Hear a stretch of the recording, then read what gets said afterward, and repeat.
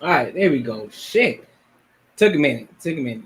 Yo, what's good? Welcome to another show, one of the dopest shows on YouTube where we talk about everything under the sun. As long as it gets back to the money, real conversations, and real solution. I'm your host, Courtney Edgar.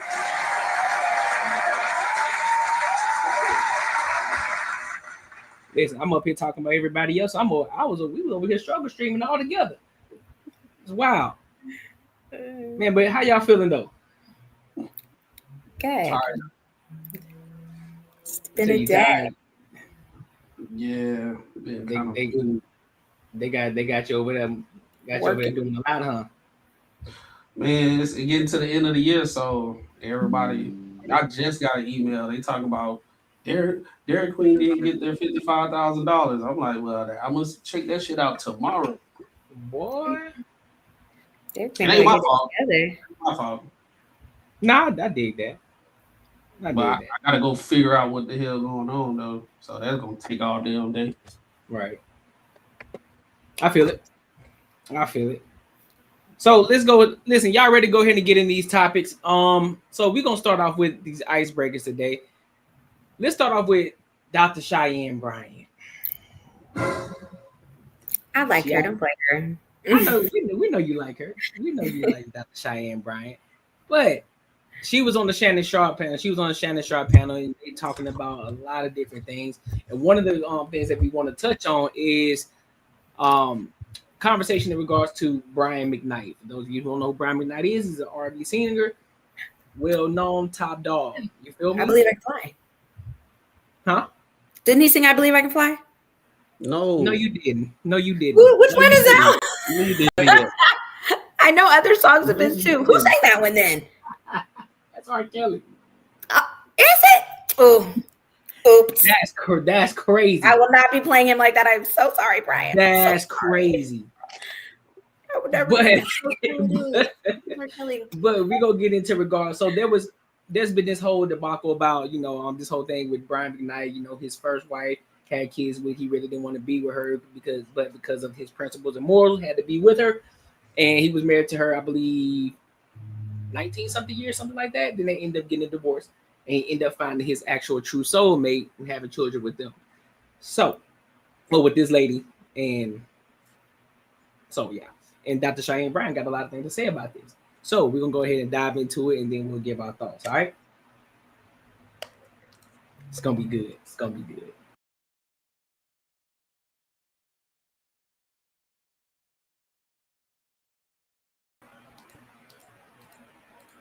All right. That father loves that child at the level that he loves the mother of that child. And you can see the difference in those relationships. And if y'all don't believe me, take some inventory. A lot of times when that father really loves that mother, that child gets a different type of relationship and love from that father. It's just been proven. Wow. And it's unfortunate, but you just said it here with B. McKnight, that, I wasn't in love with the mom. And so he automatically feels some type of detachment from that child, and it's showing. And it's unfortunate. So I want to pose the question to y'all.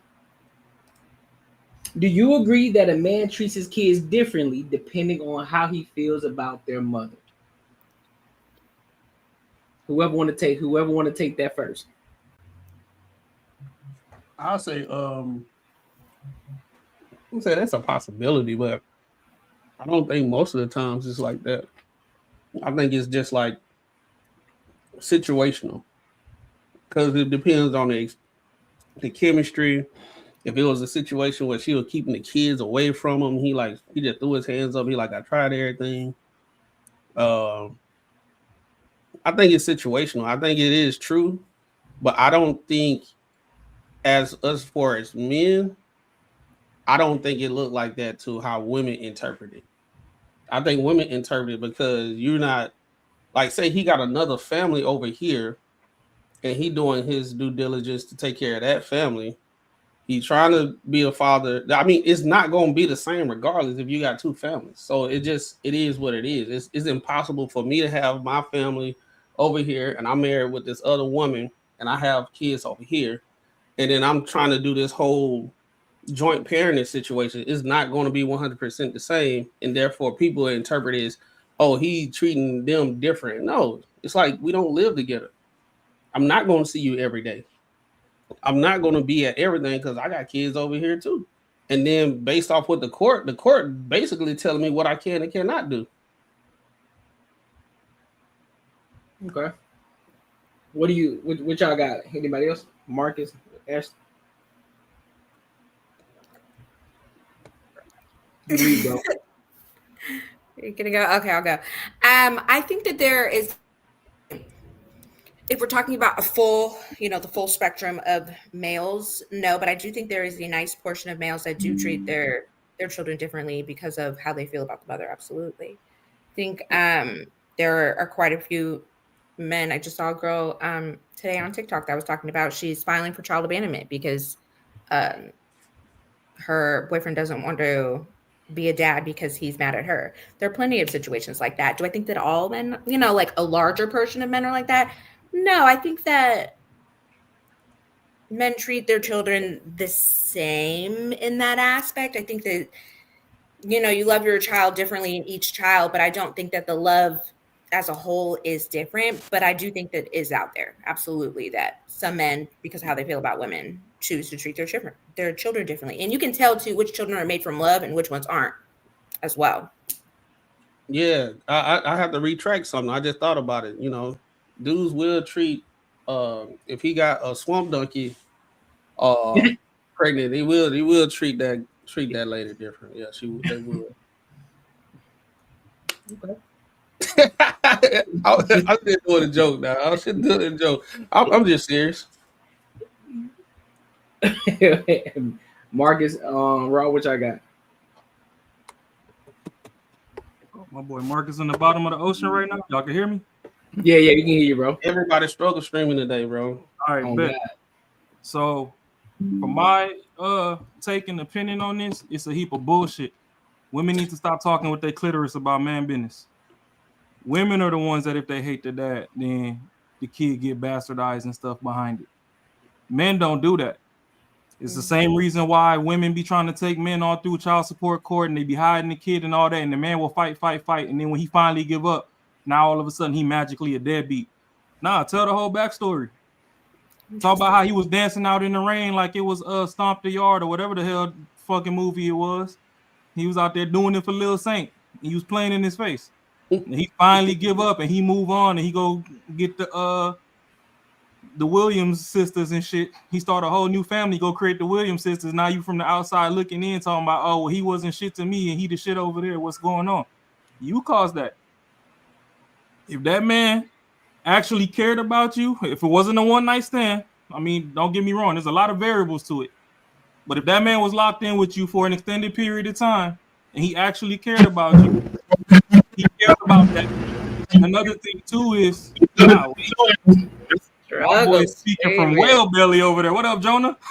You good over there, bro? You got a lot of feedback, Marcus. Hey, y'all hear me? Now, fuck. That old school, that wooden box intercom microphone, boy. Yeah. Yo, I got Corner of the Block Ministries microphone over there. Y'all I'm guessing this don't sound good. Shit. I just turn it down just a little bit. Damn. I'll keep working on it. Go ahead. Oh, wait. But yeah, so I don't believe that if a man cares about his kid, he can disassociate the mom from the child. And if the mom becomes overbearing, some men are just like, screw it, I'm gonna hang it up. That kid can come holler at me in 18 years, and if they want my side, they want my side. If not, fuck them. It is what it is. Like, men don't get to choose. Men don't get to slow down. Men don't have a direct instruction manual. It ain't a one size fits all for everybody. So if a motherfucker got to create greatness out of thin air, I ain't got time to be distracted with all the bullshit games and stuff that's going on. So if I can't see my kid, you're going to consistently keep that kid from me, and then start playing with my money and other things I got going on. Hey, it sucks to suck. Fuck them kids. Fuck you. Fuck everything you got going on. I'll double back on the back end. Hopefully the kid can understand. But that's where a lot of situations you see is like, oh, okay, Everybody ain't finna get on camera like Tyrese talking about, I want my baby. What more do you want from me? We don't watch that man try. And I mean, I ain't really dig into the report, but then Shorty grow up and go chase after her daddy anyway. Yeah. Oh, so all that shit was fucking goofy. So it's like, yeah, sometimes they just gonna step away, and then when the kid gets older, if you care to come hear my side of the story, especially if it's a boy, if you go outside and all the women start playing in your face, and you come find me and be like, hey, why you leave me? You abandoned me. And like, hey, shit, you old now. You been out here with these women. You see how they playing in your face. Your mama was 3 times worse. That's why I left. We can either pick it up from right here, or you could be on your mama's side and say, screw me. And hey, good luck to you, my man. You a grown ass man. It's all odds versus you. It is what it is. So I don't know. There's a lot of variables, but I believe if it's a variable where the man and the woman was locked in, the kid happened, and then, you know, it becomes too much turmoil, sooner or later the man gonna walk, and the woman gotta deal with that. Women be like, oh, well, I can't do this. And I mean, don't get me wrong, there's some women that walk too, and then you end up with some single dads out here. Like, we ain't gonna act like, you know, either side's greater than the other. Women act like they don't have an option to walk away, but that's because sometimes that kid might be the means to a meal ticket. Then if they can't cash that check, then, you know, they end up granny baby now, because they still be in the club every weekend. On nobody, they don't really be watching the kids between the school system and granny. So ain't nothing perfect, but as far as men have a threshold. Everybody pain tolerance is different. Once you max out that bar, it's over with. We can catch it up on the back end, but I don't agree. So, Marcus, what you got, bro? Yeah, is that shit still loud? Yeah, no, you good. No, you good. Oh, good. All right. Yeah, you know, I agree with Raw on that one, man. Like, I think it's bullshit what she was saying. I don't think men don't. It has nothing to do with a woman. She might put you through some hoops and shit that make you feel a certain kind of way, but it's got nothing to do with her. I don't feel that dudes treat their children different based on him liking her or not liking her. I don't think that's the case at all.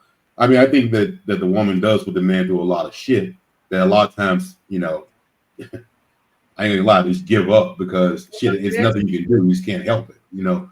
And you just hope when the kid gets older that he'll understand, he or she, and they can have a relationship then.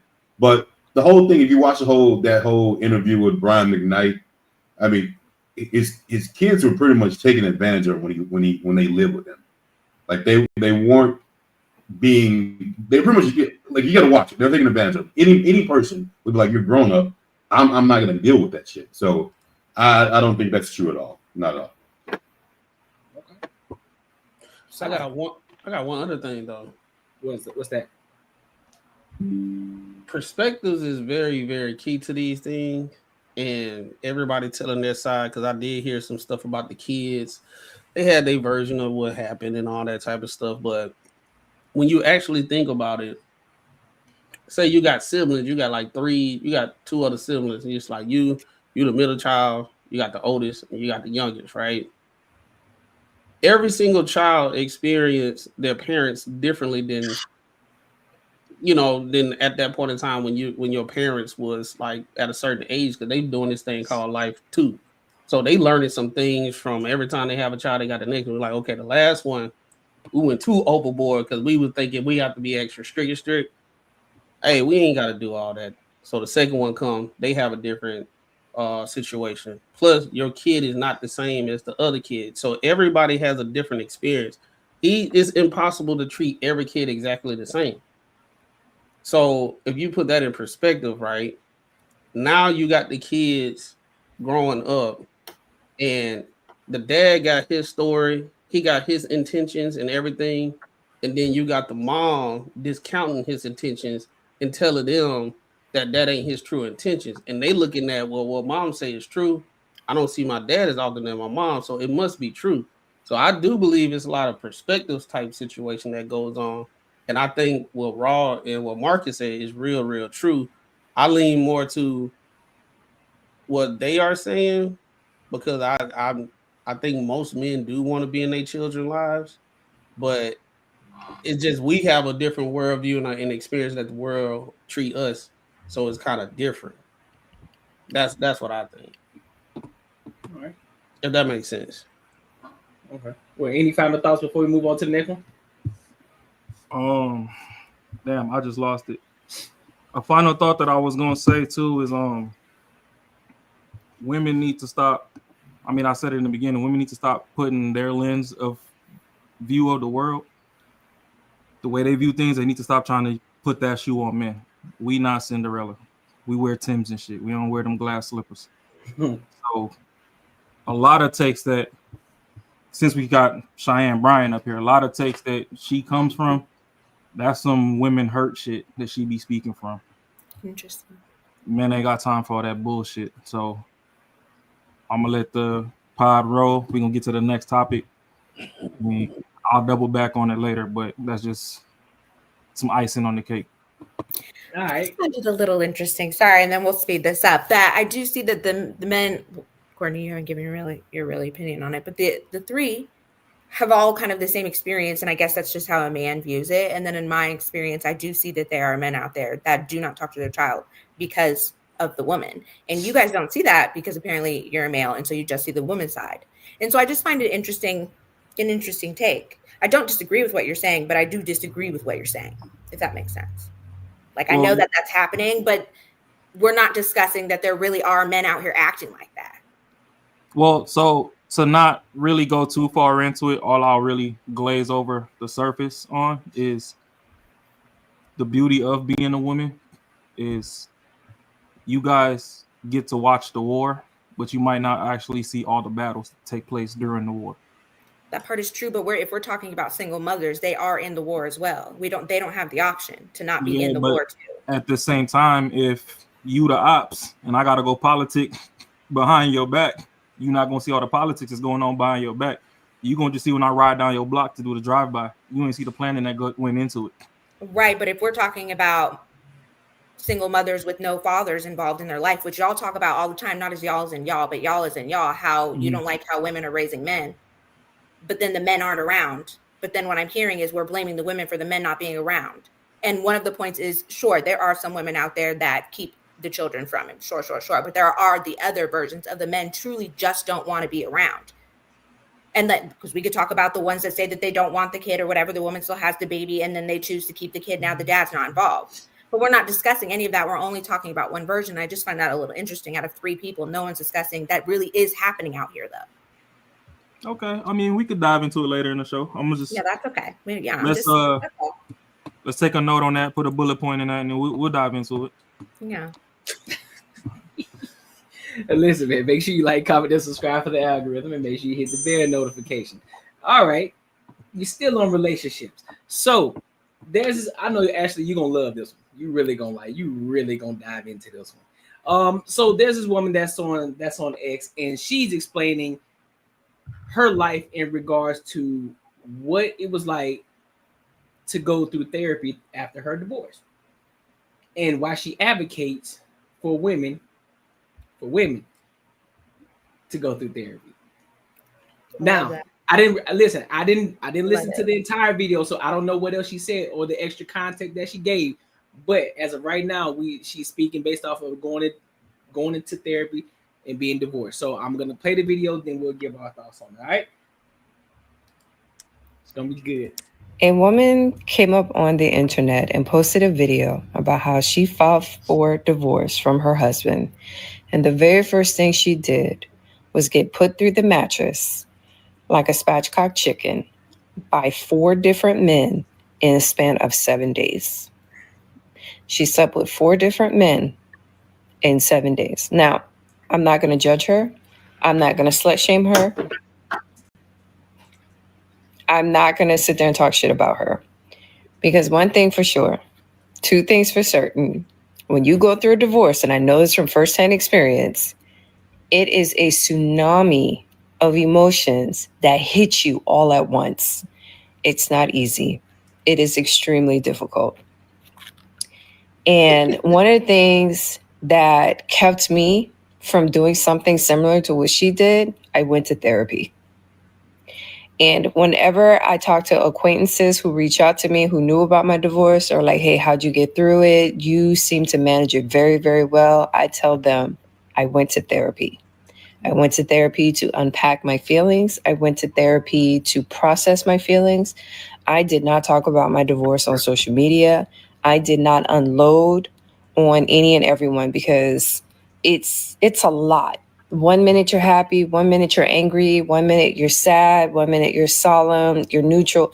When I tell you, it's like a roller coaster of emotions, and that's something that I never want to experience again. This is why having children and getting married is like a one and done kind of situation. I did it once, I didn't like it, I ain't doing that shit again.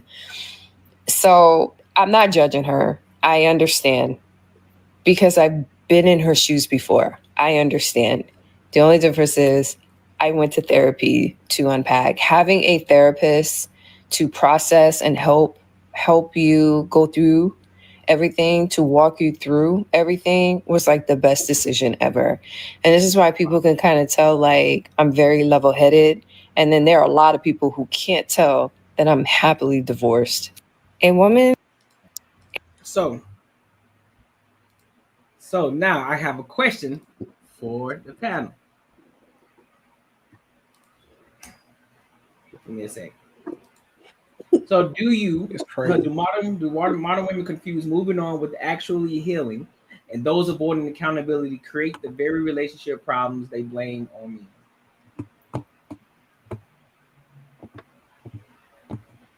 I think some. Some, not all. I think people will Hey actually man, go to that's therapy. kind of wild. That's kind of wild saying you gotta go to therapy not to be a hoe. It's not just about not being Like- a hoe. Come on, man. Be so for real. No, man, that's like you've been married all this time, and the first thing you do is go sleep with 4 different guys in 7 days, and you be like, you know what? I ain't gonna judge her. You know, we ain't gonna judge. I'm just glad I went to therapy because I was about to do the same damn thing. Like, you are who you are. Like, I know there's a lot of women there's a lot of women out there that wouldn't dare put themselves in that situation because they just find that like nasty, sleeping with 4 guys in the span of 7 days. I say this, for women to be so powerful, so strong, so independent, they got bodily autonomy and all this type of stuff. You're still being controlled by men because you're taking it out because I got a divorce. I'm gonna show him I'm gonna go sleep with 4 guys. Like, what kind of self-control you got? But then this the crazy thing. Men need to have dick discipline. Y'all need to stop sleeping with all these women and all this shit, right? But when you got an undisciplined woman with some pussy, she needs to go find the man with that's not dick discipline. It's easy to find. A lot of people haven't been to therapy. Exactly. So this the thing, right? How can women dick the police men and say we need to do better, but we can't judge this woman that's doing the same activity? I think there can be judgment on both sides, absolutely. But how we look at men, you can look at women the same way. No, this is an issue though. We can look at it both sides, but we're being told to only look at one side as far as men need to have dick discipline. Not at all. We've been telling women from the get-go that they shouldn't be doing it. We've been controlled since birth about what we should be doing with our bodies. I'm saying in general, when we have these discussions, when we say what's the problems, they say men need to put their dick in their pants and they need to stop sleeping around. So usually if we say, well, y'all women, y'all need to close y'all legs. Now we misogynist. Now we trying to control women bodies and all this type of stuff. But now we see a woman that's literally just slept with 4 guys in the span of 7 days. I'm just saying this: you need undisciplined men sexually if you want to not be judged, so you can go do what you got to do because you too emotional to control your legs. I mean it goes both ways on that one. Yeah. Why we always got to go both ways though? Why we can't just stick on the topic? We are sticking on topic. You literally brought up a woman and you brought up a man. They're sleeping together. So we have men and women. We're talking about both. Okay. Yes, she did what she did. We're also talking about therapy. But it's You're not talking it's not the same for men though. Huh? Therapy though, like, it's not the same. Sex is not the same. She needs therapy, or she just need to chill out.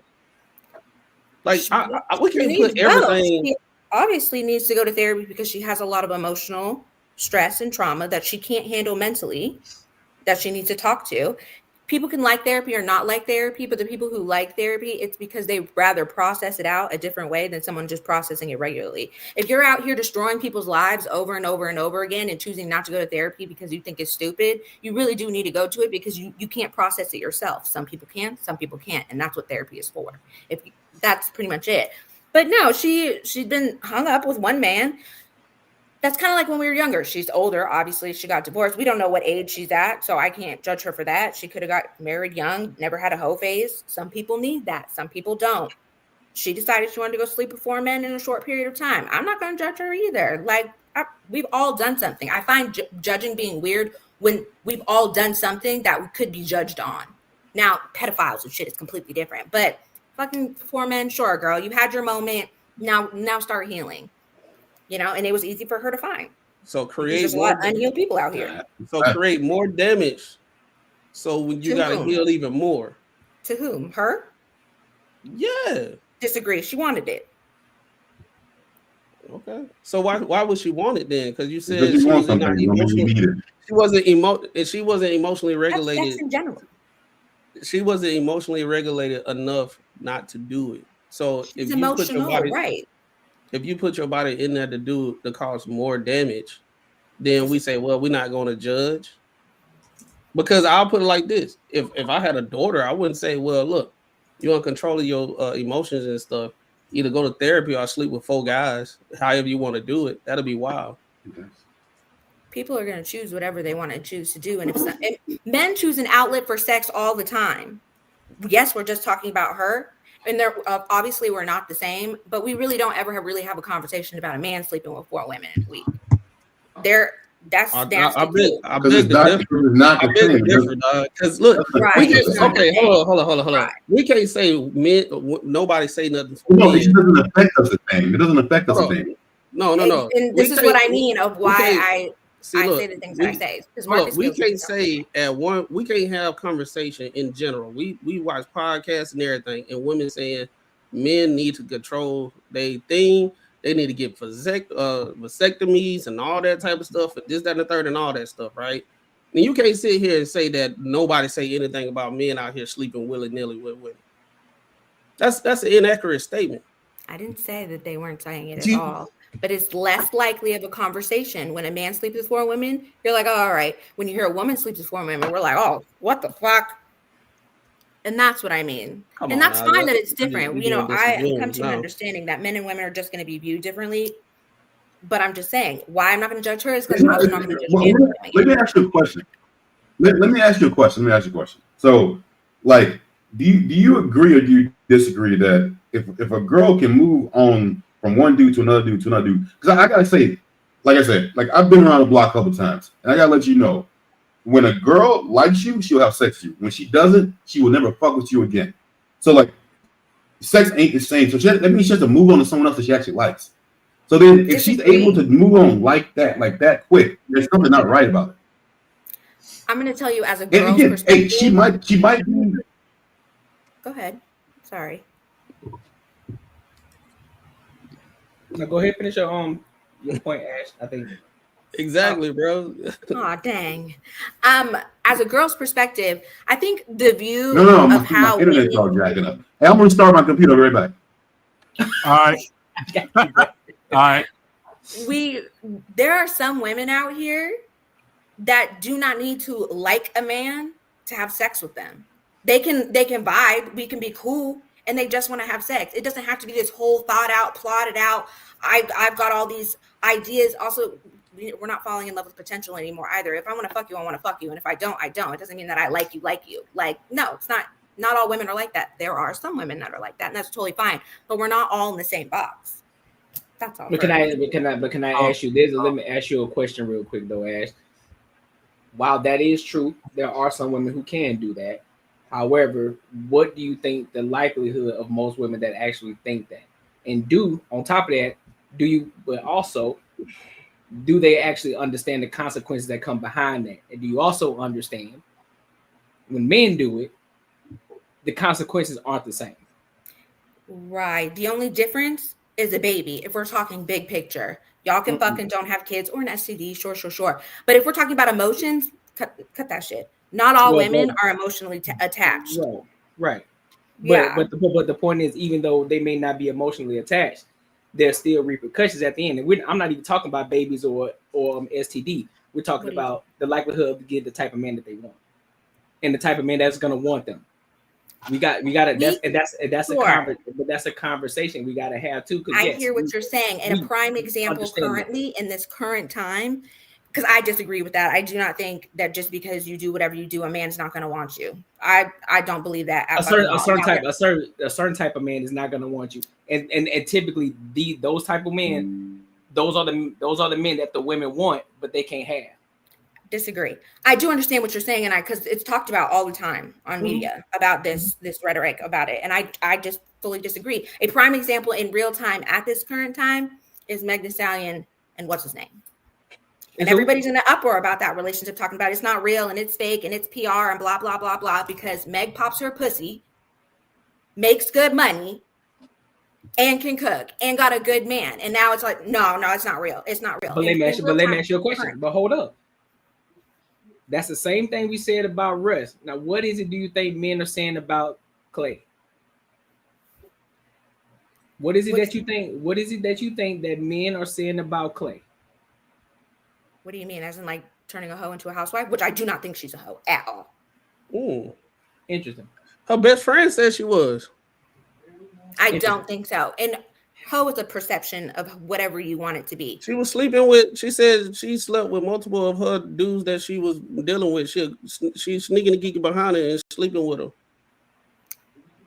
And then the lady came out and sued her for something indecent exposure because she was doing something with another woman in the back seat, and they ain't asked for all that. It's people fuck in the car all the time. I'm not gonna count when a driver in there.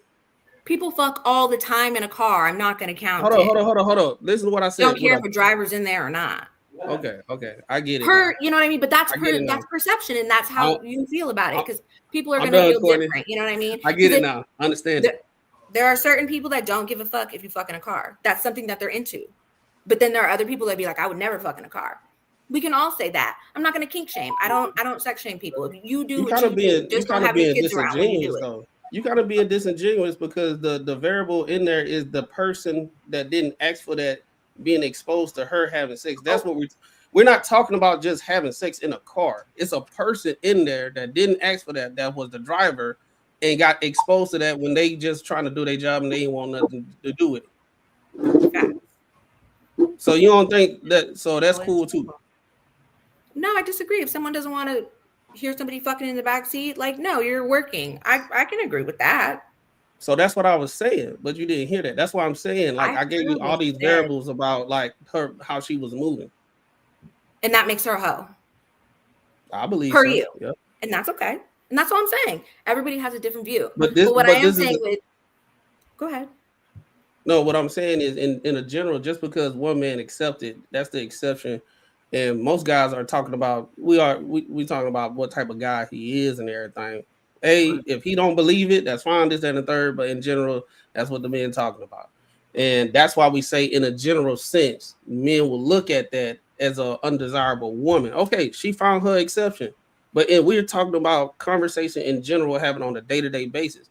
A lot of guys don't like women moving like that. And that's the issue, because every time we have this conversation, we have to say, well, we can't judge. We don't kink shame. She can do it. And one day, she just going to live happily ever after and find a guy that will accept all the bullshit. And yeah, some do. But the problem is when we have this conversation and the guys that have good faith and not out here doing no crazy stuff, we say in general, men do not like this type of behavior. Well, she'll find somebody, and then they'll be the same old 40-year-old women complaining that men ain't shit because they keep dealing with the ain't shit because they like to have sex with 4 people in 7 days after divorce.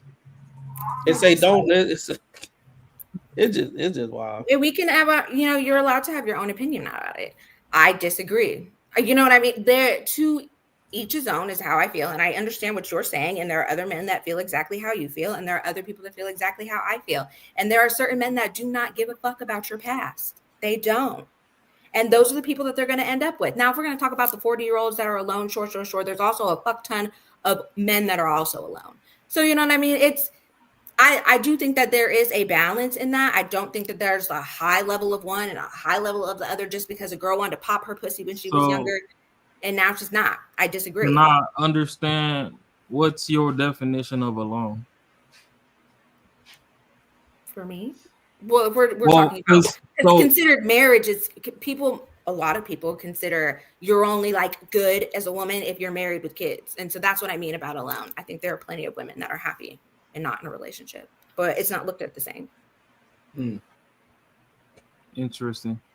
Because the only reason, well, I ain't gonna say the only, the majority of the reason is frowned upon when women try to do what men do, all emotions aside, is simply just biology. It's if any of the four of us on this panel, if we hit one a day for a year, we could have 365 kids.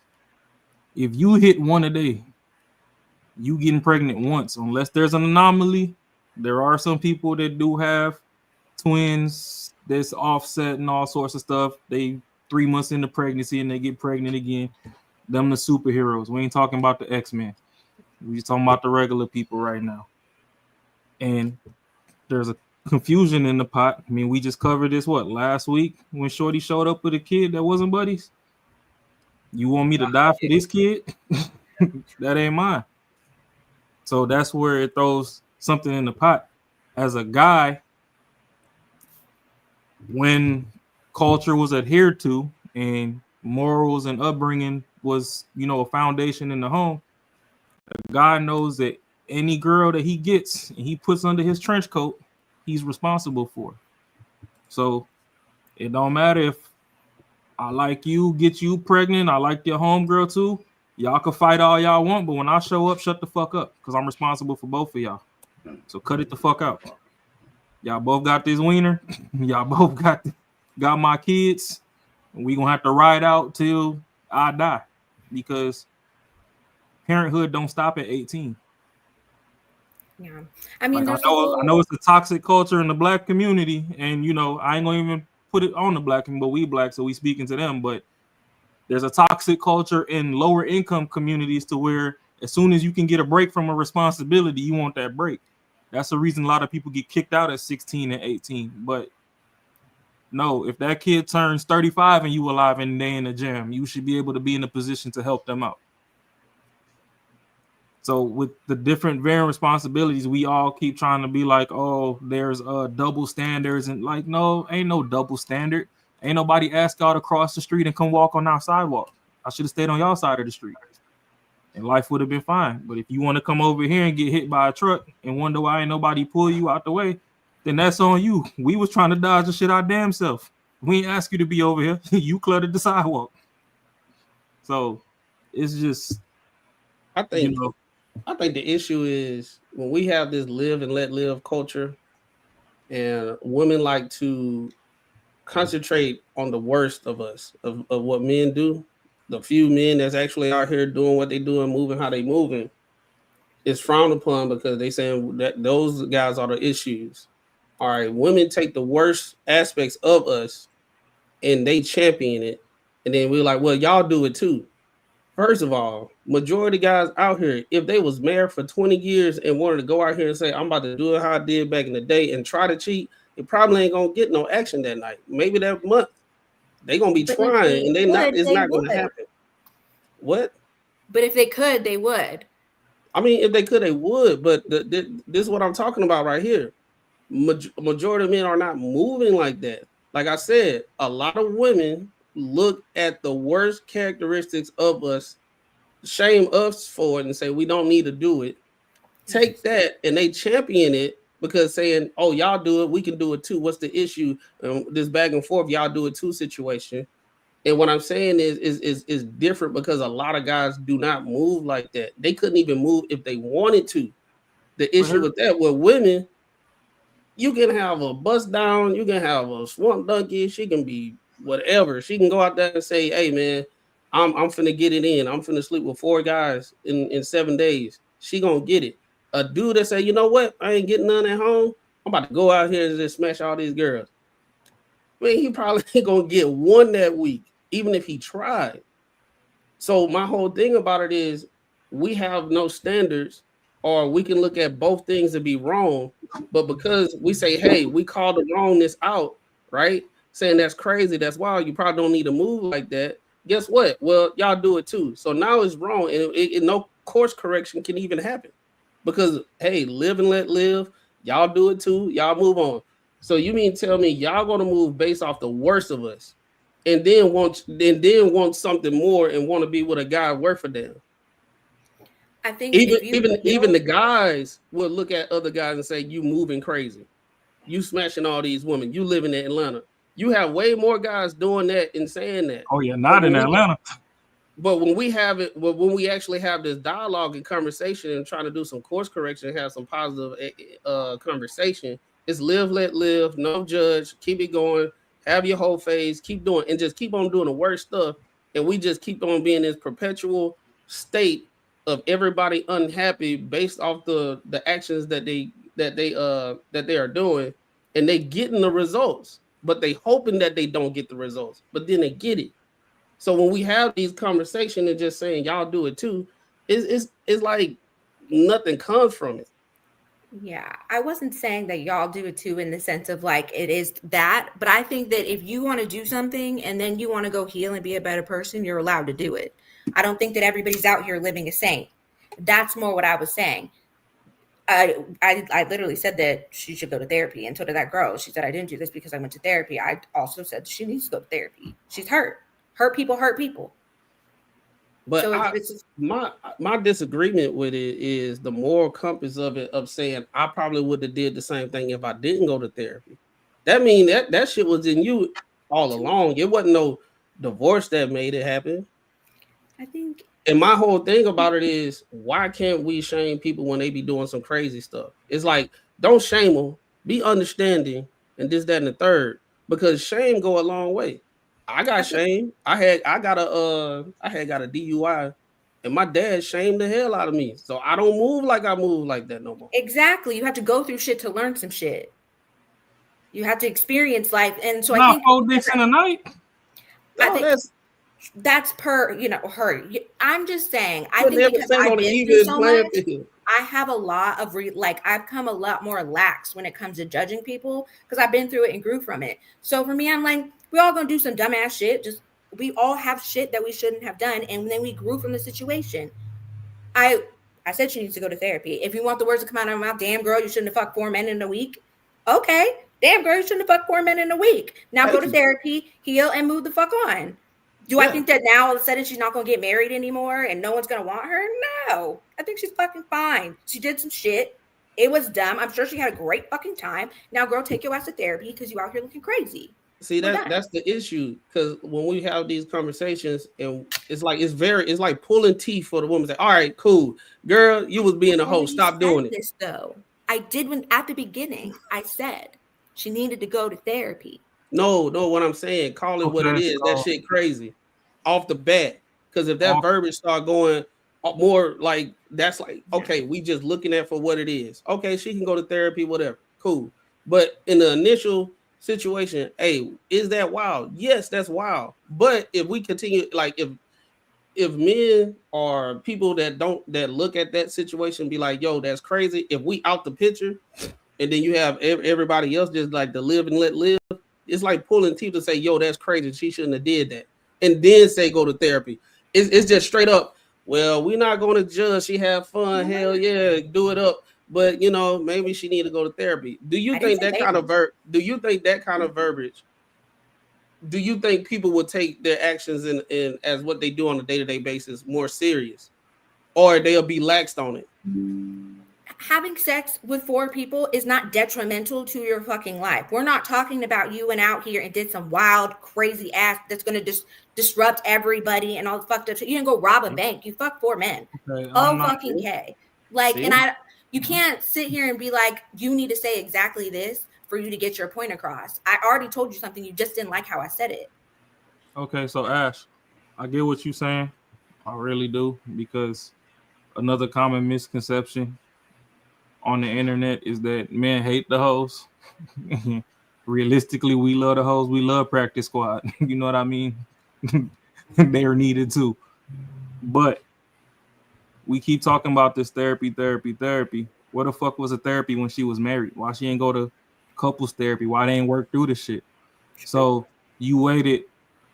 I mean, I know the lady talking, she didn't go do 4, but you know, it was in the back of her mind. But this other shorty went and did 4, 10, 16, however many. Then you go sit down in front of this therapist to unwind. And it's like, okay, you doing all this, but you could have skipped all that bullshit of trying shit. You over here in Forever 21 trying on every dress off the rack in the fitting room when you already knew what you wanted. You could have just bought it online and dealt with that. You already had something at the crib. You broke up what the fuck you had. Now you trying to spin the block in the streets. And honestly, the older you get, the less the probability is you finding somebody that really wants to lock in. Because everybody, just like you said, hurt people. Everybody over there hurting each other. Once you get to a certain level of hurt, then you know everybody just treat each other like they rentals. So if I'm free for the weekend, I'm gonna call Enterprise and I'm gonna give me something for an hour or two, put it through the mattress and cut it loose. Somebody else's problem now. You know, if I go out of town, I'm gonna call Hertz and I'm gonna put some hurting on it. And then when I leave, that's for the city to deal with. But all this healing therapy, all this bullshit. This is why men, well, I don't know, men that got a fucking backbone. This is why we don't believe in fucking therapy, because skip the bullshit and actually face your problems your goddamn self. You don't need somebody that went to school that then you over there sitting down with a therapist, this motherfucker in the back of their mind laughing at your ass because they ain't never thought to do 4 dicks. You over here like, oh yeah, I was in the Bukkake Fest, blah blah blah. Then they come had a story time on TikTok and like, oh yeah, so then my therapist leaned back and gave me the therapy silence for 5 minutes. Yeah, that motherfucker was trying to decompress and not make no facial expression because they're like, you stupid as hell. Like, what the fuck was you on? Another issue is because you paying them, so they gonna lean back, decompress, regather their thoughts, and then they gonna tell you some shit that you can implement.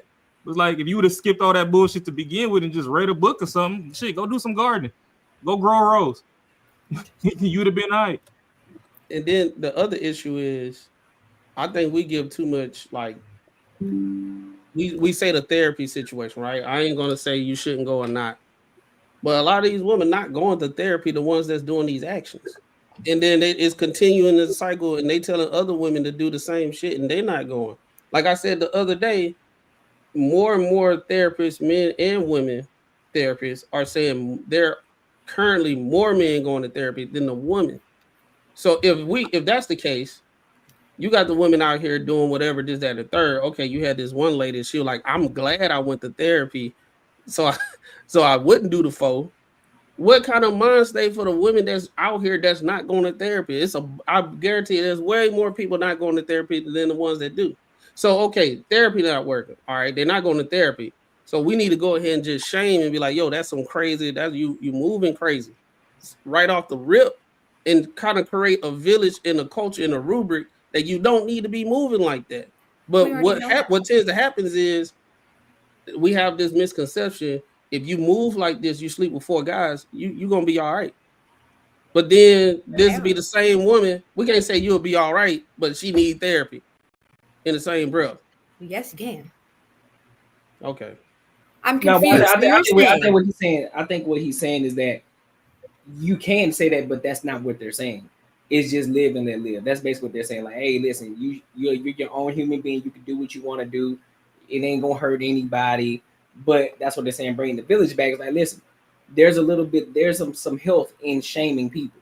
Like, listen, you need to be shamed. If you too big, hey shorty, you kind of big, or hey bro, you a little fat right now, so I need you to get in the gym. A little shaming actually helps, because it builds character at the end of the day. And so when you start putting in the forefront and start having standards for each other, listen, you going ahead having 4 bodies, that's not cool. Regardless of who you are, I don't care if you want to live. No, that's not cool. You shouldn't be out here having 4 bodies. You need to be focused on yourself. That's the last thing you need to be worried about right now, because it's going to cause more confusion. That's basically what they're saying. But no, you can go ahead though. My bad. I just had to throw that little 2 cents in there. Yeah, I get what you guys are saying. There are a whole panel of people that are shaming her. I'm not Right. shaming her. I'm not really I shaming am. her I am. I am. because Yeah, Exactly. but she got to save her though. You know, my Well, girl, you don't want to save her. So she's like, I'm good. My girl understands. These men are they're just all against me. I mean, it's never going to work if you think that way. It's always going to be shit. well, But she people are didn't. gonna The do lady that was shit. speaking said that she didn't do it though, right? We She just all thought about act it. like we haven't done anything that deserves something, and then we grew from it. Yes, Because it when we got like changed, you already know we when got you said changed. she already knows when she did the shit that the shit was crazy and that she was not in her right mind state. And later on, when she grows and learns from it, she'd be like, "Damn, that was a crazy time." You We know, all go I'm through shit like that. gonna ask every dude in here because have you done some shit and you felt bad about it, and then somebody said, "Bro, it ain't that bad, man," and you're like, "Actually, you know what? It ain't that bad." Like have you ever done some shit that you should have fucking felt like shit about, but then someone fucking came around and made you feel like it wasn't such a big deal? You kind of and you won't learn from that shit. But when you do some shit and someone makes you feel like shit, you learn from This is it. why. It's This just is why. that whole like So you go with your whole thing. It just doesn't work. this is You why don't want to sports. be a bad guy, but it helps him out. No, it's just different. Like this is a prime example of the difference of how young boys develop to adults and women develop. They have a different mind space Right. on what things need to be. That's the reason why, just like if it was a dad, they have their best interest in their daughters, and they be like, "Don't be going out here wilding." They would not say it's okay. You just need to go to therapy. He will feel so bad, so ashamed, and will give her shame to make her feel just like what Marcus said, make her feel like I did something bad. Other than it's all right, baby girl. You know, you mentally wasn't there. You did about 4 guys in 7 days. It's okay. Just go to therapy. No, the We've shame will been make her shamed like, about damn, I sex feel since bad. birth as a woman. So I think what's happening right now is we're missing the fact that women have always been shamed about their bodies and about sex. So you talking about how she doesn't feel shame, that's always been in the back of our minds for our entire lives. So this is I think that's why for this specific topic, there's a disconnect between I get what y'all are saying, but for us, how her not knowing shame, we've been shamed our entire lives. She already knows. She already knows. Everybody gets shamed. Everybody gets You shamed. understand? And that's Hey, fine. what are That's some why I stuff? think particularly about What are sex. some things what are some things that women say about men? And then you got other men on the other side who will be like, "Bro, she tripping." Like women shame us about a whole bunch of shit that don't affect us, but they shame us because we understand from the other end, from the man's side, they get it. It's like, all right, that shaming you do to us don't mean anything. But if the men felt the same way you felt, we would be shamed and we would change it. That's exactly how it works. So she's saying women been changed a lot. Yeah, men will say something, but all girls are gonna say, "Hey, you know what? They tripping." No, men will shame you. Other people shame you. Grown ups will shame you. All sort of shit. But you got someone in your corner who's gonna say it ain't that bad. They tripping, and that's who you're gonna go with. You're gonna be like, you know what? It ain't that bad. It is what it is. If you get shamed, you get shamed. There's no one else around you that's been like, yeah, yo, bro, you're just going through a phase. No, you don't have that. Like that's full shame. That's full like you get the picture. If I sat out here and robbed a bank, shit, not even that extreme. If I sat out here and stole something from Walmart, and then I went to my friend and she said it's not that bad, I still know that I did something wrong from stealing from Walmart. I'm not going to be like, yeah, you're right, it's not that bad. Like, no, it doesn't work like that. I got a question. Well, if you thought that, you would have never did it. We can say the same thing about fucking. That's what I mean. Because you don't think it's bad, though. You don't think it's bad. That's why you did it. You don't think it's bad. Because sex is not that serious. Did y'all have Robbing a store, that's a little more. You can get felony for that. Sex, as long as you don't go Hold on. Do what you do. Did y'all have any elders around y'all growing up? I'm sorry? Yep. Did y'all have any elders around y'all growing up? Yeah. Yep. They ain't give y'all no quotable quotes growing up. Y'all ain't hear no sayings or nothing from them. Yep. I think maybe because I don't view sex as like this holy, No, not it's even holy, not as even in like that, it's such a evolving, going to change your life situation. Sex is sex. Now with your person, that's completely different. But if you just out here fucking people, hold on. Before we even dive into all that, then why would she have to go to therapy? Wait, because she's hurting from her divorce, not because she fucked 4 men. Man, fuck the divorce. Y'all ain't get no quotable quotes from the elders, so nobody listen. I know I know we go through our phase for about 2 to 5 years where we get rebellious and we just don't do fucking shit that was instilled into us. But y'all didn't get no quotable quotes from y'all elders. Y'all never heard before that fools learn from their own mistakes, but wise people learn from the mistakes of others. If somebody crashed the fuck out, does that mean that you go crash out? When you seen the consequences and the repercussions of what the fuck the crash out is on the back end of the crash out? If somebody crashed their car and dies, you magically gonna go run the red light and T-bone somebody and see if you're gonna be the one that survives? Right. Do we have to keep doing? No. You still need some things you still have to learn yourself. Why are you acting like you out here and you just listen to everybody and never learned anything out of experience? If you want homework, I can give you homework to go through YouTube and look at all these stories of all these. Y'all be demonizing all these strippers. Go look at all these chicks that they did some bad shit. They robbed Walmart and they caught a case and they couldn't get a regular job and they didn't put extra effort and go get a job. And they went and worked in the strip club and they was virgins and the first dude they fucked gave them HIV. Now they fucked off for life. And then tell me that sex ain't that serious. I'm not saying in the sense that the repercussions from sex, but what I'm saying, if you're doing sex properly, ain't no proper way to do sex. You taking a risk. Y'all say that everybody lie to y'all. Why are you acting like you haven't fucked anybody outside of your wife? Okay, just because I used to get hoes doesn't mean I didn't know. Exactly, and this is what I mean. We sit up here and judge people acting like we've never done anything, and that's my problem. Because the object is to tell people to do better than me. The issue at hand, as she weight everything the same. There's no more thing that's bigger than the effect of more. Is. Everything is on an equal level. No, based off what you're saying, everything based off what you're saying, everybody did stuff. She can smash 4 girls. You had got a DUI. You used to smash holes. Everything the DUI is higher than that. I was not rating it the same, but I'm not going to judge you. So basically, we're just going to keep doing the perpetual thing and keep the women scarred and keep on having sex. If they finna get in divorce, they're emotional. Hey, girl, no judging over here. You just need therapy. It's dudes in the hood that ran up millions on the block, and they got to go sit down for 25 years. And when they get out, the first thing they do, hey, young man, I know what I portrayed in my heyday or whatever. You seen the pictures, whatever. Nah, keep your ass in school. And I mean, the kids is looking at like, hey, my daddy got 6 degrees and that motherfucker only makes 60,000. You was making $1 million a week. What the fuck you mean you want me to go to school? I'm finna go beat the block. When he crash out, that's his business. But you not. So when he crash out, he go to jail. So now he supposed to be sitting down with a therapist in jail. Like, oh, I don't know where it went wrong.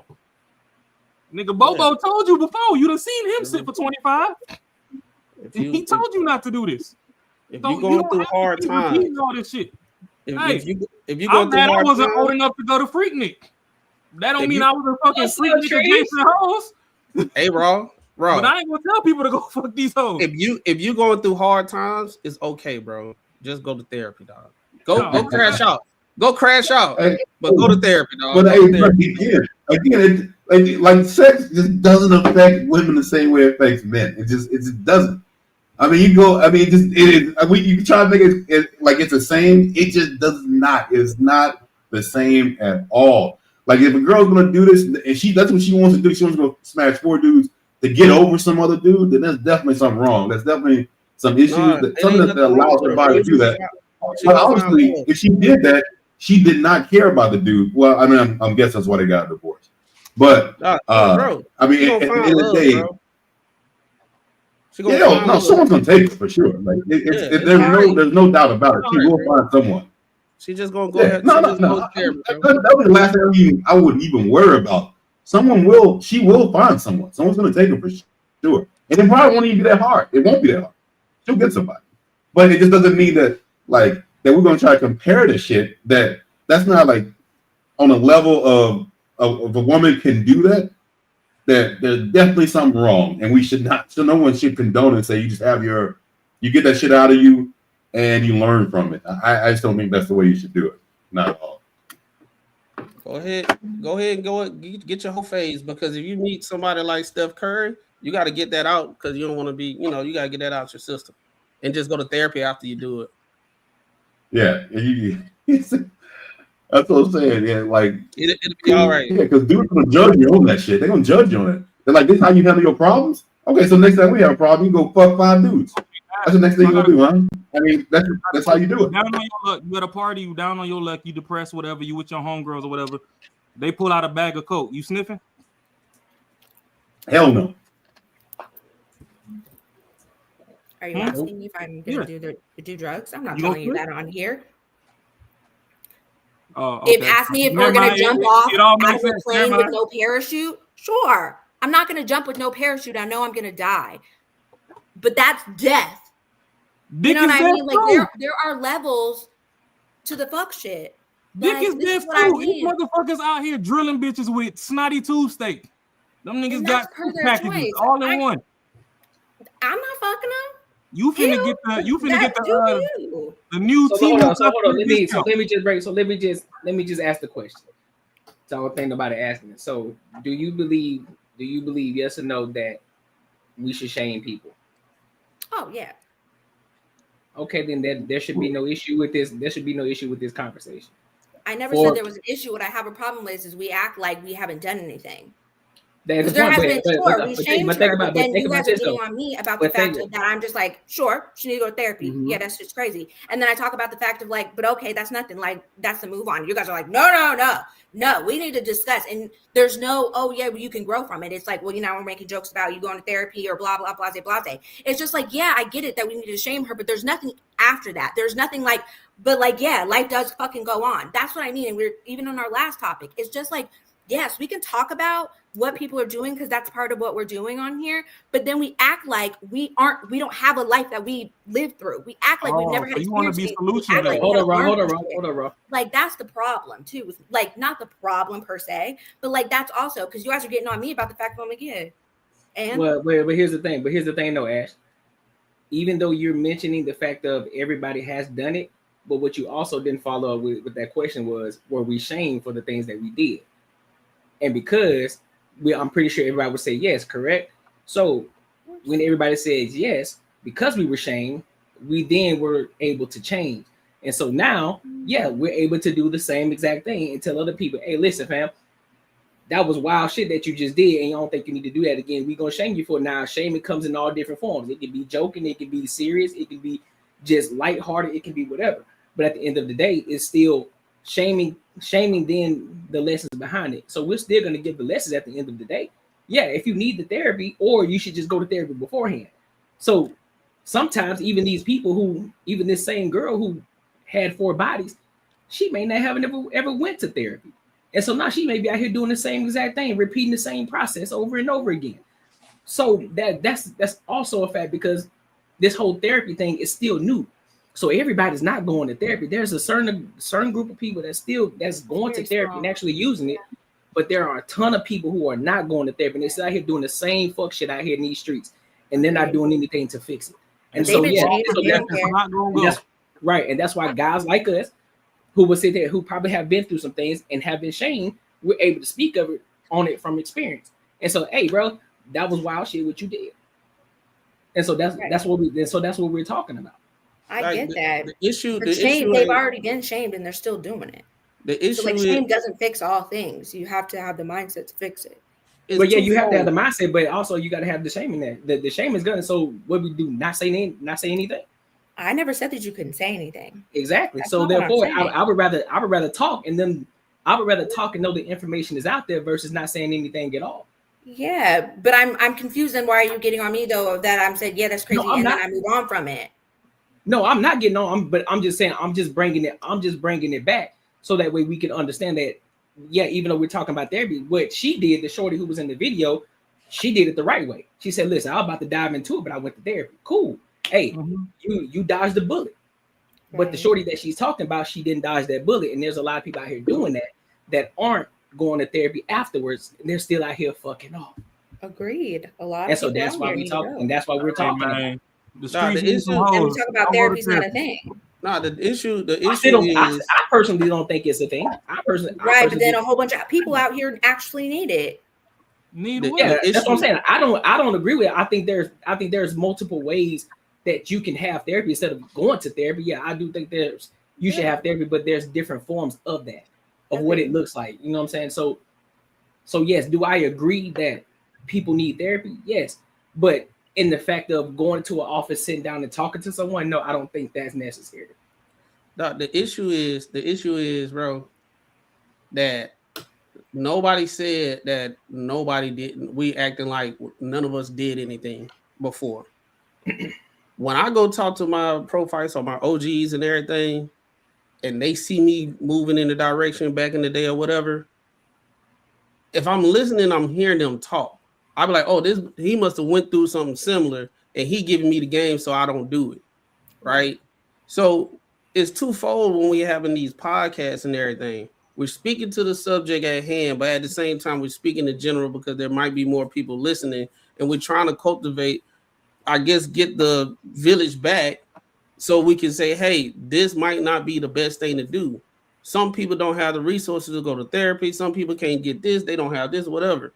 But at least we're doing our part that just put that situation out there. But what tends to happen anytime these podcasts happen, anytime we start going in a deep dive and say, hey, this might not be the best thing to do, and this, that, the third, it gets shut down. And now we got to talk about our personal stuff and like y'all act like y'all ain't never did nothing. That's not the situation. The situation is shame the behavior, correct it. If somebody got the resources to go to therapy, cool. A lot of people not going to therapy. I said that earlier. There's a lot of women that's not going to therapy. So they're going out doing this stuff and they're not going to therapy, which sex will be a problem because they're not correcting anything. They just doing the same behavior. And they're going to keep on doing it. And then they're going to turn around and be like, ain't no good man out here. Well, you went and slept with 4 undisciplined guys. So, of course, you ain't finna run into these type of guys that you want to run into. Yeah. Yeah. I mean, I think the reason a lot of pushback is that it's like, so like if I was saying this, if we just say I brought up the Puffy and Cassie situation in the hallway, and I was like, dude, what he did was wrong, but I understand why he did it. Like, you wouldn't say I'm shaming him. You would say like, yo, like you may have said that you're like what he did was bad, but you're kind of like, yeah, not condone it, but agreeing with it. I think if anyone heard that, they'd probably be like, yeah, like that's not really shaming. Yeah, which you shouldn't be doing that, but I understand why you did it. You know what I mean? That's kind of the way you're coming at it. I think that's why you're getting a little bit more pushback. Yeah, I think per sex, yes. If you ask me about a different situation, I might have a different answer. But about sex, like, it's fucking nothing. Like, no, I mean, I get that as no. Sex, yeah. It is what it is. I get that as a society sex is what it is. I mean, yeah. Yeah, I mean, we're at a point where, sex is just another daily chore. Like, I get that. And, I understand where you're coming from. I mean, shit. When Shorty was telling the story, I'm like, only 4? She should have hit me up. I could have been number 5. Like, shit, what is shaking like? But we got to grow. And if we going to heal the culture, we got to just keep it real.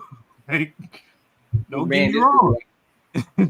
When I took my tour on the Horde de France, it was fun.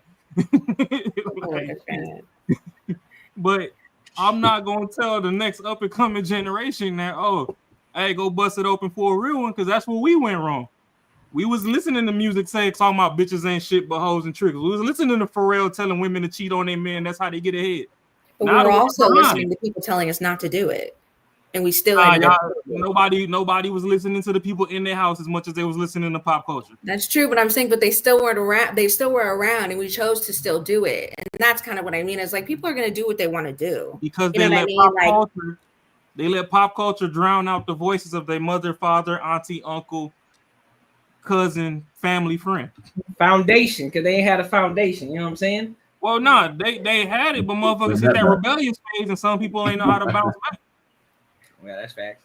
Because, I mean, just like, everybody in the chat dropping Jesus and all that so we can get into a little bit of religion.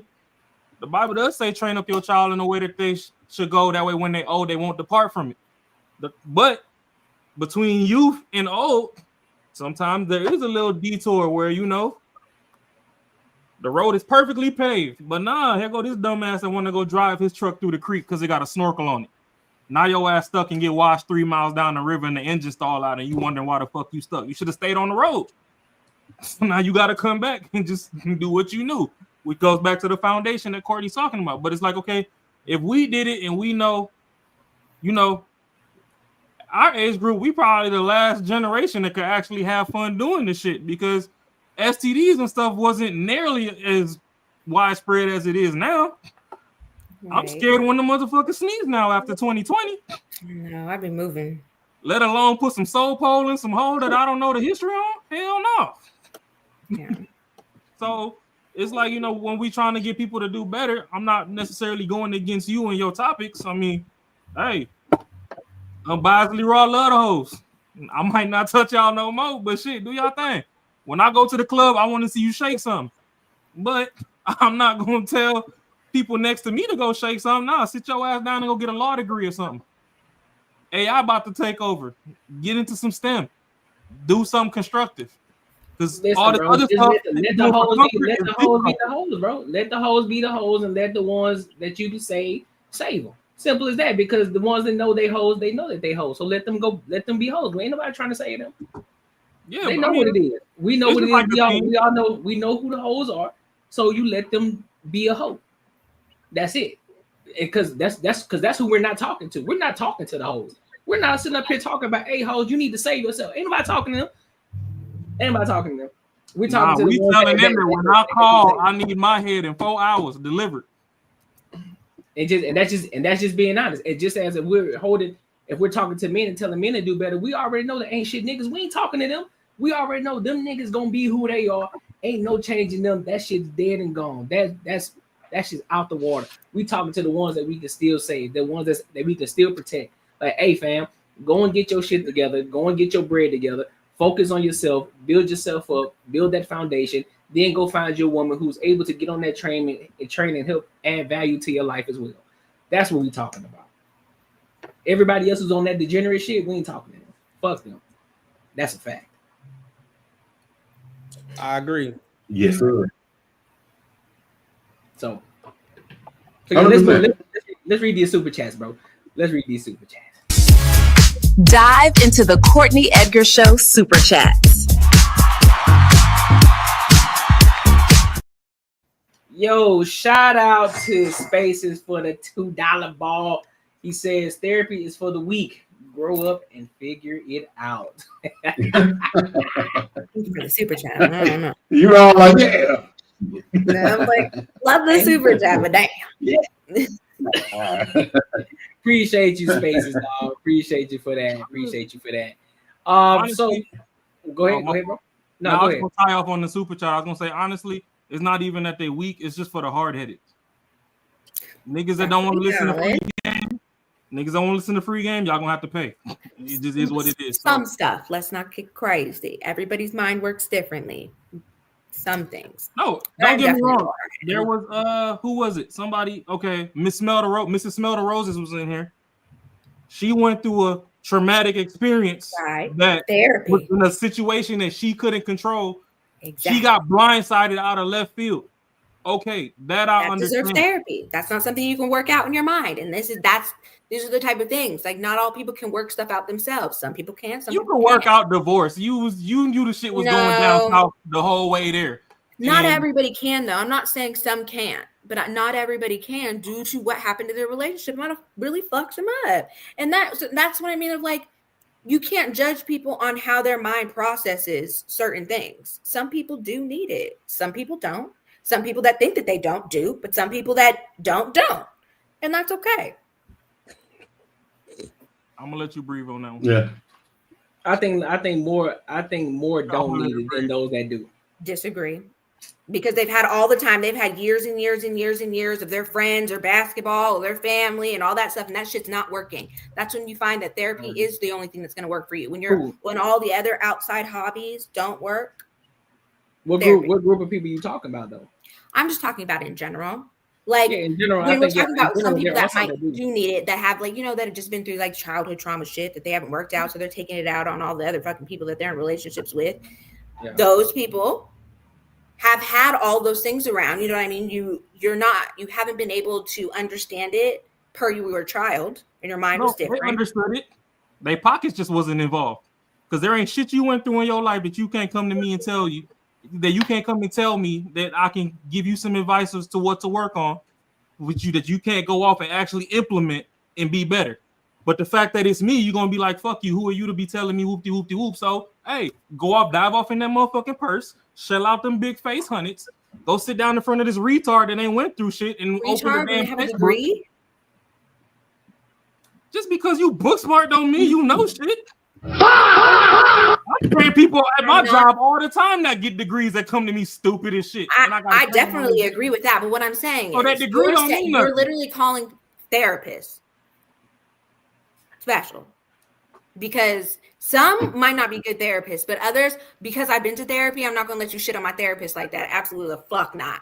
So that is what I mean by it. There are some people out here that have the experience. I'll send you a pack of toilet paper and you can take it to them and tell them I got them a gift. And That's not what I'm saying. But like, be so fucking for real right now that you're telling me that if you pay somebody to help you that actually has the tools to unlock your mind to understand it, that's wrong. When I can sit here, you can tell me 62 different ways. And if you don't tell me the right way, it's not going to fucking work. I can go pay $150 and she told me the right way the first time. And now all of a sudden I'm fucking, the shit's unlocking and the shit is better. This is what I mean. Sometimes people don't because after $700, you looking at it like, damn, I really wanted that Louis bag, but I done fucked off $700. So I better start listening so I can stop fucking off my bread and go get the Louis bag. What?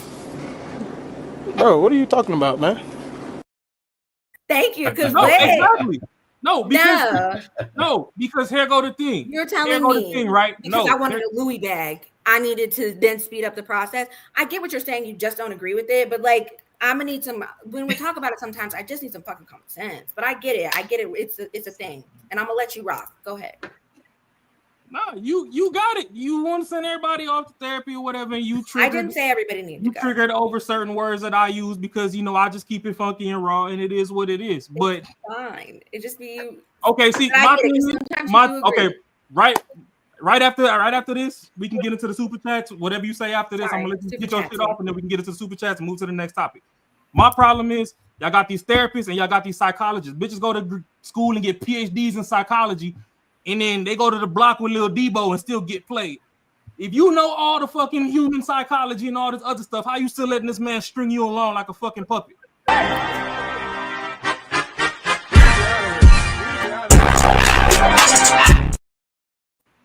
That was good. That was good. Sure. That's the only reason I'm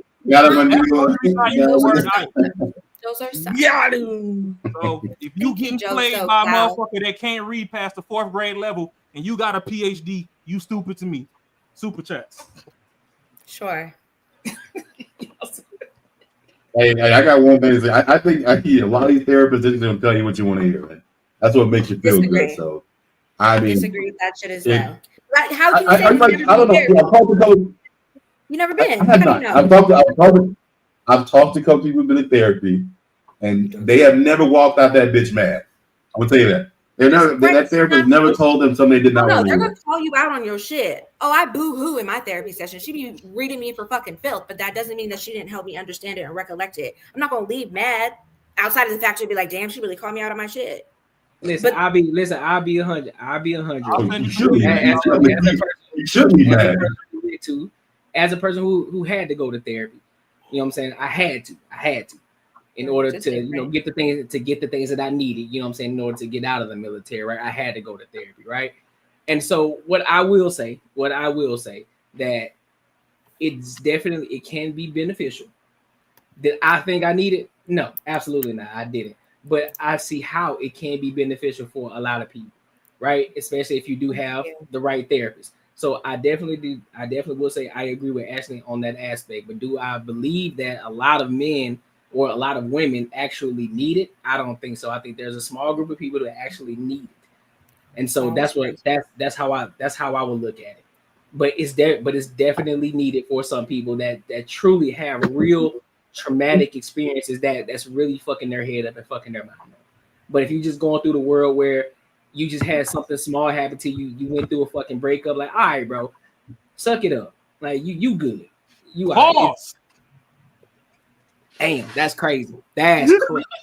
Yo. Serious today, but that was crazy. I'm not that was feeding. crazy. I'm not feeding. I'm not feeding.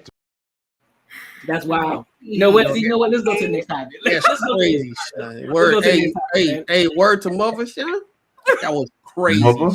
You hear what you're saying out loud, bro? That shit's wild, bro.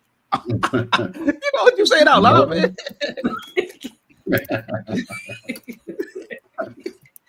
All right, bro. So look, let's go ahead and go to this main topic. Hey, that's a good one, bro. You know what you saying out loud, man? That's crazy, bro. So look, let's go ahead and go to this next topic. Suck it up. What? Yo, Listen, you ever been swallowed? Ash, they ain't gonna let me live it down, Ash. They ain't gonna let me Absolutely not. They ain't gonna let me live it down. No, if this we was at the house somewhere drinking beer and shit, dog, this would have went on about like you would have get roasted for like 20 minutes straight, boy. Good 20 minutes.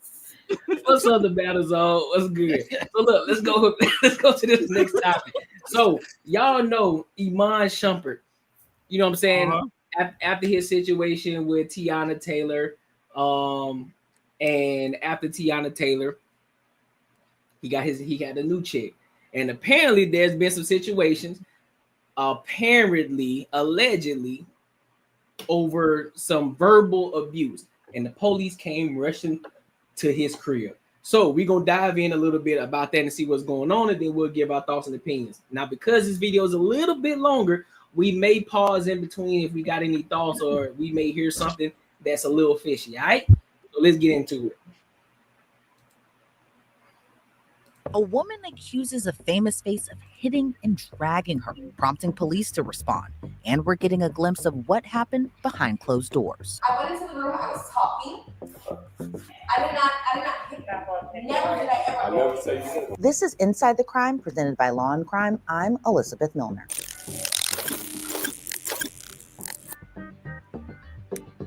Before we get to this body cam, there's a reason Law and Crime is the go-to spot for true crime content. Just like there's a reason Morgan & Morgan is America's largest personal injury law firm.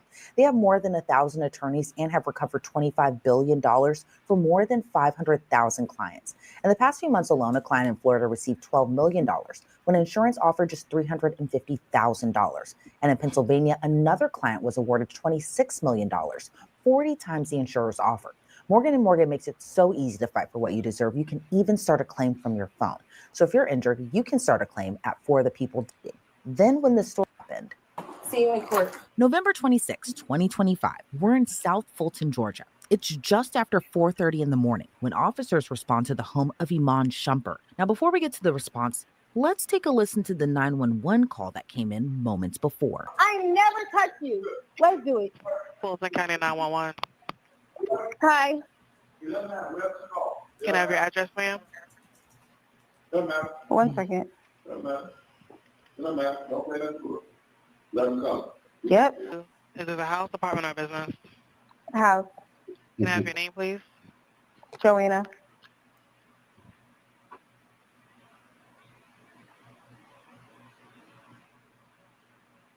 Tell me exactly You what's want to put your happening. hands on me? I never touched you. You put your hands on me.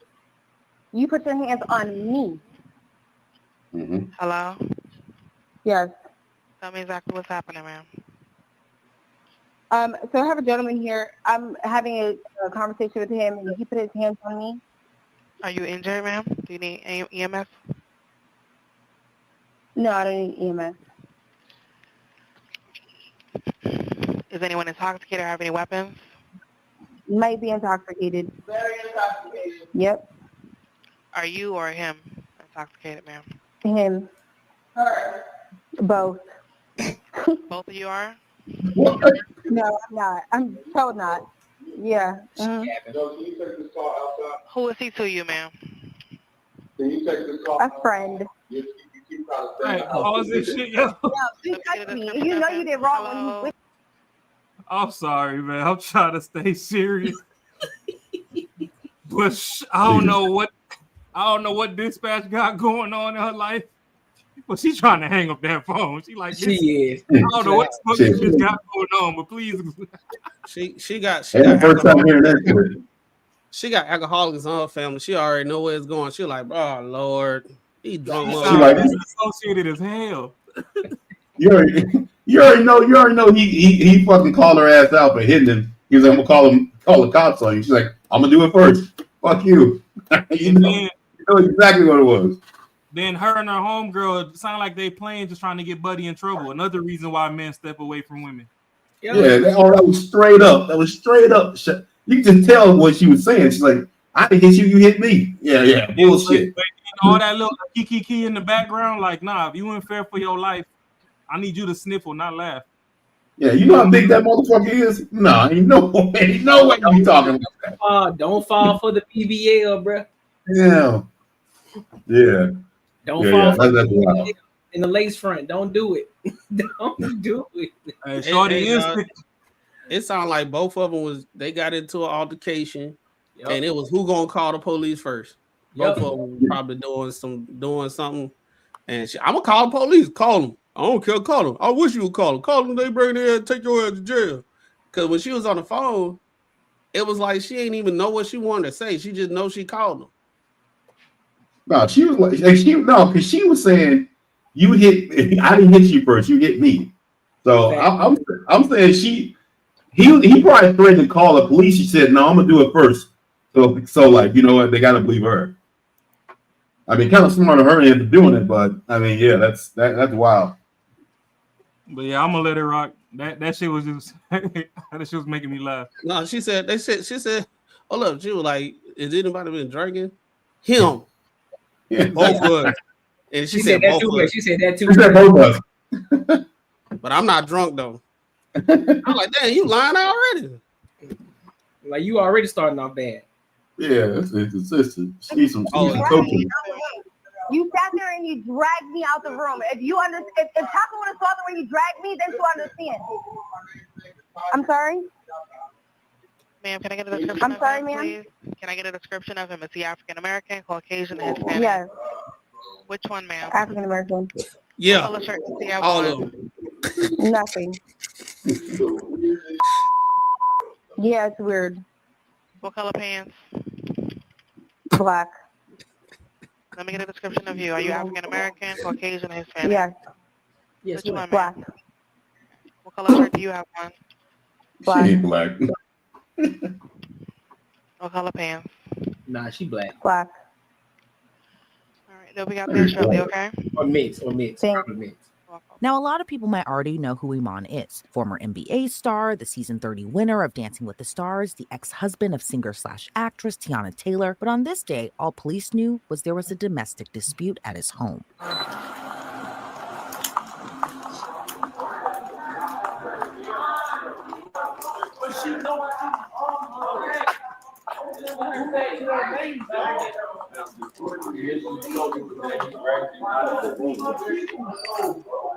The story that she's saying was to get you out of the room as well. It doesn't. This is supposed to be my people, bro. She's saying that he had his initial story said he didn't hit her, but that he dragged out of the room, trying to get her to leave. She won't leave the residence. They're saying she had a ride, but she refused to get in the ride. Or, no, I didn't refuse to get in the ride. Or you didn't get in the ride. I did not refuse. You didn't take the ride. I'm the one who initially called the ride. The woman sitting on the black couch is Joanna Donjour, No. and she's the one who called 911. On Instagram, she's known as Joanna Kim. She has tens of thousands of followers. It's not really clear if it's the full boyfriend-girlfriend title, but she and Iman had something romantic going on. A situationship maybe, dating possibly. You get the picture. So on November 26th, Joanna went over to Iman's place, and it quickly got ugly. When she was there, another woman is there. Iman says this is just a friend, but when Joanna confronts the former NBA star about another woman he was talking to, that's where things escalated. The two got into a heated verbal argument, and Iman was like, you gotta go. You didn't get in the ride that initially. Right, because all of this happened. Okay. You want to talk to me outside? No. To tell me what took place? No, I was upfront about everything that happened from the beginning to the end. I didn't tell no lie. Okay. And even if it's his residence, so he wants you to vacate the residence, do you have a ride that can come get you? I already called the ride. Okay, so is the ride on the way? Okay. Is the ride on the way? No, I can call her now. I was waiting for you guys. But in the initial fact, then I want to make a report. Okay, and I can get you a case number. Okay, let's do that. Gotcha. You have your ID? Yeah. This attitude crazy. There's an orange Birkin She's like, you get my ID. Oh, we're not allowed to go through it, babe. You have to do it. Hey, you go get my ID. Here it is. Right. That's the shit right there. That's crazy. Now, I would be upset too. Birkin bags are expensive. One alone could be anywhere between $15,000 and $20,000, if not more. But back inside the home, a woman who witnessed everything told officers what she saw unfold. She's not named in the police report, but Iman's friend reported seeing Joanna enter his bedroom, confirming the two got into a verbal argument. According to the police report, Iman asked Joanna to leave twice, and she refused. So he allegedly grabbed her by the wrist to get her to leave. While Joanna said Iman was violent, the unnamed witness said he didn't do it in an aggressive way.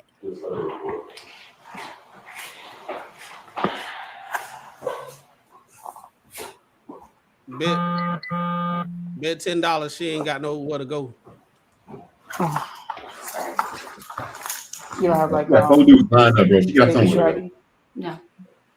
No. What state is your ID? New Jersey.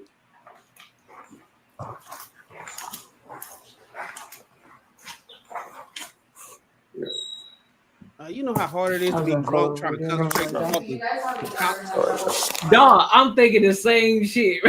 Like she concentrating hard as hell right now. Going through this time you drunk and you go through all this shit, bro. Oh, Bruh. She got 3 words max. Trying not to let it out. Yeah, if I talk too long, I'm gonna start slurring. No, I'm gonna keep it simple. Yesterday. Tomorrow. They didn't Yes. even pull up my name. Understood. But you do have a New Jersey issue ID or driver's license? Yeah.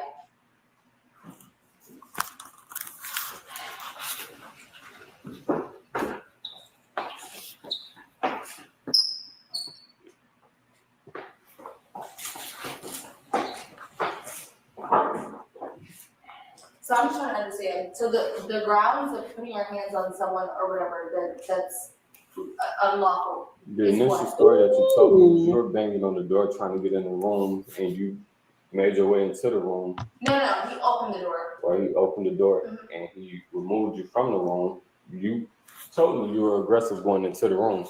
No, He I removed wasn't you. aggressive. I was on the phone when I was going to the room. I went into the room, he opened the door. I went inside, we were talking.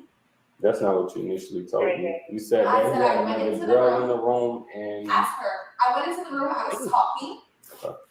I did not pick him up. Never did I ever. I never said you hit him. Okay, so where's the aggressiveness coming from? I never said aggressive doesn't mean you hit him. Hold on, I'm sorry. But you know what really this is the shit that is blowing the fuck out of me. What nerve you got to get an attitude right now? You trying to get people to believe your ass. What nerve you got right now? I'm sorry, he already in the house, so he's an authority figure right now. None of y'all got authority right now. So what you got an attitude for? He know what the fuck he was told, and so of course he has memory recall, so he understood what was said to him before, and now the shit that you saying ain't aligning with what was said before. So he gonna call you out on it. So if you gonna say some shit, you better make sure that story is fucking straight. What you get an attitude for? She should have been like, "Oh, I'm sorry. Yeah, you're right." Oh, because she used some motherfuckers catering to her ass. She used to do. Oh, really? I agree with that. I agree with that. She used to this shit right here. This is like, what the fuck? And she drunk, so she And can't she drunk. go with her story. And she drunk too. So you said I was aggressive. That Where is doesn't mean you hit him, but you told me you went into the room. Did you call the ride? She was in the room. So at what point did there become aggression between me and him? I'm going off the story you said. So you Okay, so let's find other witnesses for the story. You said I was aggressive. So I said that you went into the room. You upset that he was in the room with the other girl. no, I wasn't. He removed you from the No. room? See, you pick and chose what you felt to understand Okay, from the story. repeat the I story. said we were talking about another girl. Prior to this, it's a whole bunch of girls. It's another girl from this. She was on the phone. Not her. Okay. It was another girl. and she was on the phone, and we were discussing the situation. So when I knocked on the door, and then he opened the door, and then we were discussing it. He got upset, obviously, because he wanted to continue the situation with this. So he got upset. I wanted the video to play out a little bit more so I can see what she was drinking. I know now. What she was drinking? She was doing rep, dog. She was doing what? Reposado. Tequila. That's aggression, bro. You see how like confident she talking? Like she talk confident. See, it's different. It's different between confidence and confident. That means that look all in you. Confident. Confident. Yeah, she on that tequila, bro. Not me. Facts, Battle Zone. Facts. Understand the story clear. You want to run back your camera that you have running? Yes, please run it back. But be mindful of what you're doing. You're a cop. Like, this is your job. It's all Be recorded. mindful. Don't make a Anything. Okay. It's recorded, like you said. Yes. And how far is it right? You haven't taken down a statement, did you? It's on the camera. We don't have to physically write anything down. We can watch it when we get in the car. Okay. We already know who the problem is. Do you want me to close this door?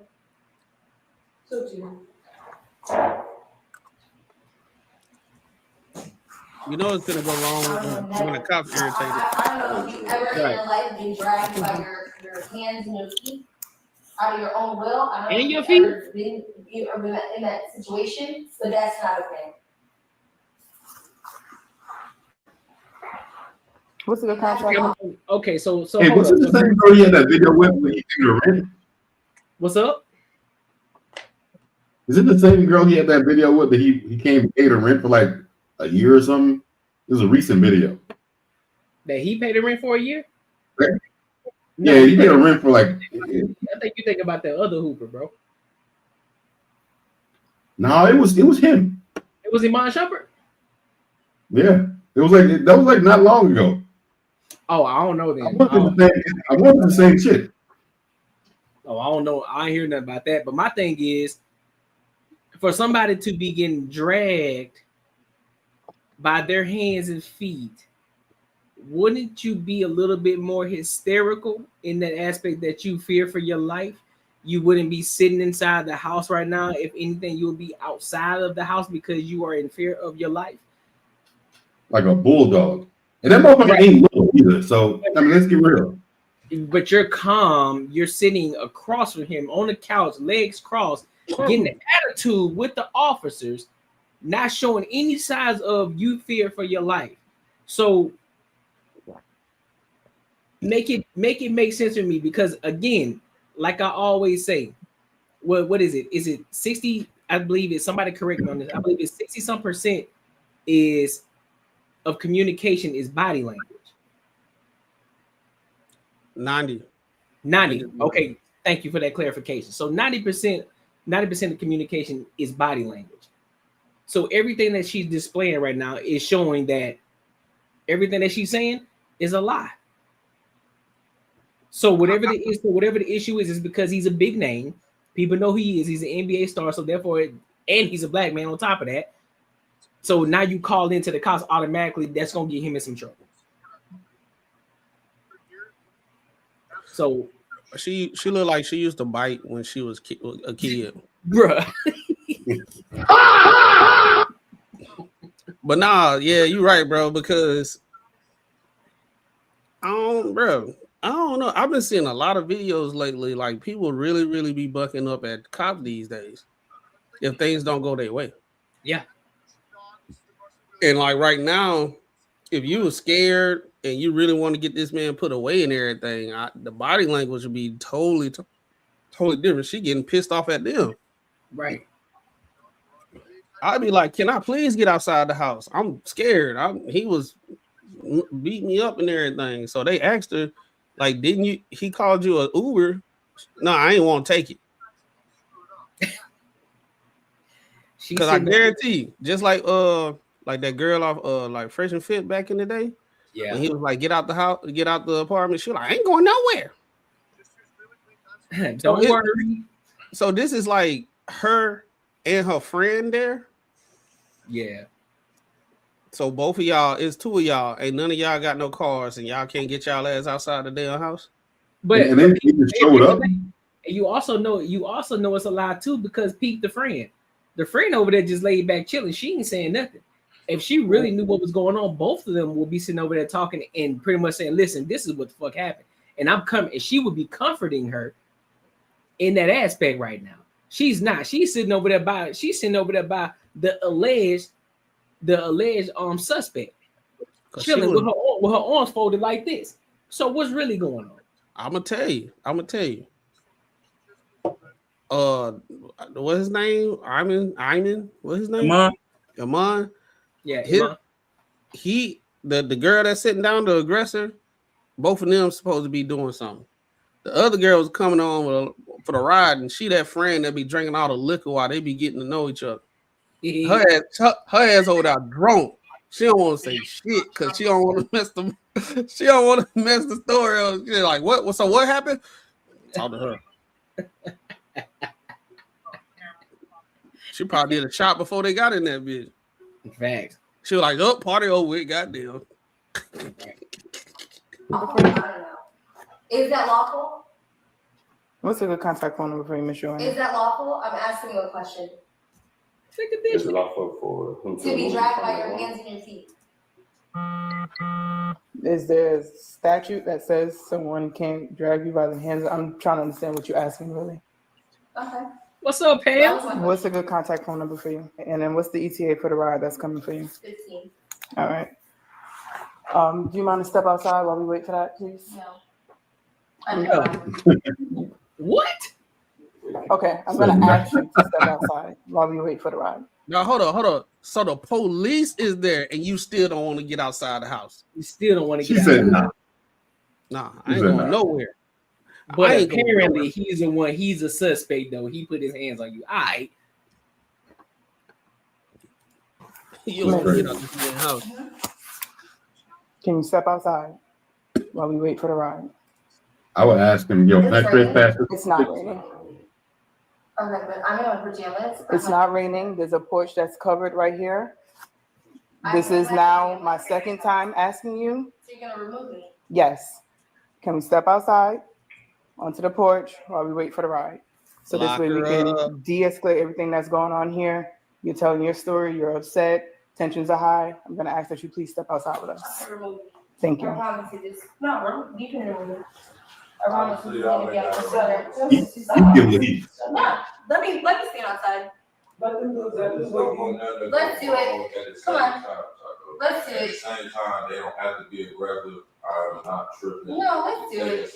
Let me outside for 10 minutes, 15 minutes until my I car just comes. don't want nothing to go left. That's all. Please. Please don't let her go left. We just stand outside with them. I know, but I just don't. She talking about remove me. Please, bro. I just don't want no bull. I know. I just don't want nothing to go left. She need to wait on her ride. She will wait on her ride. Please don't let nothing go left here, bro. I don't want nothing going left right now. Oh, it's three of them in there. I ain't even Three realize girls in there. it's three of them in there. Lord Jesus, fam. We're Hold up. Brooklyn. Listen, I Barefoot. didn't even know there was three. I didn't even know there was three. There's three of them in there. Oh, they was getting right. All of them drunk, bro. It was a party, and somebody got more attention than the other, and shit got started. Cause Pete, look at the situation. Two of them over there by Iman Shumpert. She the only one that's on the other side. They don't fuck with her, bro. That's what I'm saying. Something went Hey, y'all left. sure she came with one of them? I think she rode up by herself. No, it don't even matter at this point. Ain't none of them together, and both of them got that body language like something happened between both of them and the girl that's by herself. What's the name? Probably came in there and tried to handle it. She drunk. She probably swung on him or something like that, and he tried to all right, y'all girls, y'all done got too fucking drunk. Y'all gotta go. We ain't going nowhere. Hold up. So it wasn't a situation. He had those other chicks over there, and she just came over. She popped up without he didn't invite her over. She just came over. Like I'm guessing she's thinking it's dating. That's what I thought it was. And she started bitches over here and started wilding out. That's what I'm pretty sure it happened. That boy said, "Hey, Balthazar said it might have been a Diddy party, Sean." Hey, yo, where's the baby oil, Sean? Take that. Serious today, but that was crazy. I'm not that was feeding. crazy. I'm not feeding. I'm not Okay. feeding. Take that. I'll do the shit.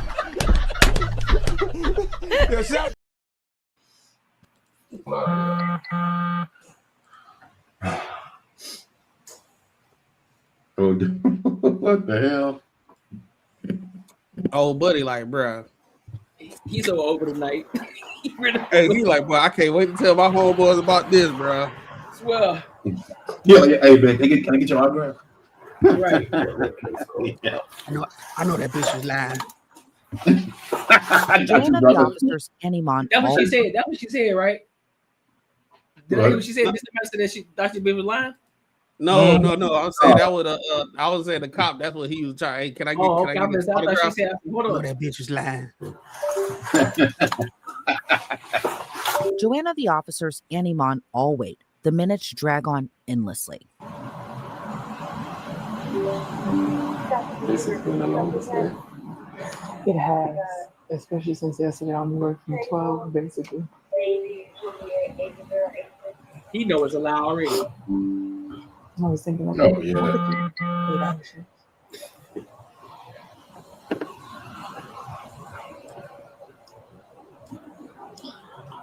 My allergies are busting my ass. I need a clarity.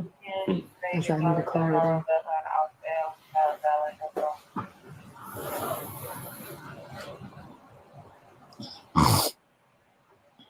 I just finished my accident modules. I gotta do my narratives now.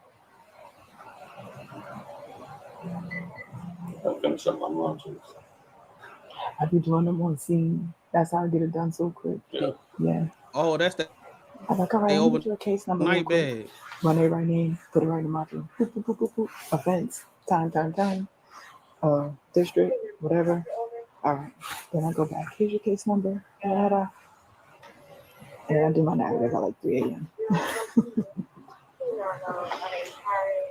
It was like 5 in the morning. They were doing it big. But for real. You see your suitcase? Oh, somebody was trying to stay the night. Somebody was ready to stay the night. You see the suitcase? Told you. I said that overnight bag, bro. Mm-hmm. That's why Yeah. she ain't going home. She ain't got nowhere to go. She probably She probably got flued out. Yep. And she was on her bullshit. She ain't got nowhere to go. That's why she ain't want to go outside.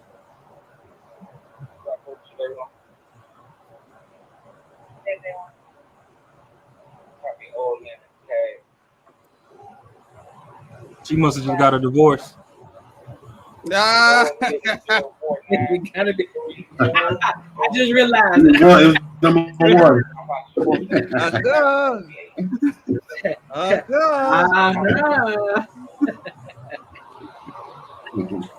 Hey, you need to put that emote, Courtney, when somebody makes some sense. I'm gonna have to do it. I gotta do it. Your eyes worth it. Say your eyes worth it.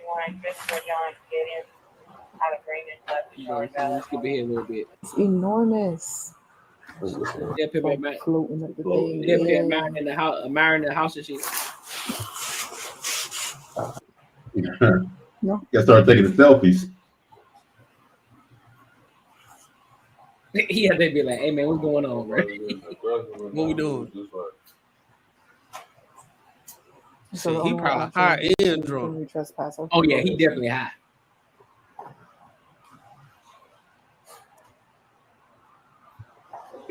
What do you say? I don't know what he said, bro.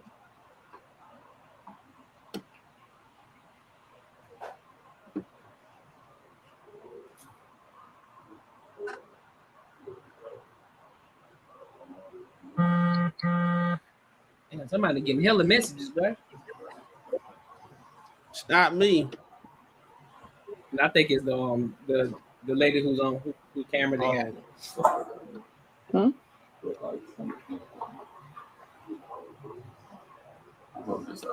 Man, she ain't order no Uber.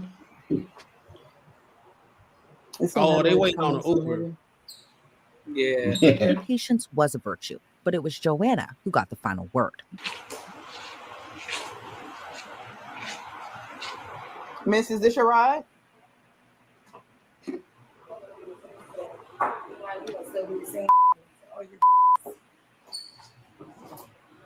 They doing the same thing. See you in court. You know, on Instagram in the morning.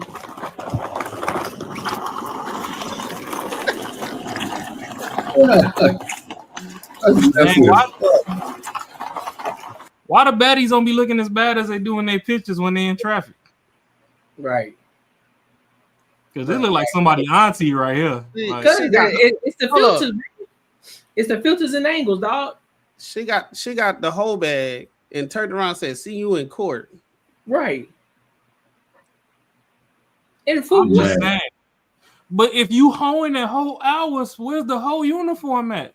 No, check it. She dressed like she going to Walmart at 2 a.m. before 2020. Do y'all realize that she the only one leaving? All the other girls there. Exactly. She fucked up the vibe. She had to go.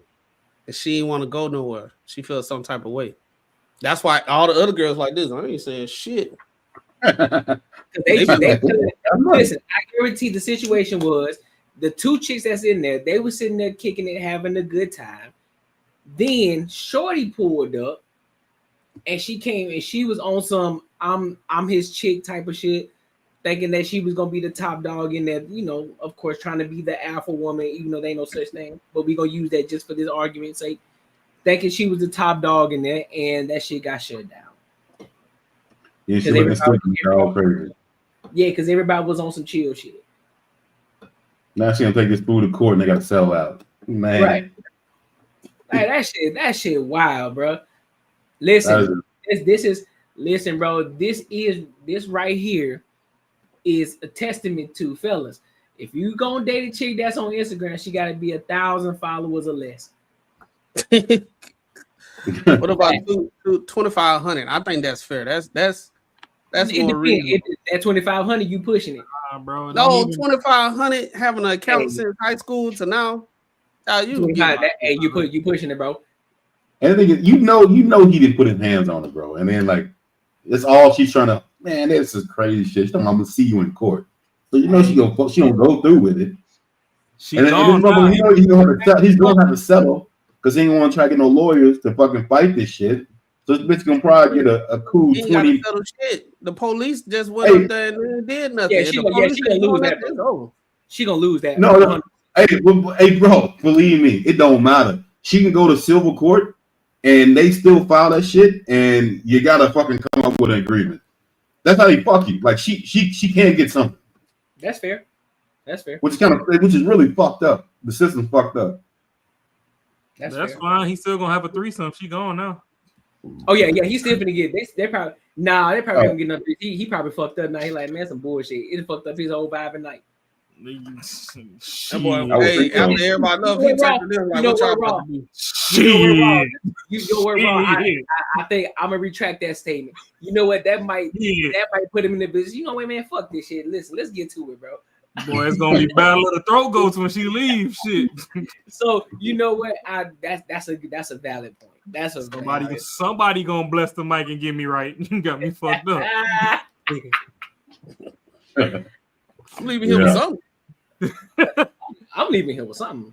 Get your goddamn hands off of me. She thought she was going over for a solo mission and realized she was a part of the cast. Yeah, the gang over there. Now she got kicked out the Oscars with no award. Bro, I don't know. God damn. Bro, they fuck with the same ones over and over and over and over. These ratchet, stupid bitches. I don't fucking get it, man. Damn. One of these motherfuckers gonna learn, bro. We just had that conversation with Ash. Shout out to our girl. You know what I'm saying? The beautiful Ash. But hey, we try to tell her, like, listen, we can talk. We're gonna talk this talk all day, but there's still gonna be people who gonna continue to keep repeating the same cycle over and over. That's why we gonna have these conversations. That's why we gonna shame certain people. We're gonna continue to keep shaming. He needs therapy. He needs therapy. That motherfucker needs his boys to tell him stop fucking with these stupid ass bitches. That's it. Like, bro, stop fucking with the hoes. Yeah, stop fucking with them. Leave them Instagram hoes alone, bro. Stop. I don't care what them filters look like. Yeah, that shit. She may be sculpted perfectly. Stop fucking with them, dog. Leave them hoes alone, bro. Listen, real. If you gonna fuck with them, they need to be non-existent damn near on social media. I'm gonna call a spade a spade. She need to post once every 2 to 3 months, and if she do post, it probably ain't her that she posted. She probably posted some other shit that's going on. She ain't taking pictures like that. She barely showing her face. Them the type of shit that you need to listen. She ain't like that, and her page private, so you ain't got easy access to it. And you know they easy to find for these motherfuckers too. I mean, come on. Hey man, no, hit this nigga wrong. Go look. I know this.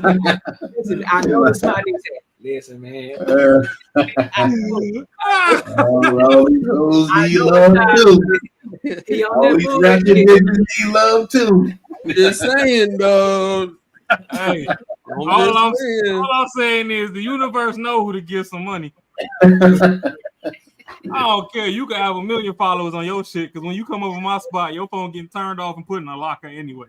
That's facts. So, that's facts. You could be around me all day. Ain't nobody gonna see you next to me, bitch. You not posting that picture.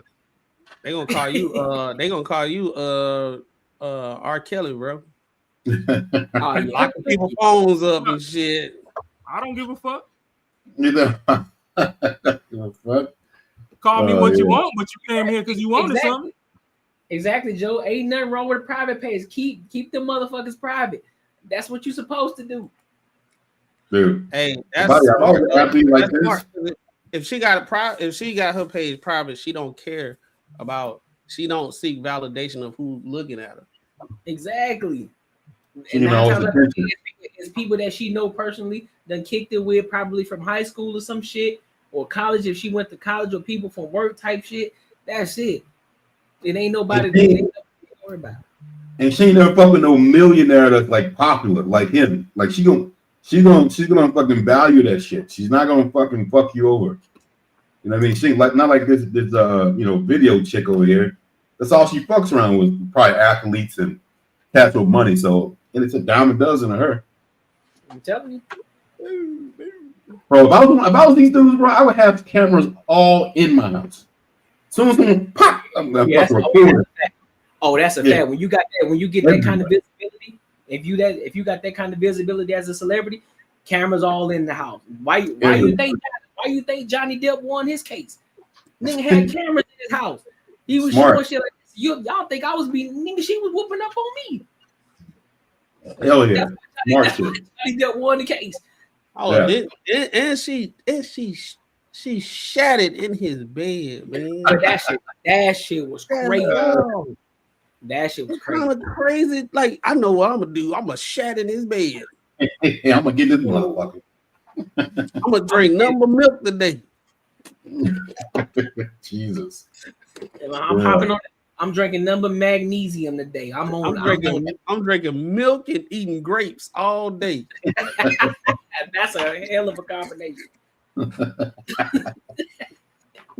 Oh shit. No, when you really look at that was like, oh yeah, she just said it. Bruh, if you really think about it, if you was to replace that with Johnny Depp and her with like some like a black couple, that would have been the most ratchet ass case you ever would have heard, bro. Everybody would have been like, "Oh, that's some ghetto ratchet ass shit." Facts. And you're like, ma'am, did you take a deuce in the bed and did and what? Clock it and did. Motherfucker told me I wasn't gonna do it. I did it.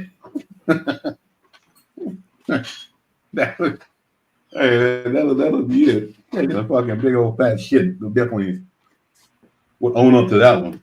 No, this whole thing with he gotta now that he's single and all that stuff, bro. Like soon, not too long after the divorce, He went to go get with these groupie type chicks, and boom, right off the bat, she getting into it with the cops.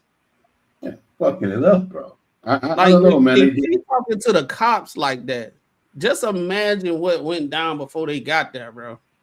In the house. I mean, you run the whole thing, like the 911 call, how she was talking to the cops. She was, bro. She was definitely a fire starter in that thing. She's definitely on the attitude. She doesn't want to start shit. They want her to get the fuck out. She said, "Hell no, I'm not going nowhere." And she fucking on her shit. She was embarrassed. She was Oh embarrassed. hell yeah! If the mother told her, "Hey, you gotta go," you know how many times she probably never been kicked out of any place in her life, and now that happened. Oh, come on, man. She went nuclear on that shit. She was like, gonna kick my ass out of here. I hope he go on like a podcast and like say what actually happened, like all the way like from the beginning to like. But I'm pretty sure, like, because he do be doing podcasts. So, hey, whatever we said, I guarantee whatever we said tonight probably was what actually happened. We're gonna be like, see, told you. Yeah, it's got to come out. How much you want to bet she probably called him the next morning trying to apologize and shit? Yeah, when she wasn't drunk no more. Yeah, she thought about it like, dang, I done messed up the bag. I just fucked the bag up. All I know is if you pull up to my function at whole hours and you ain't on whole clothes, you wasn't even gonna make it into taster shot. Oh, she came in with I'm the girlfriend. I'm in my sleepy clothes. Man, she pulled up like she pulling up to the strip club and ain't put her damn uniform on yet. Thought she was finna go to the back. Nah. She did have what did they say hoes don't get cold? You should have wore that shit from the car. Yeah, she's gonna have to get in the bed. Hey, what would have happened? What would have happened if there was a dude in some chick's house and he talking to cops and like, hey, come to the front. He's like, I ain't going nowhere. Man, they would have tased his ass, threw him on the ground. He would have handcuffed. He would have been locked up that night. Yeah, bro. He would have had the perfect. He would have had the perfect place to stay. He would have been in jail. Yeah. No, homie. No, homie. He would have been in jail. Lock him up. Going to jail. He going to jail. Up. So yeah, I mean, they just don't even know how much privilege you got, bro. Like, she's in his house. I'm pretty sure she probably solved him. She's causing all the problems in his house. The cops come. He still can't even kick her out of the house. They still nice to her. They still like, nah, hey, all right, cool. You tell us you're not gonna leave. All right, we'll accommodate you. We'll just wait outside. Man, are you fucking kidding me? That is crazy, bro. Yeah. There's no way that would happen. But dude, it was in some girl's house. She owned the house. She wanted him to get the fuck out, and he was like, I ain't going nowhere. And they were like, all right, we'll wait. Come on, man. They're gonna be. She said, see you in court. They're gonna go to court. She was like, so, ma'am, were you drinking that night? No.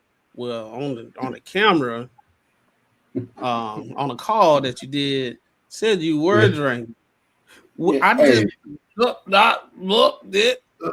Hey, man, but what if it went like this? I'm one of them dudes. What if she get they got like a female judge and she's all like, you know what? I believe you. I believe you got set up. That might be possible, but in this case, I don't think that's gonna be the case though. It's too much. It's too cut and paste, bro. Like it is what it is. They're gonna see that video how she was talking to the cops. Mm-hmm. Like it's done. They're gonna be like, okay, what was the other two girls doing there? Exactly. And what did they even get their statements? I don't even know. I don't even think they said it. They were just in the background. I don't even think they were talking. Hey, they were like this. They just sitting there. Yo, unless they do some shit where she get a hold of them chicks like, yo, we can say some shit. You know how, man. I don't put nothing past these women, bro. I'm telling you, I don't. Next day, they conjure up some shit that he kept them there fucking under their will and shit. You know, I wasn't drunk. I would never put you in that kind of situation. You know, I would never do it. Like, I was drunk. You know how I get when I be drinking. You should have gave me that last shot. I told you I didn't want it. Drunk man. Your fault. He is. She wanted it. Because she said she needed that last shot to get these back shots. She knew what the fuck was going on. I think I think the 911 operator, she like, I'll testify, goddamn it, shit. Oh, she was like, man, this is no bullshit. Hey, honestly, the other girls were sick of her shit because they was egging it on in the back. But when they showed up at the door, them girls was quiet. Yep. So they was trying to get up out of there too. Like, damn, we trying to get like crab legs. Shorty fucking up the vibe. Yeah, the other three probably were the ones that were pregnant, or the ones that were married. Like you said. Listen, that could be another thing. So they trying to stay out the scene. They did not want to be on that camera, bro. No, we good. They got a main thing and they're out here doing side missions. Yeah, we ain't testifying for shit. Yeah, that's it. So they're like, shit, I don't want this tape to leak. It was supposed to be a girls' trip. I don't want them to see us in the background. Yeah, shit. I'm happily married.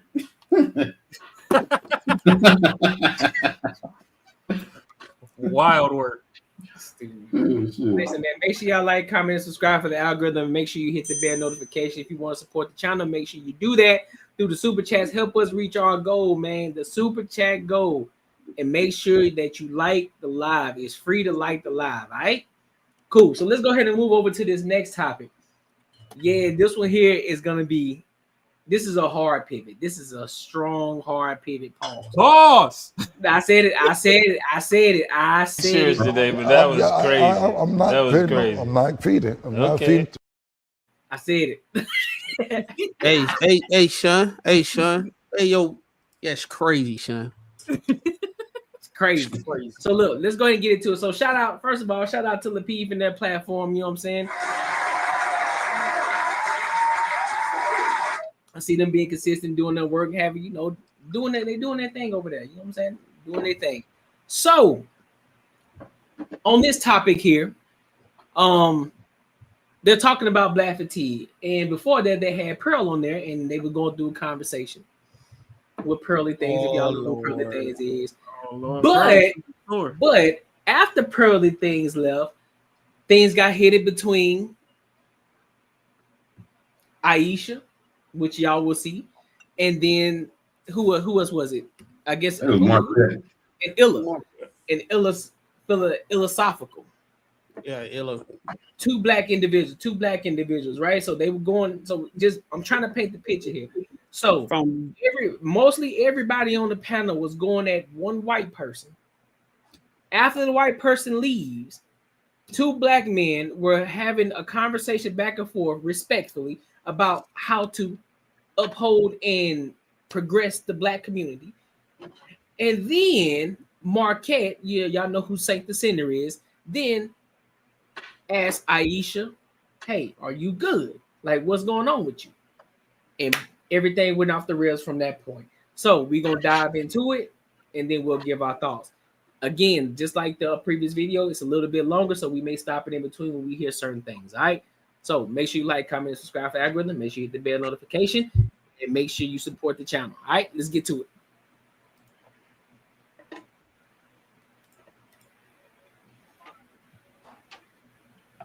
Yeah, I agree with that. And like you made a great point. You brought up the Nation of Islam. And that's funny because historically the last great royal or the last great empire that we have was an Islamic one, ironically. So how do y'all feel about that? Do you think that Islam would be the answer? Not saying I'm a Muslim because I used to be, but I'm really not into religion at this point. But if that was the past thing that worked for us, do you think that can be a remedy today or no? May I ask a strange question real quick? Aisha, I've never met you before, but how do you feel? How do you feel at this moment? In regards to what? Your personal feeling. How do you feel? Like, how are you? Am I in a good mood today? Like, how are you? How do you feel right now? I'm good. I'm fine. Okay. The reason I ask is because of your body language. It seems like, and I don't know you, so I don't have anything to compare it to. This could be your physical representation of happiness. But I ask in as much as we got all black folks here, we're discussing the issues of our community. and it almost seems like maybe you're a bit drained. And I don't know you. That's why I ask you. I don't know why you're concerned with me being drained or not, but I'm definitely not drained, and I'm definitely listening and have been a part of the conversation the entire night. I just think that you guys were having your own dialect, and I probably zoned out a couple of times because you're long-winded, and I feel like I already knew the point of what was going to be said. But no, I'm doing just fine. I yield the floor. That was kind of strange. Go ahead, True. You want to chime in? No, I mean, Wait, okay, so I got a question to ask you guys, and just be brief on it. What Saint the Sinner just did right then and there, do you think it was warranted? Was it unnecessary, or do you think it was necessary for him to call that out? Yeah, I mean, I think it was necessary. Like, they were having a good conversation, and I'll see the way, like, the body language she's giving is that she really ain't paying attention, you know.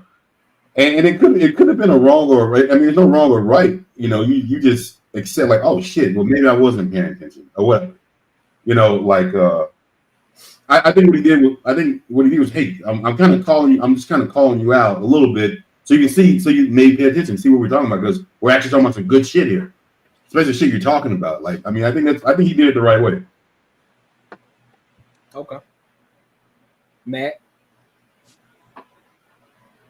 I think this is first time on this.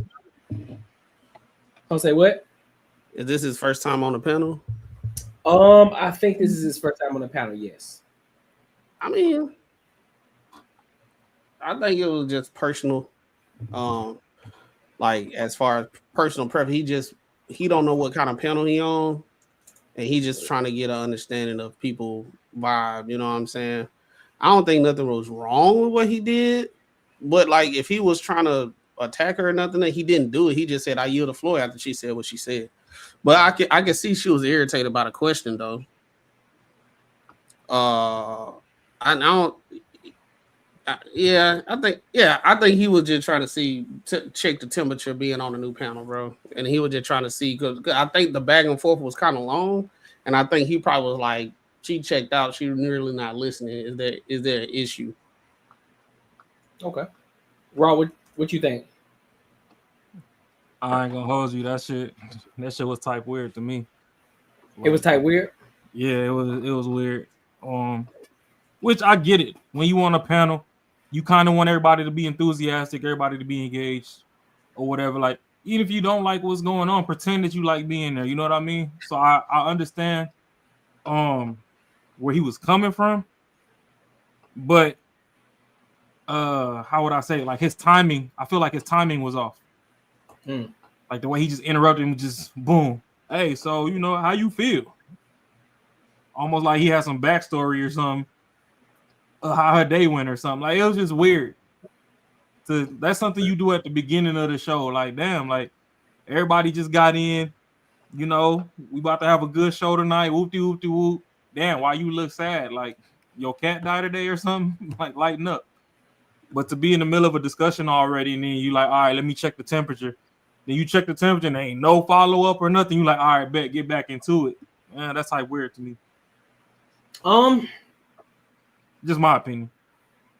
I'm gonna have to say I don't see anything wrong with it, because I think that what happens is, and let me give the context behind it. She was willing and ready, up and ready for the smoke when Pearl was on the show. She was talking, she was engaging, she was back and forth, she was interrupting when she could, as much as she possibly could, because of what Pearl was saying, right? Now, because you know, a lot of course, I got to be 110%. Not all of them, but there are a lot of people that go into the Pete's panel and they're pro-black, rah.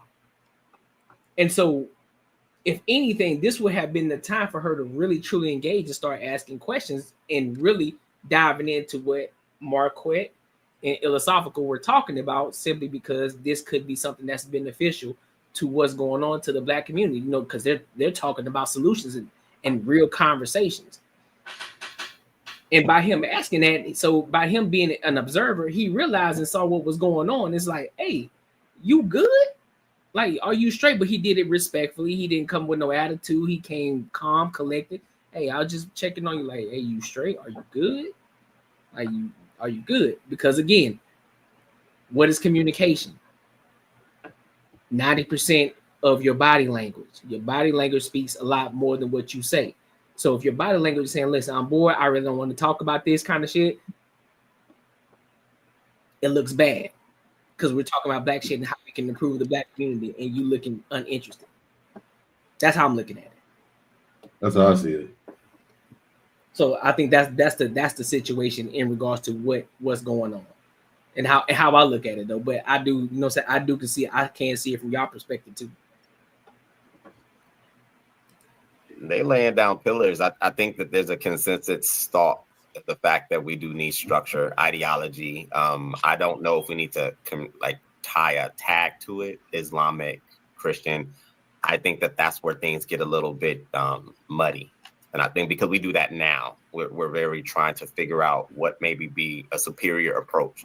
I think that we need to figure out what is most conducive progress. And it could be as simple as patriarchal structure. It could be as simple as men are leading the charge. It could be as simple as having conversations. What I believe occurs more often than not is the men are not the ones who are so much divided. I think when we start having conversations, we're still battling the women that want to have a different approach to what progress looks like. And when we say, well, this is what we need to do, we'll be told we're not leading correctly. But then when you ask them, why are we not leading correctly? What are you comparing it to? Are you comparing to the fact that you have a job? Are you comparing it to the fact that you have a great FICO score? And then that's where it gets really, really muddy. So I think the conversation needs to happen amongst the families of each other, from an individual level, from the women of the community, to figure out what it is that they want out the deal. Because from an ideological perspective, we need to know where we're headed. Like, having a strategy is great. Conversations are great. Where are we headed? What is the point of gearing up? What is the point of formulating strategies? What is the point of any of it? Where are we headed? And I don't know if we can answer that tonight or maybe in the next. You know, true. I can agree to that. You know, it's funny here because we're on this panel. All of us are Black, and I don't think women should lead at all. You know, just the simple fact that Marquette asked, I believe her name is Aisha, a question, and she said it was long-winded. I zoned out. This would tell you something about the woman's nature, right? You don't lean on the woman. Like, they're actually supposed to be a good listener, but they tend to not really do that job good. You know what I mean? So we don't lean on the woman or have to ask our women for direction and things like that. No, men need to take charge, and we need to lead our women. She's a prime example, right? Prime example. And nothing on you, Aisha. I'm just saying, like, you know, Marquette was speaking very intellectual. He was speaking concise and clear. And for you to tune out and not listen, I was absolutely still bored, and it has nothing to do with my intellectual ability. I'm 2 degrees in. They were going back and forth for about 10 minutes about the same topic, and I felt like it was very redundant. I think the conversation took a left turn, and it went from the original topic. So when those 2 gentlemen started conversing amongst each other, in my opinion, it had nothing to do with what we were all speaking on the panel. So my focus just, I mean, I'm gonna be honest. To be fair, and even you, Illa, y'all talked about the same thing for about a good 10 minutes. So it wasn't that informative, in my opinion. I'm really not trying to be rude and disrespectful, but I feel like the brothers are trying to start this red pill, blue pill thing. And I just don't even feel like entertaining it, because it's just not where I'm at right now. I think the conversation was about Black fatigue, and then we went on to talk about Pearl and all of these things. I think I said this earlier. We all know that we have degenerate classes in society. we know that these things exist, right? We don't have to sit on platforms all day, every day, and discuss those. And to True's defense, like he said, it's time to start talking about solutions and pointing the finger at, oh, well, that's a perfect example. She didn't listen. I didn't listen because I was bored. Point blank. It had nothing to do with my intellectual ability or my ability to listen or receive information. So I just don't think that was true. I seen a couple of people. I think Sweeney does though. Like let's be for real. I'm pretty sure he didn't hear everything the conversation was about, but he wanted to take his time to point out me, which I think is very lovely. And I love the disingenuous concern. But I was just clearly bored because y'all went back and forth for 10 minutes. And I just said the same shit 3 times, bro. I'm gonna slide after this. So I just let y'all speak because I'm not gonna be disrespectful. I wasn't involved in the conversation. I'm about to leave and I'm out of here. That's unfortunate that you said that, because Marquette was actually breaking down solutions of how we can do that. He gave what he's doing. He gave stats about moving forward. That conversation wasn't even about me. No, what he went into Hold on, was I'll let you talking talk. about global strategies in Africa. And as y'all know, I don't care nothing about what's going on in Jamaica. Hold on, I'll let you talk. I'll let you talk. In the Black American community. So I'll let you talk. I'm about to leave. And I'm letting you know, like why it was. We heard you. We got it. He started talking about solutions here, and then he went across the pond. And no. You remember what we were talking about? It's like an art form to be like talking while somebody talking. Yeah, like she just talking in circles, and she's saying the same thing, and as soon as he started talking, then she talking at the same time. And talking over each other. She ain't hearing nothing he's saying. Ain't hearing nothing. Tune him out. Nothing at all. You see, he can't even hold a conversation up because he's like, fuck, I'm trying to focus and shit. And she just keeps rattling. But the thing that I don't understand about, like, I watch the show a lot, but I don't understand like it was vice versa, and a dude like Illa jumped to people shit all the time. If he had jumped on in Aisha's come while she was talking, the people like, hold on, stop, let her finish. I don't understand why he does not do that when women jump on when a man's trying to talk, when these dudes are trying to talk. He never jumps in it. Yeah, I ain't gonna speak to that. But what I will say is what I tell y'all all the time. The world been out of control since y'all let that dust build up between the washer dryer. You hear what you're saying out loud, brother?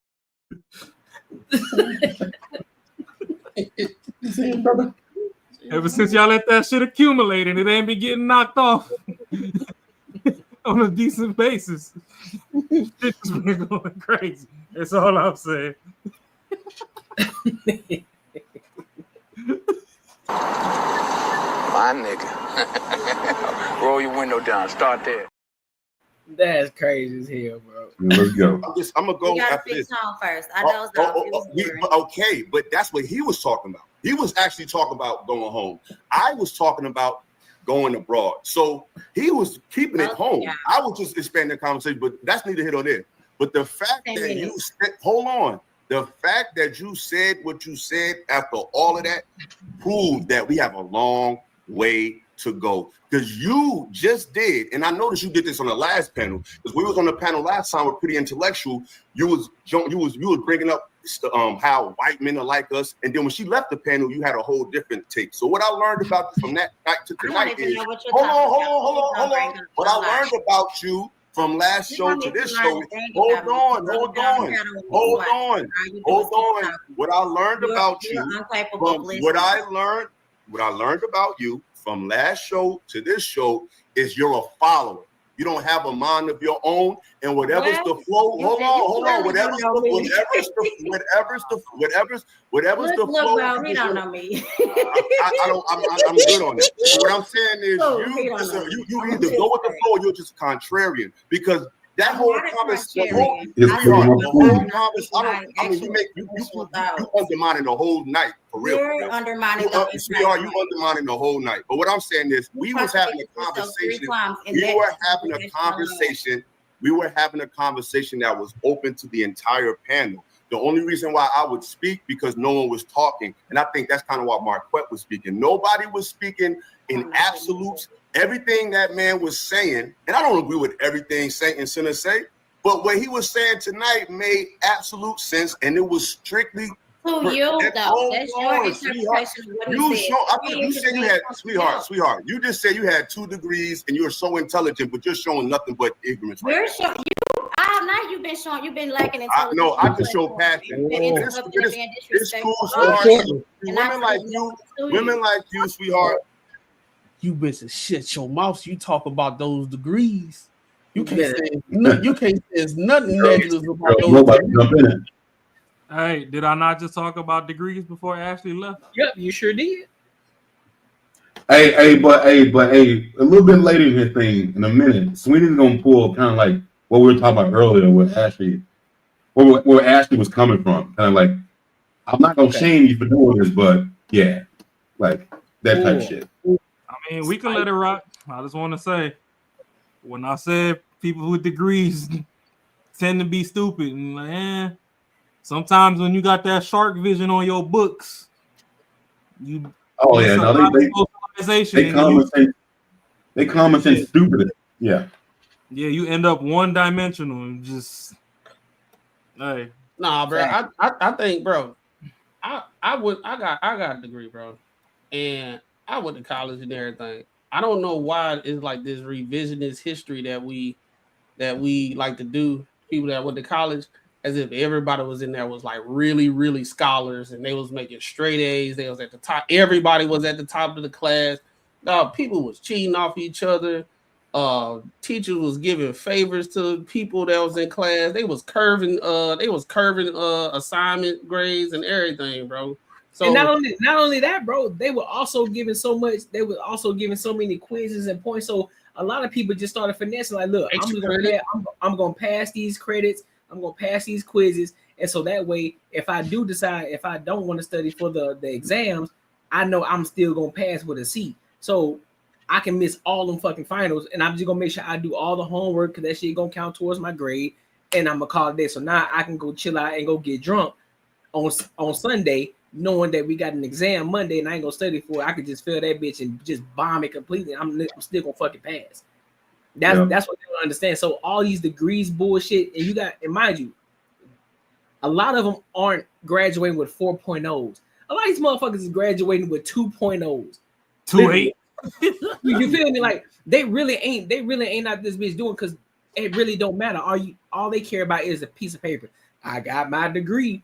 Like, man, why you think I don't talk about my fucking degree? Nigga, I got a bachelor's degree, but I don't talk about it. I don't need to. I don't need to do it to validate myself, bro. Like, that shit's crazy. And another thing, bro, the most important thing, bro, if you still talking about your degrees, you ain't doing shit. Because I don't talk about my degrees. I got my degree 12, 14 years ago or some shit like that. Exactly, dog. And I like what the stuff that I'm doing right now is way more important than that degree that I got. Hey, but the thing is, the crazy what happens is people get older in their lives and you can take it online, and like y'all said, it's easy as fuck. And these are people who keep talking about it. You know, they got their degree when they were like 38, 39. Probably took them like 2.5 years to doing shit online. And they think that's a real big accomplishment. So you can tell when someone starts any conversation, they bring up their degrees, you already know it's gonna be some bullshit. Nah, majority of the people that be talking about the degrees, they got it in undergrad. Majority of them, they got it in undergrad, and then they go get their masters or they get their doctors in psychology. But just because you got a degree don't mean you're informed in you're able to navigate through every single conversation of all facets of topics.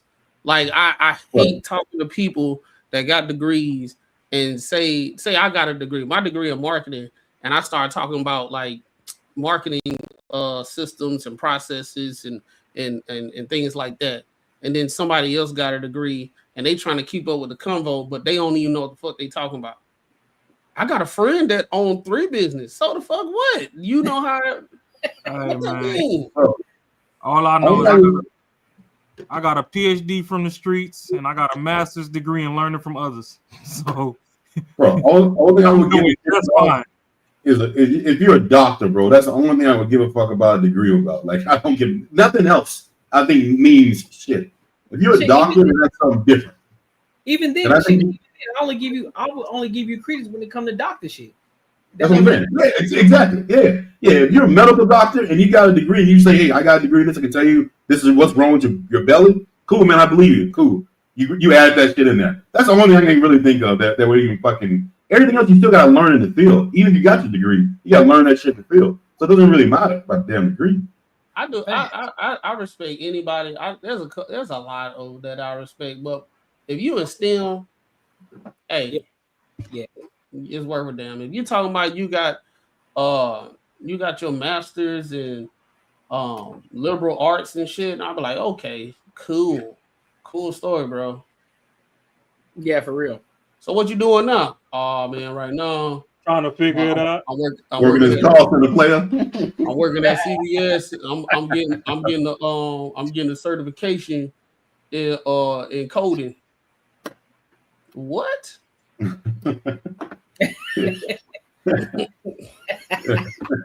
No shit. They trying to figure it out.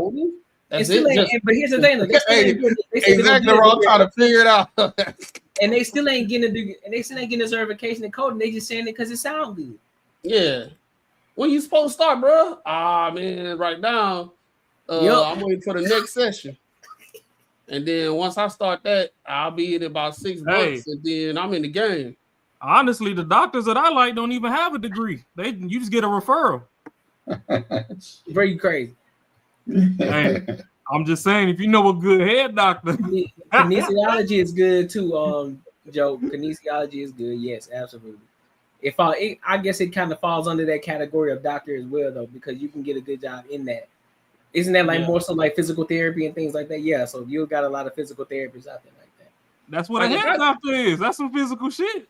Yeah, good head doctor go a long way. Bro, I ain't got time for you, bro.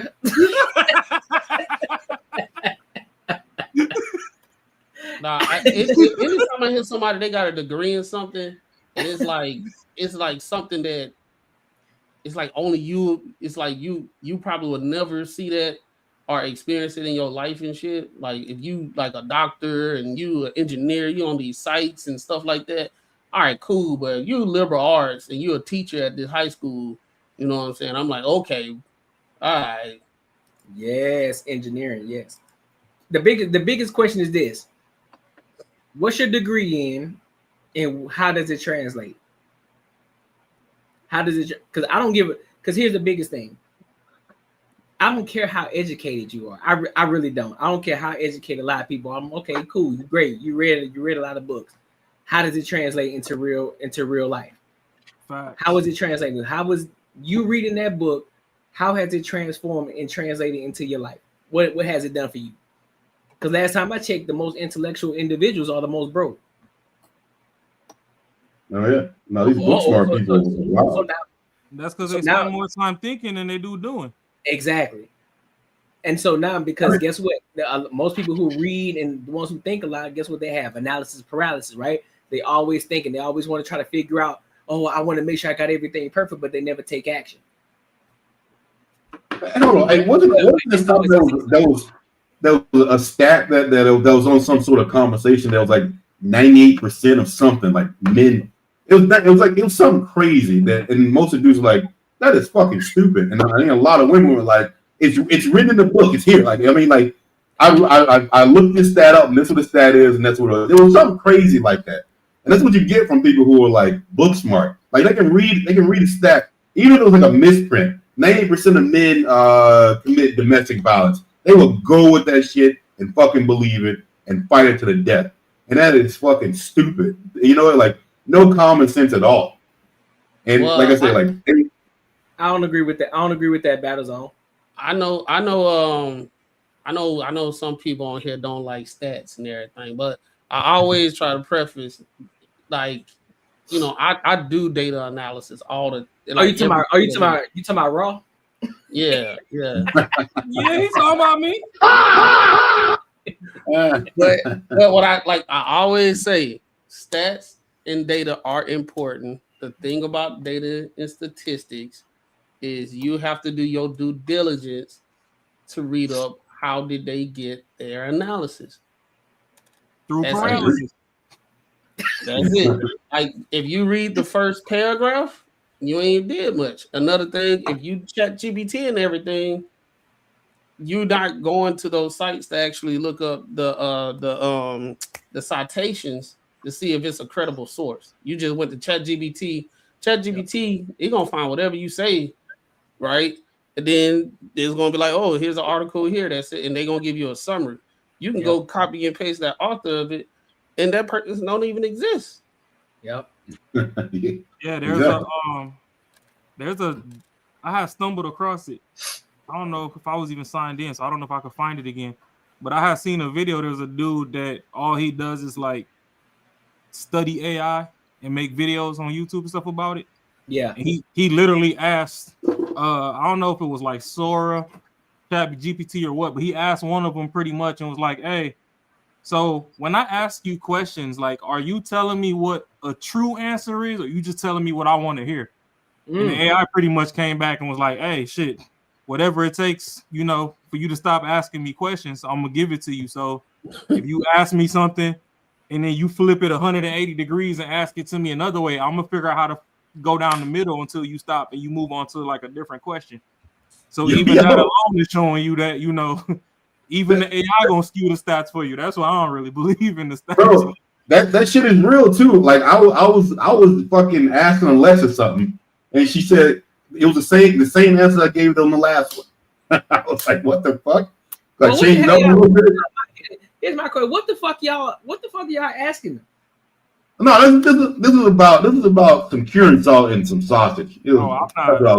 Hey yo, hey man, come on, player. Hey, you gotta get that low film, dog. Seriously, David, that was crazy. I'm not that was feeding. crazy. I'm not feeding. I'm not feeding.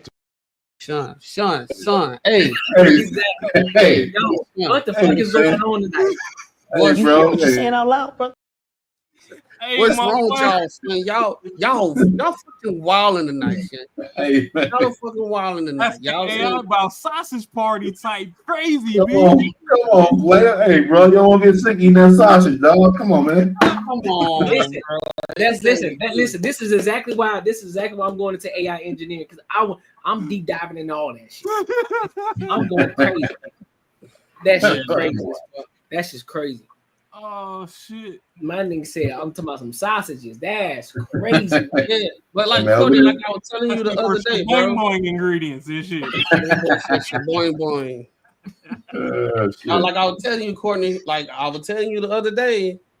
You got a lot of people spreading disinformation online because they go to ChatGPT and ChatGPT gonna give you what you want to find. But this is the thing: they're not going to official websites and everything that nature.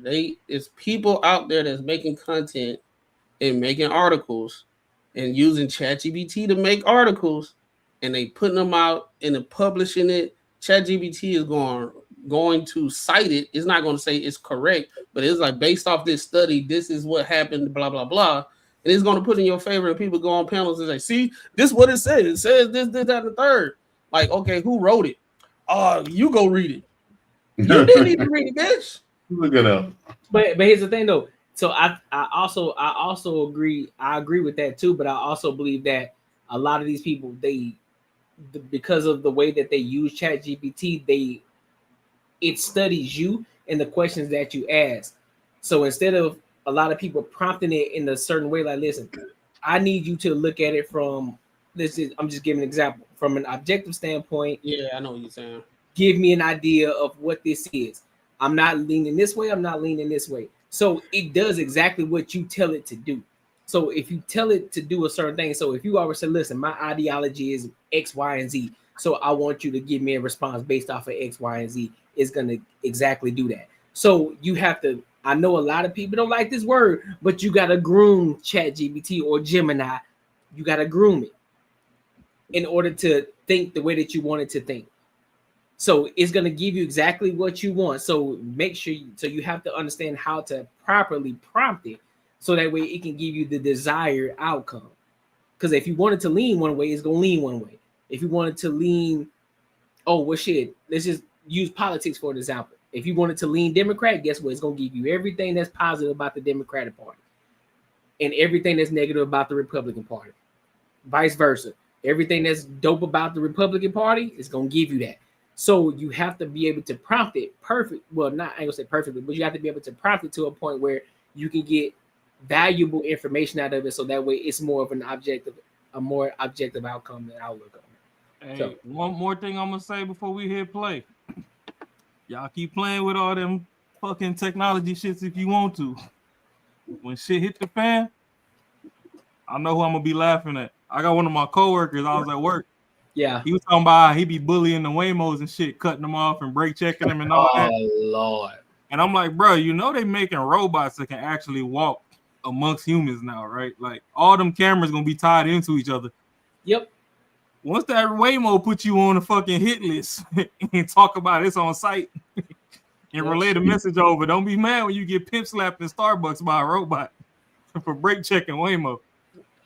Shit, you see them Chinese people already getting blackmailed and beat up. But yeah, y'all crazy. Can they fight? Men like you who are single, who are not in relationships. You think so? Who You sit think on so? these panels and disrespect black women all day. I Because disrespect you haven't black women? said anything Black to women. you. I You're disrespect mad black because women? I didn't listen to you. That's why you're mad. You don't have to listen to me. It's not about listening to me. It's your evaluation. Listen to you. I'm not gonna keep listening to you babble. You don't have all to. night. It's not I don't about want to. you. It's That's disingenuous fine. That's in the thing fine. that That's you fine. just That's like to fine. hear yourself talk, No, sir. that's You like to fine, hear sweetheart. yourself talk. That's Hello? this, and this is why, ladies. This is why, And ladies and nothing that gentlemen. you say is This is why. And This is why and we this is have why, this is the why black problems people that are we the have. most smart. This is why we own houses. This is why we No. What else? You're being mad. You're being crazy right now. But at the end of the day, we was having a productive conversation. I think everybody contributed excellently. Even you. That's why what you're doing right now is mad, weird. What are you It doesn't doing? make He any tried to sense. call And me it out. proves, He literally tried that to call you're me out just on up camera here to to be. start an argument. All right, I'm and not let me about to argue. Yeah, you're gonna throw rocks and catch your hands. May He I- literally called me out in front of May the I whole panel. reply? One last didn't time. I didn't say call you out. anything, Yeah, I and got you. y'all doubled back until I had something No, to say. you just sounded like Now a that I have people. something to say, You just sounded like a fake smart person. it's cool. That's why you had to bring up your degrees, because you're not that intelligent. Hey, Courtney. Now I'm talking to you. Yeah, do that. Oh, she done ran off. Oh damn, she done got them. I want to note that You hear me, bro? Yeah, I can hear you now. Oh. I had watched this whole thing, and you remember I was telling you about that Pearl thing, but Yeah. this right here. How you talking about with Pretty? Yeah. Okay, yeah. Kind of proving the point right here.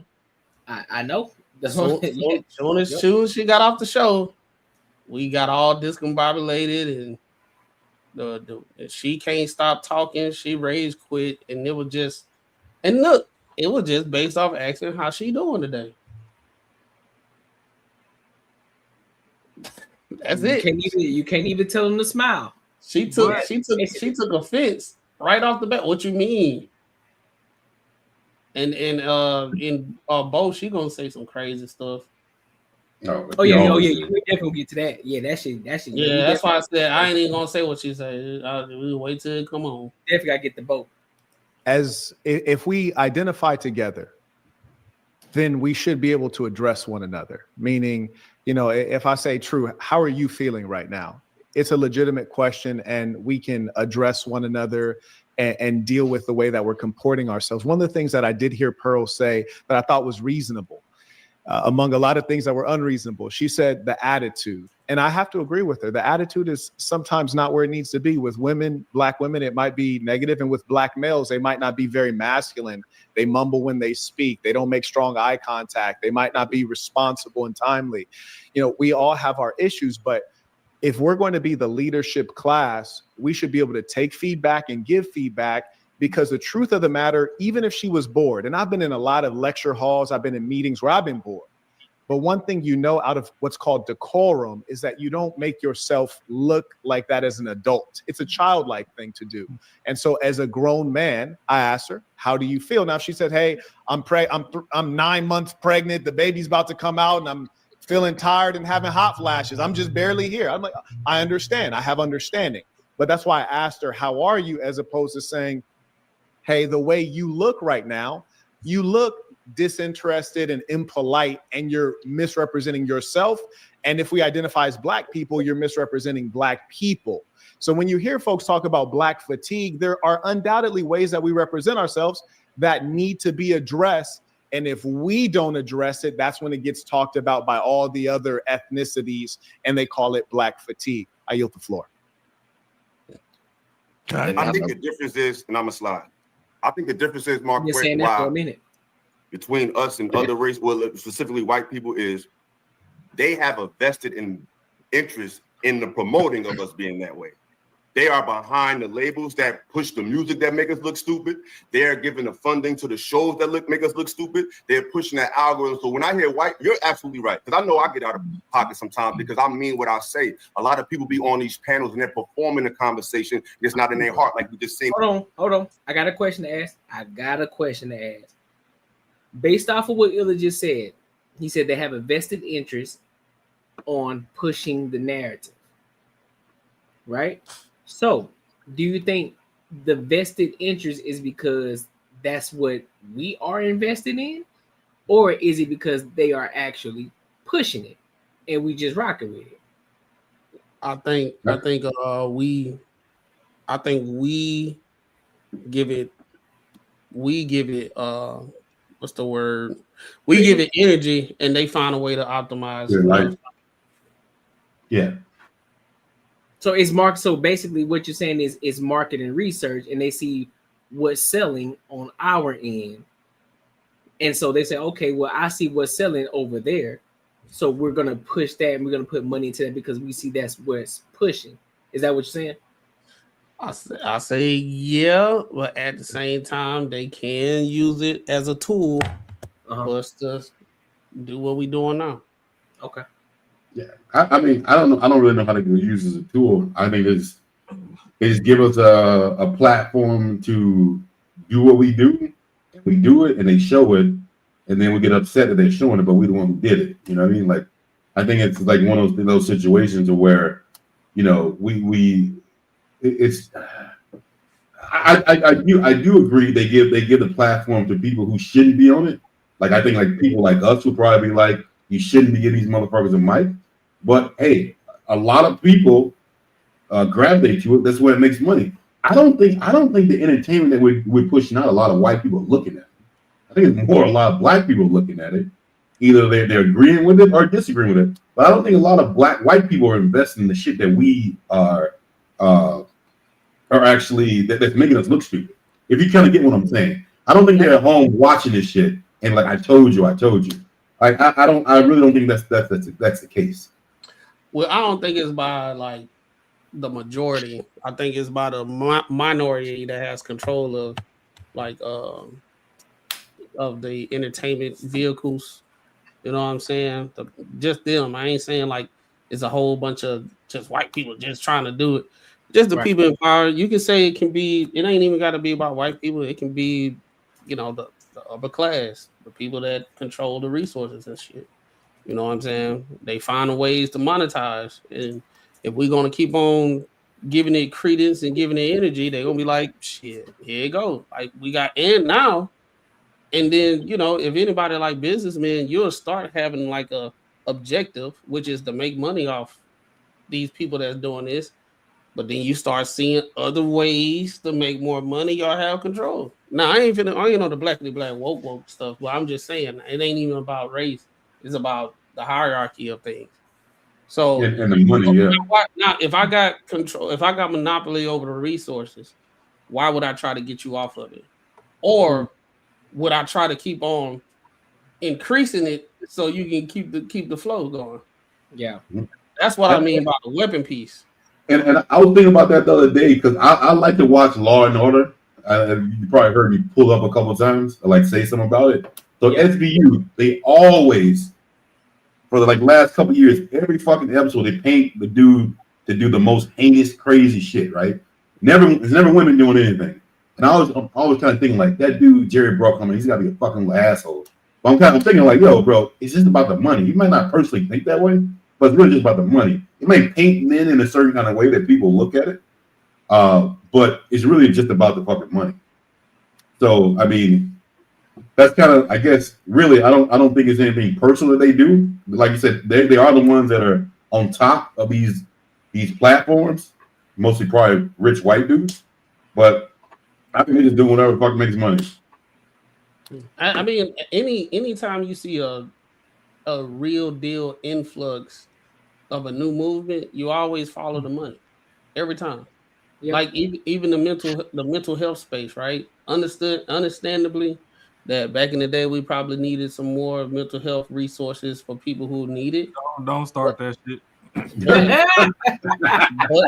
But I'm saying, like, right now, like we said, you got college campuses say, hey, we finna open up some curriculum so we can get more enrollment, right?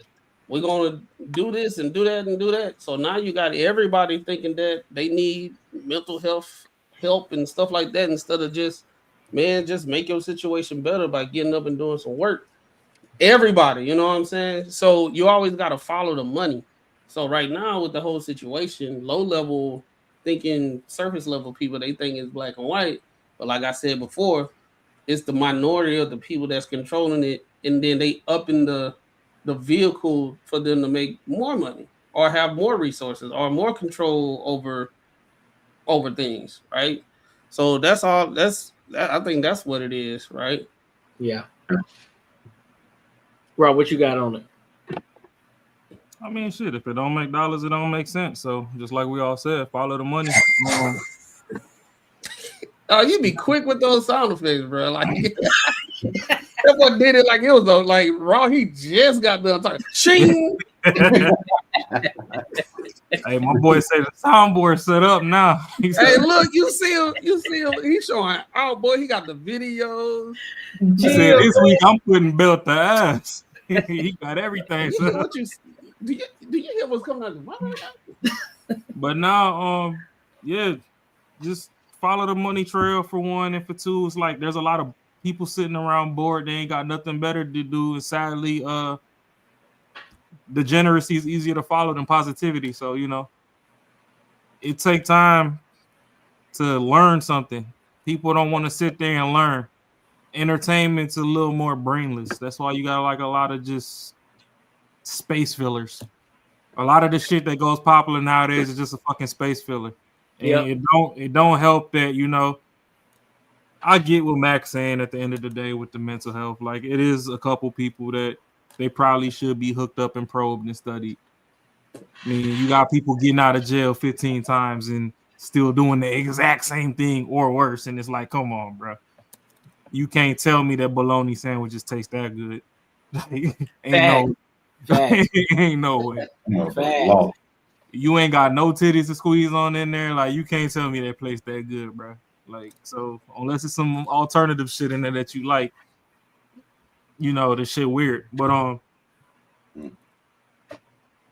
go to that. Whatever the path of least resistance to money is gonna be promoted. So we could sit up here all day, do financial literacy and all that, and we're gonna get a couple solid people that's gonna come and they're gonna get a bag. Make sure you join the Patreon. But at the same time, we can get a couple divorcees to come twerk something because they depressed and they ain't made it to therapy yet. We gonna get more dollar bills on the floor than people trying to pick up stocks. So it just is what it is. Just to keep the whole show tied in. And you can tell on this episode, right? Like me, I'm doing better by trying to like understand where people are coming from. Yeah. And just because I may feel like somebody should have said something a certain way and this, that, and the third. I try to listen and try to, just try to get a holistic understanding. And as the irony of this whole conversation it just played out in this after Pearl left. Like no, like fast, like real fast, and it was just him asking, "Is she okay?" Because women talking about men don't listen, they don't care about us, we feel unprotected, and this, that, and third. And he genuinely asks, "Are you okay?" And it was met with fire. Yep. Yeah. So now at that point in time, us as men, this is not the first time we done seen that, right? Right. So when we actually have conversation with women and say, "Well, shoot, we be trying to ask y'all, but y'all be wilding." No, it's not that. You have to understand a woman's life experience, and we got to find their understanding. We got to understand, their whole life story. Nobody owe you. My dad taught me, don't nobody owe you understanding. You be the best man you can be. Look at your flaws and try to do better. If you see some of the things that you're doing is leading you down a path that's unwanted, that's something that you need to change within yourself. Don't let nobody hold any power of you. You're the master of your fate. You're the captain of your soul, right? You're the master of your fate. That means the decision that you're making is what's going to take you to whatever destination that you want, either it's good or bad. But it's your choice, right? Some out of control, it's some uncontrollables. Right. But if you're the master of your soul, can't nobody make you do some shit that you don't want to do. For example, because you got a divorce, you go sleep with 4 goddamn men because you was overly emotional and stuff. Like that don't even equate. If I'm the captain of my soul, I'm just gonna move on. That guy, if I was a woman, that guy, he lost out. I'm just mad as on the panel and we didn't get a call. Not one of us. Right. But yeah, that's my whole thing about that. And then this whole conversation is about to go. I mean, I ain't gonna go into it. We're gonna watch it. Yeah. But yeah, bro. It just sometimes it's exhausting. It'd be like the conversation be going real good, and then somebody gotta feel some type of way. And you remember Courtney, some time ago, where I said it was a show where I said that oftentimes when we be having conversation amongst men and women, oftentimes the conversation get derailed because now we got to talk about and deconstruct how a woman felt about what we said. Yep. This is exactly what's going on right now. Not the core substance of everything. Oh, now it made me feel some type of way. Now we got to spend 30 minutes talking about how you felt about something that somebody said instead of deconstructing the conversation. Yep. But then just like we were saying earlier today about feeling shamed, like you got to be shamed. And I think everyone's doing a good job of shaming them, but then you got those ones like Sweetie, which you'll see in a minute, and Bo, who are going to be the ones that are going to go back and kind of what we do, like we were on our first topic today, kind of like, yo, should have did it, but you'll see what it is. Exactly. I will say this, Bo, she gets on my nerves, bro. Oh yeah. Hold on. No. I'm not finna say what she about to say or nothing like that. Before you press play, I got something. I just want to say her style of communication is different. Is acting like she's a pseudo intellectual, and everybody needs to understand. Yep. Where people are going wrong instead of letting people just say what they want to say in their mind and just have a conversation.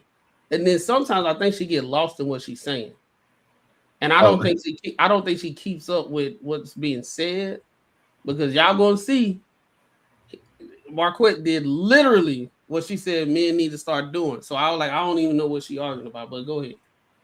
Yeah, my only thing that I was gonna say was being that I went to high school outside of the country, one thing that I noticed, which is why I know I talk raw and unfiltered on here, and it triggers people sometimes, because like when I drop the retard word, then everybody like, oh my God, you can't say that. It's like, nah, stupid is stupid. Like, when we was kids, something on YouTube, will we get flagged for that?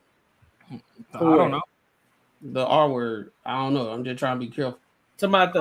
Yeah, you will. You will? Well, shit. I think that's the reason why people were saying like, "Oh, stop, bro." Go on. Well, I mean, if you want to be stupid twice, that's on you. Me, I just call people totted. I don't even put the R on it, because that's better. Most people ain't even rebounded from the first time. Right. Two chromosomes. Two chromosomes. Good. Totted. But Nah, but on the real though, it's like when I look at the way the country is before I left for high school than how it was when I came back, that's kind of when I started to realize that there has to be a lot of programming going on. Yeah. Because before I left, we just called you stupid because you couldn't retain information. But you were still smart in a group, and you know, you had your street smarts. It's just for some reason, whatever was taught in class, you just couldn't hold it. So we just said, you stupid. Like it is what it is. We still rocking with you, but you stupid. Like you couldn't play the pickup game, but hey, that 2 + 2 is 5 shit, bro. We gonna jump you if you say that again. Like what the hell wrong with you? How dare you? But now you got, you know, we've graduated from Vine to Instagram Reels to TikTok, whatever. And it's like now they're programming you to be away. Then they got all these terms, ADD, ADHD, whoopty whoopty whoop. Like everybody in the alphabet, even if you ain't LGBTQ, however many asterisks you want to put after that, they still putting you under some alphabet blanket. Like before I left, all you had was the FBI, CIA. Yep. Everybody ADD, ADHD, and all this extra shit. Like, but then you know, you start calling out and like, oh my God, no, you need to go seek counseling and therapy because you know you're just totally off your rocker. It's like, nah, zoom out. You being stupid right now. But yeah, that's just all I was getting into on that point. Because when I was overseas too, like I had a girl in my class. I ain't gonna name drop her, but I had a girl in my class. She outstudied everybody. Ain't no reason she shouldn't be Albert Einstein Jr. Right. But she doesn't operate well under pressure. So as soon as you put her in a testing hall, something about her anxiety spikes and she goes blank. I don't watch this girl cry through finals and everything. Like I'm talking about balling. And we trying to sneak her answers and stuff so she could pass. But you know, when you weeping down and the whole instructor and they're looking up, it's kind of harder. I mean, we got her through there. She's still passing everything, but you know, everybody else study an hour and a half a day. She'll literally be 5 hours after school in her books because I was in a boarding school. Right. And you know, you was thinking like, oh, okay, well, shit. If anybody got me during testing time, she got me. Yeah, nah. Once the pressure of testing is on, she blank. So you call her whatever you wanted to call her in testing time, but it's like, you know, that's a deficiency I could probably rock with. But when you come back over here and everybody got all this stuff and the only answer is to pop a pill, yeah, miss me with that shit. Then y'all wonder why everybody drug addicts and want to drink promethazine and all this extra shit. Y'all keep handing out drugs leisurely. But then if they go try and do the stuff on recreation, y'all say it's a controlled substance, and now they gotta go like, nah, you the one that got them hooked on it to begin with. I'm on that good cushion alcohol. I'll stay on road. I ain't gonna take the country road. We ain't gonna stay on get off on the dirt trail. let me go ahead and play the bag. And there's no way you could be on a panel that we just did tonight and talk like that to us. There's no way. That don't even make no sense. That totally undermines it. That's why like you're the enemy. Talk to you like you're the enemy. Exactly. That's why, because people perform the conversation. So when Pearlie was here, she had to perform the black thing, and when they left, now she's performing the sisterhood thing. You're performing. You don't have a stance. You're just going with whatever. But like I was saying, I think the difference is between us and white people. There's no excuse for getting out of pocket. I apologize, y'all, but I'm like this in real life. I'm not acting, so it's hard to stop being me. A lot of people are faking, but white folks have shown a vested financial economic interest and investment in the perpetuation of the negative stereotypes of our people. And I think that's the main difference. And with that, peace to Cooley, peace to Saint. Hope I see y'all again. Peace to Truth. Hey, Illa, you still in Newark? Trev. Illa, you still in Newark? No, I'm from Newark. But I'm in Charlotte right now. Oh, you're in Charlotte. I would love to chop it up with you too. Yeah, we got Jersey up in here. We got Jersey all up in here today, boy. Yeah, I'm from Rahway. Bro, I'm from Rahway? You already know. Yeah. Brick City. Yeah, we in here. But peace to y'all. Y'all take it easy. You heard? Peace to the Saints. All right. All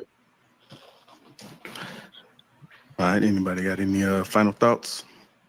Well, I wanted to respond to what Cooley stated. I wasn't saying that we needed to request to be the leaders. I was speaking to the fact that, in my opinion, to be effective leaders, we should inquire or at least be open to some of the concerns or complaints, whether they're valid or not.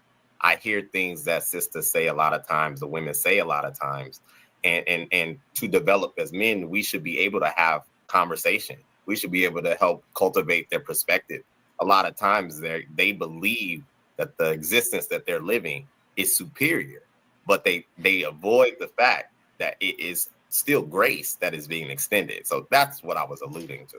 Yeah. Because and I could tell, just by her response, she went straight to speaking about bringing up stats of Black women are more educated. We're entrepreneurs. We're all of this, but you're all of that. But where's your man? Where's your patriarch for the balance? Right. You know what I find?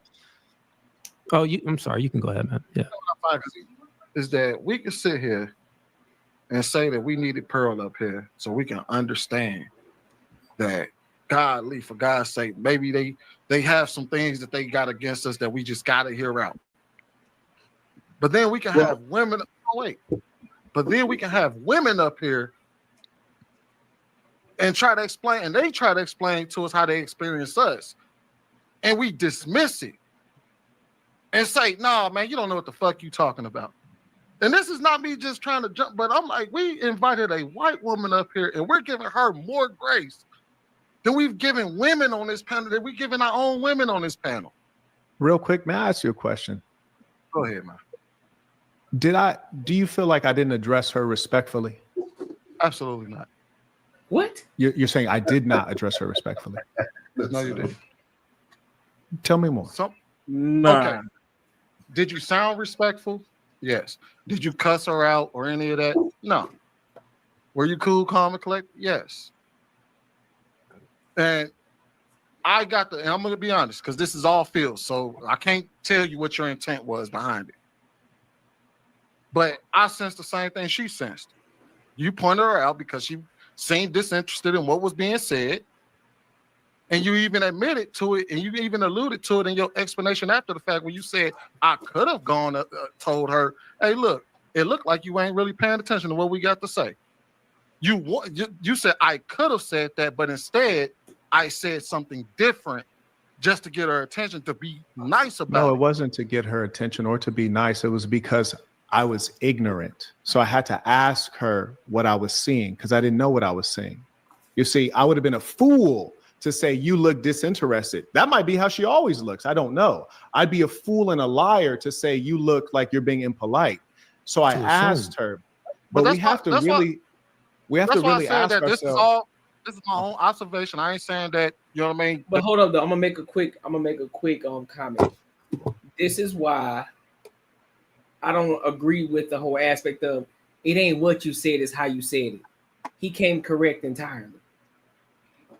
He wasn't He came calm, he came corrected.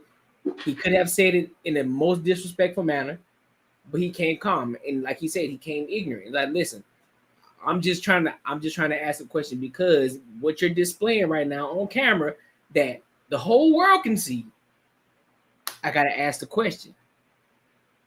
And so it went from her just, no, I'm good. No, I'm straight. Thank you for asking. I appreciate you for asking because a black man is checking up on a black woman and asking her how she's doing. That's what, and it could have been left at that, but she had to go. But she had to throw it to, well, this shit that y'all are talking about. You know, I'm just kind of disinterested. I'm not really interested in what y'all talking about. So you went into the whole rhetoric. So therefore, now you're having a conversation about a conversation. But this is the shit that a lot of men are talking about on these platforms. It ain't got shit to do. It has nothing to do with the fact that men don't want to be with black women. It's the behaviors, bro. It's the shit that you display. That's all it is. Now, mind you, now that we are in this space where more men are starting to have more standards for themselves, they want these a lot of black men, they want black women. Most black men will prefer a black woman. Let's be 100% about this. Let's be factual about it. Most black men want black women, but it's hard to deal with it when you have women like that who don't operate the way that they should be at. No, Courtney, I done told you before. It's only hard when it's dust between the washer dryer. I get this. No, see, here go the thing, bro. Like that ass not even to cut your train of thought off. You but good? The thing is, just like you said, you know what I mean? People be talking about it's not how you say it, it's the tone or whatever. Yeah. No, fuck the tone. Just like they got a whole saying don't shoot the messenger. I don't give a fuck what you do with the messenger. But if the messenger come to me, let the motherfucker get the message out before you shoot him. Don't let him die mid-message and I gotta try and decode what the fuck he was telling me. Let me hear the message first. Right. So it's the same thing with the women. My name is Unbiasedly Raw. I'm gonna keep it raw with you. Bitches don't listen. So at certain times, I don't give a fuck how the fuck you take anything, because I already know you in fairy tale land when I'm talking anyway. You looking for 6 bullet points that you can shoot on, and you gonna disregard the whole paragraph I just spit.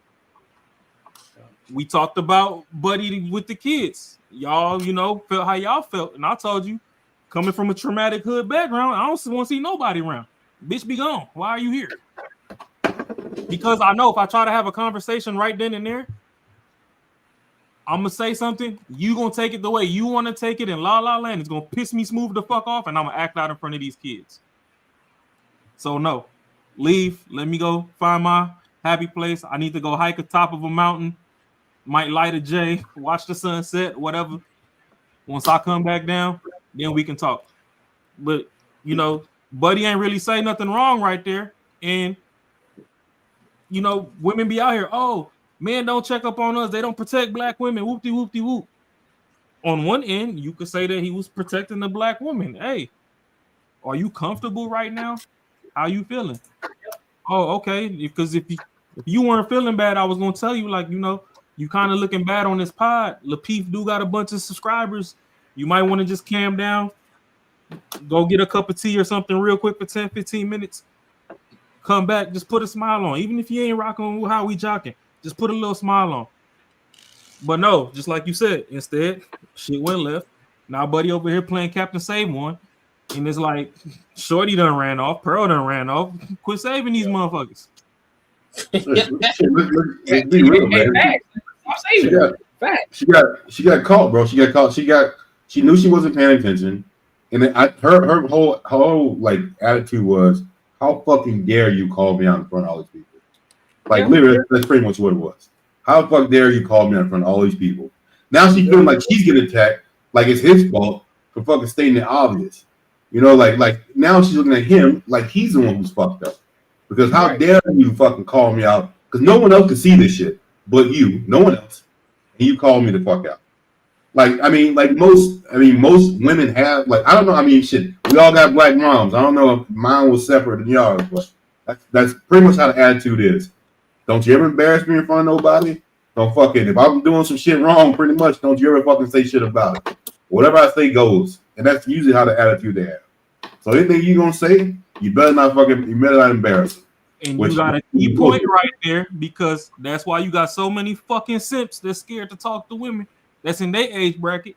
I'm not gonna say disrespect moms. We covered this last time when it was like, oh, so if your mom found the pod and she heard you cussing, whatever, would you no? I'm gonna still talk to her respectfully. And I went back and watched, and I think Courtney said his mom watches the pod sometimes. She's like, Raw be up there letting the F-bombs and all that fly. Apologies to my dukes. But hey,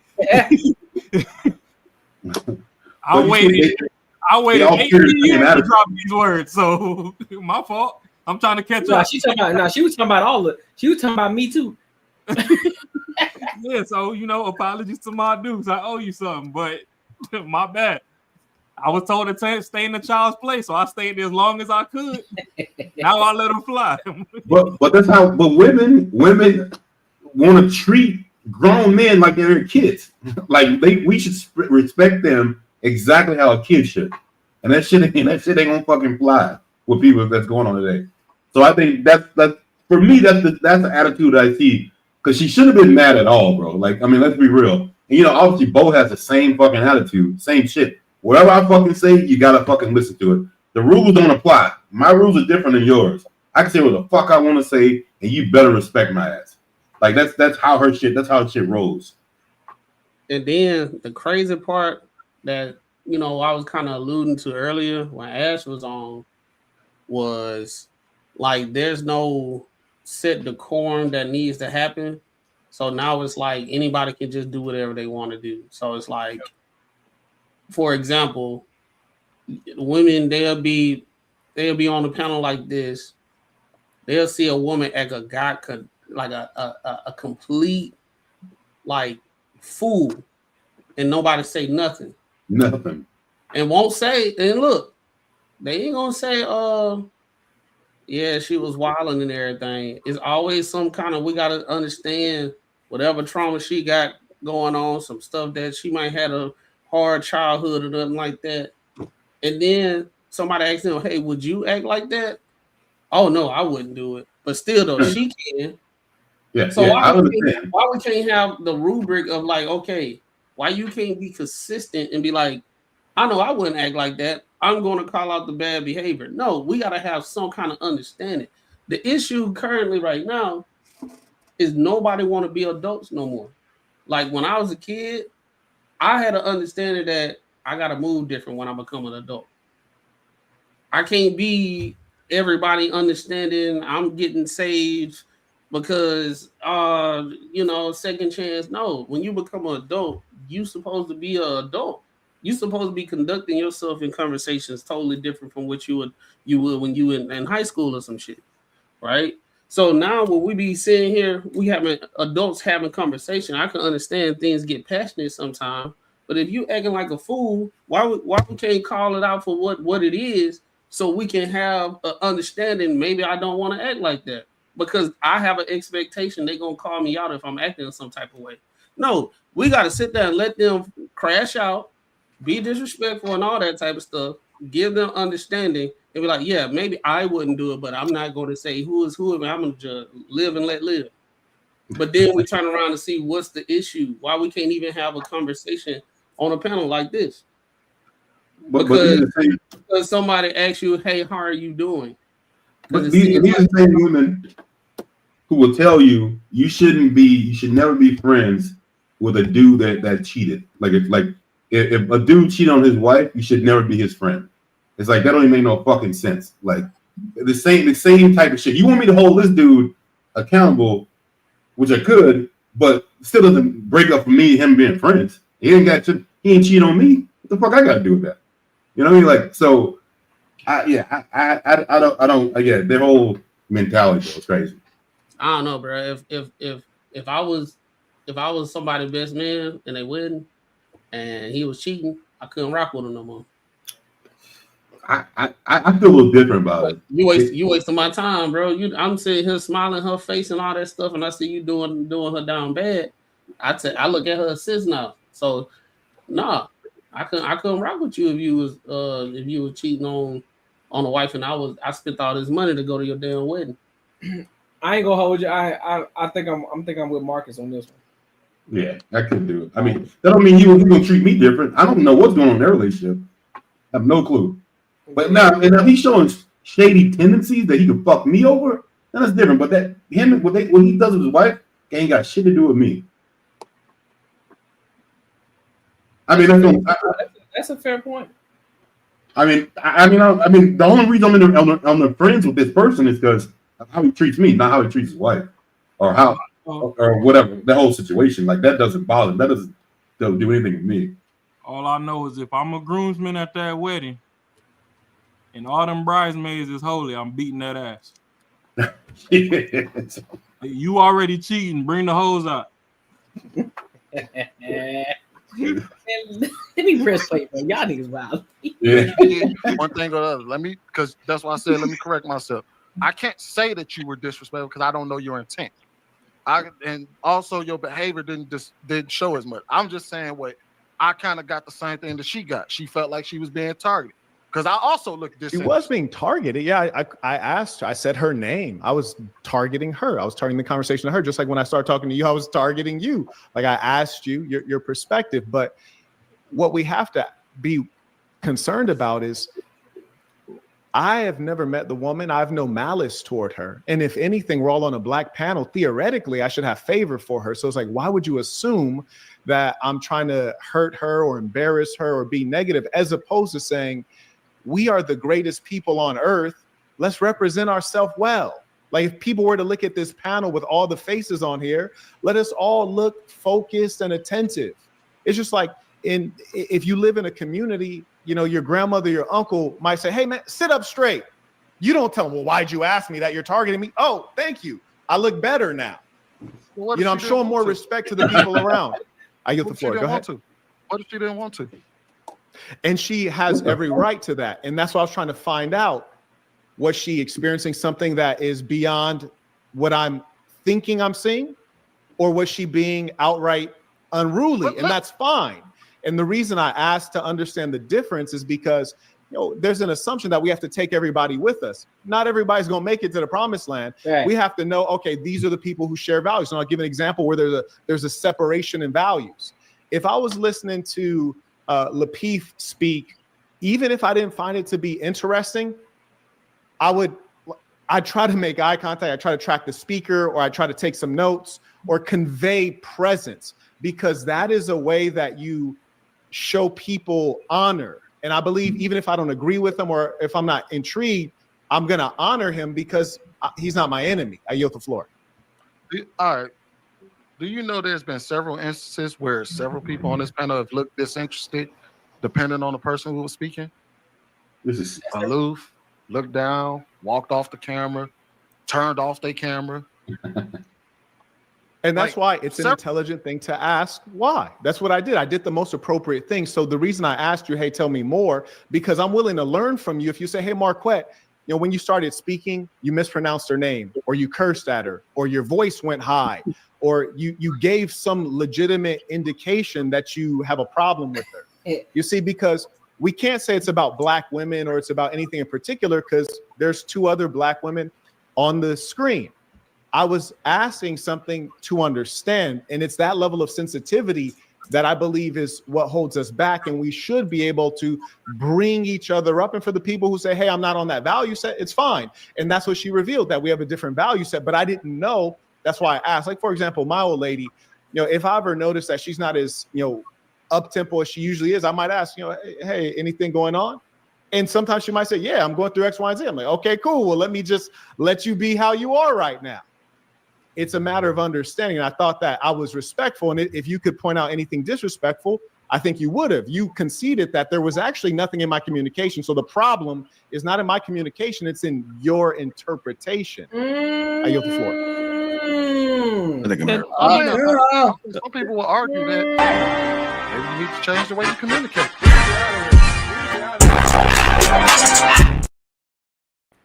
Well, that's why I asked you. I was like, what did I say wrong? Yeah, that's the thing. Like, if we just let me say something real quick. Hey, so this whole thing, which I'm not getting. Okay, so we can't act like it's a different situation. Like Sweden's trying to make it like it's like a normal conversation between all of us. Like we, you know, if I look disinterested or whatever, like it's the same thing. Let's be real. Marquette's like a heavy hitter in this fucking this internet space. So like you get someone that's a heavy hitter on your internet space, like you pay attention to them. That'd be like, that's almost like if for some reason you got Cheyenne Bryant on here, even though I don't agree with half of the shit she says, I know it could bring notoriety to the platform. I'm gonna fucking sit my ass up here and pay attention.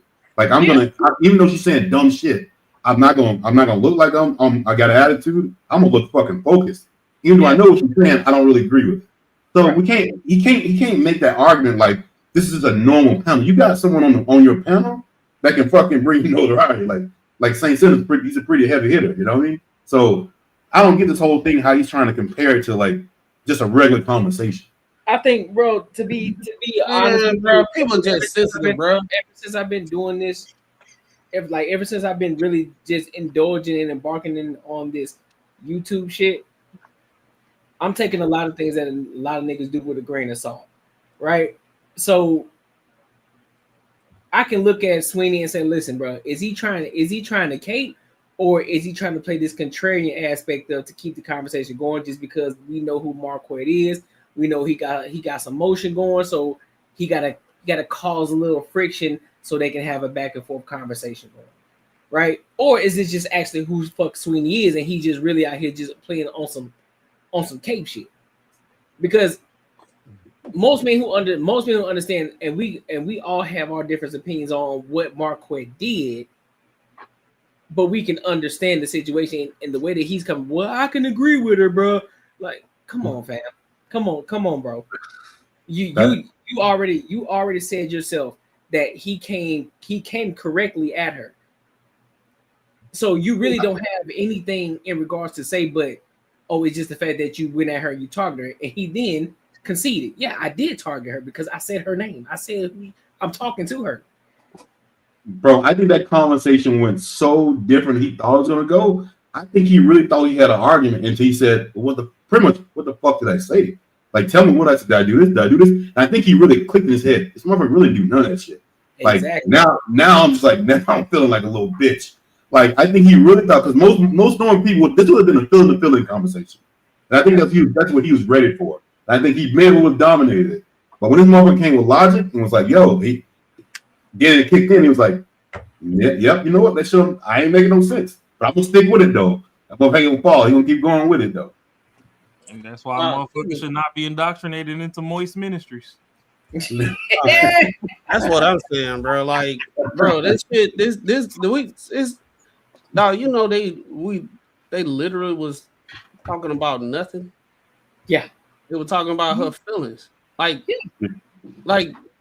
if we watching something on here and Courtney be like, or a guest came up, girl was like a woman, a girl came on here, right? Guest, and she come on here, and I'm like this, and I might be zoned out thinking about work or something like that, and then she was like, "Hey, macaroni, quick question, you okay?" I'd be like, "Oh man, no, I'm all right. Oh, because I thought you probably wasn't engaged in it. No, I'm listening. I'm good. And then I would have did what Marquette said. I would straight up be more attentive, like, oh, get down. I'm looking. Okay, I'm probably not even thinking how I'm looking on the camera. Yeah. So let me straighten up. Let me get straight. Let me look.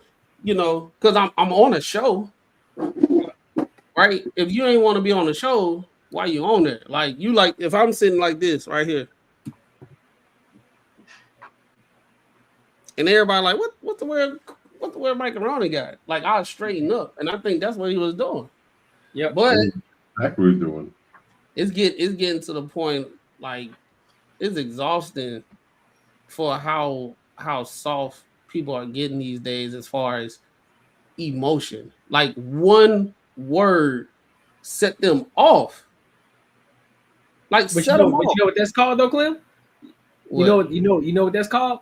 That people always say, this is what correction looks like in real time. What he did with her, that's what correction looks like. Right.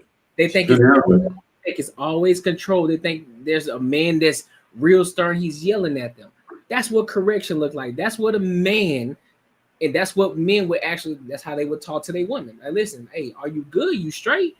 Like, because you seeming out of pocket right now, but it's still stern. It's still coming with authoritative mindset. That's what correction looks like in real time.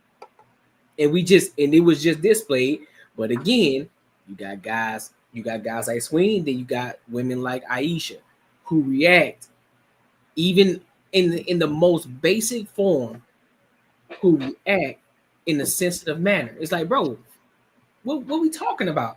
I didn't do anything wrong. I addressed her as a black woman because I have a standard for our black people. I want to see our black people be represented in an upstanding manner. So therefore, I gotta correct you in real time. Now, I'm not gonna disrespect you, but I'm gonna come at you in a soft manner. Hey, are you good? Are you straight? All she had to say was, "No, I'm good." I'm like, I'm fine. I'm straight. I'm good. Now both doing it. Now both she didn't checked out. She wants someone to say something though. He ready. Yo, now she didn't checked out. She ready for someone to say something. I think she got in the arsenal. Yeah. Back it a little bit. Like, is it the community? Like, who has the who's insufficient, who has the weakness? Is it the speaker or the person that can't listen? Like Marquette, I'm be honest here. I'm trying to be objective. I'm friends with Marquette, but I'm trying to be objective here. He asked a question that most Black women and all women would love to hear. How are you? Are you okay right now? This is a polite question. That's a polite question. But the thing is, what happens from that question, they tend to project what they think you're asking. This is why she alluded to, the red pill and all of this other stuff, this manosphere stuff. You like trying to bring down women. She made those talking points at the end when Illa was in, right? When they were having that back and forth. Wait, hold on. No. I don't want you to misrepresent that. Because the reason why she did that was not because of what he said. You chimed in and said something that was really crazy. And so that's why she responded the way she did. You turned this into, see, this is why you can't let women lead. That is what you did.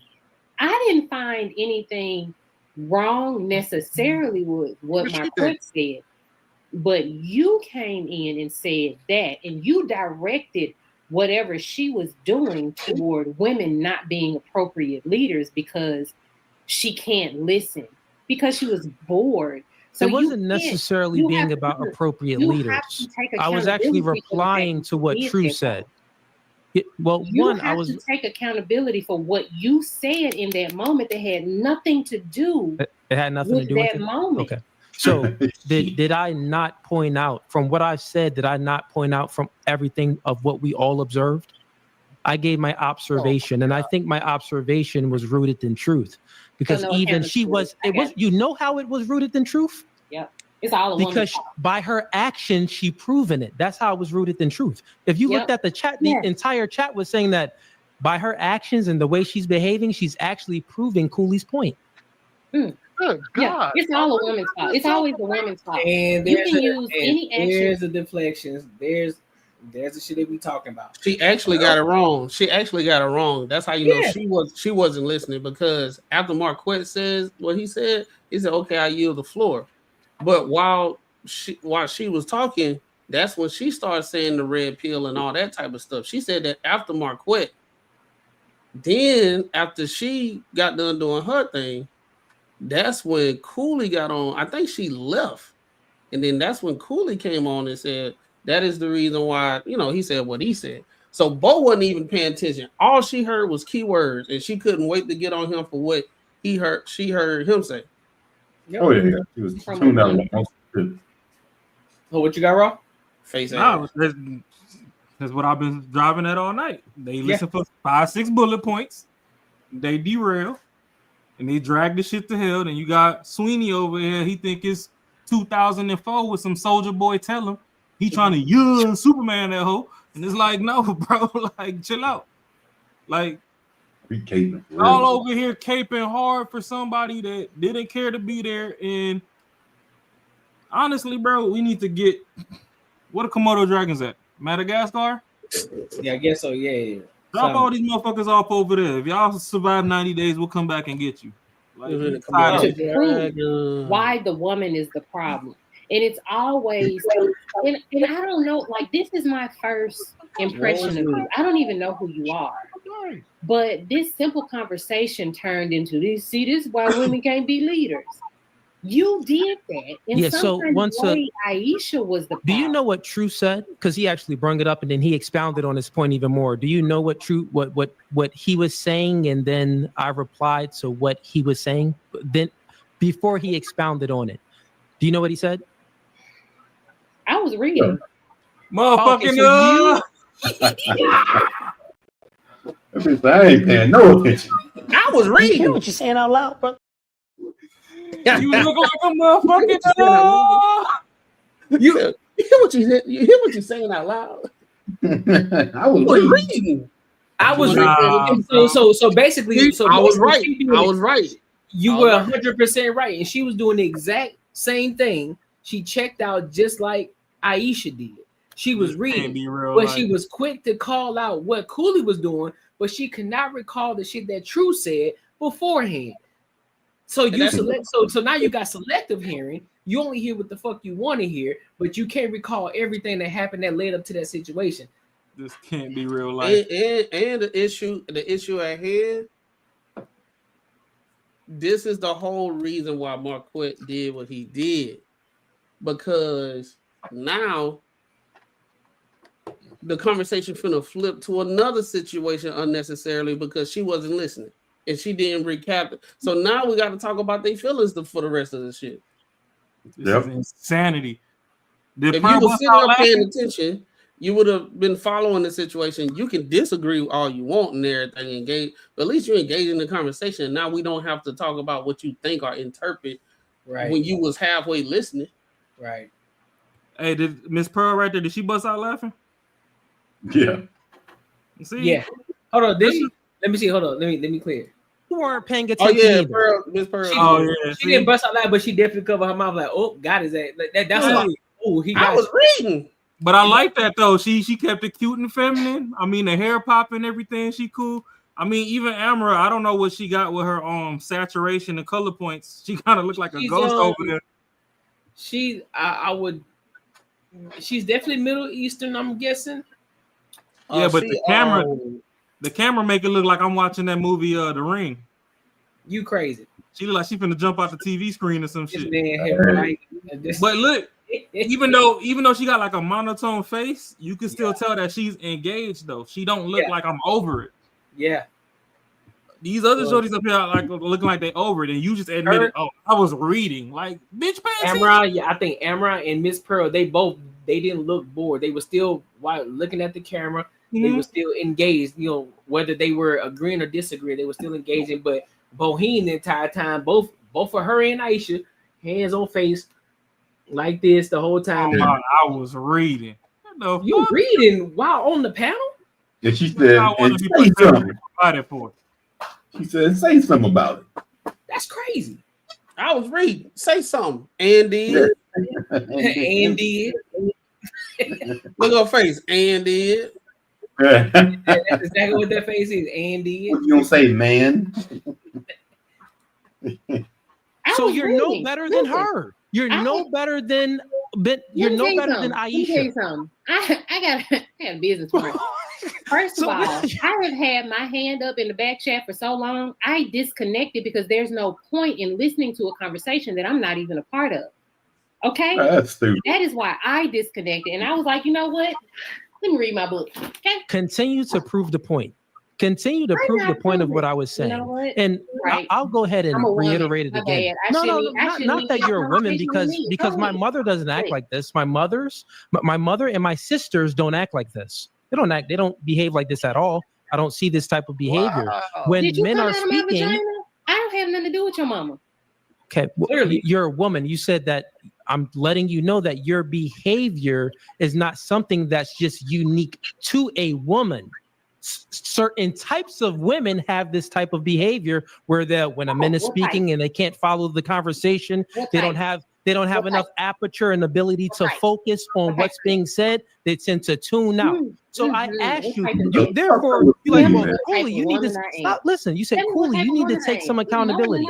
But you didn't even know why I said what I said because I was. What type of woman I am. Look at what type of woman am I? Trigger y'all. Okay, so once again, you're still not following a conversation. What type of woman am I? She triggered. A type of woman that can't follow a conversation. I can't follow it, or I wasn't listening.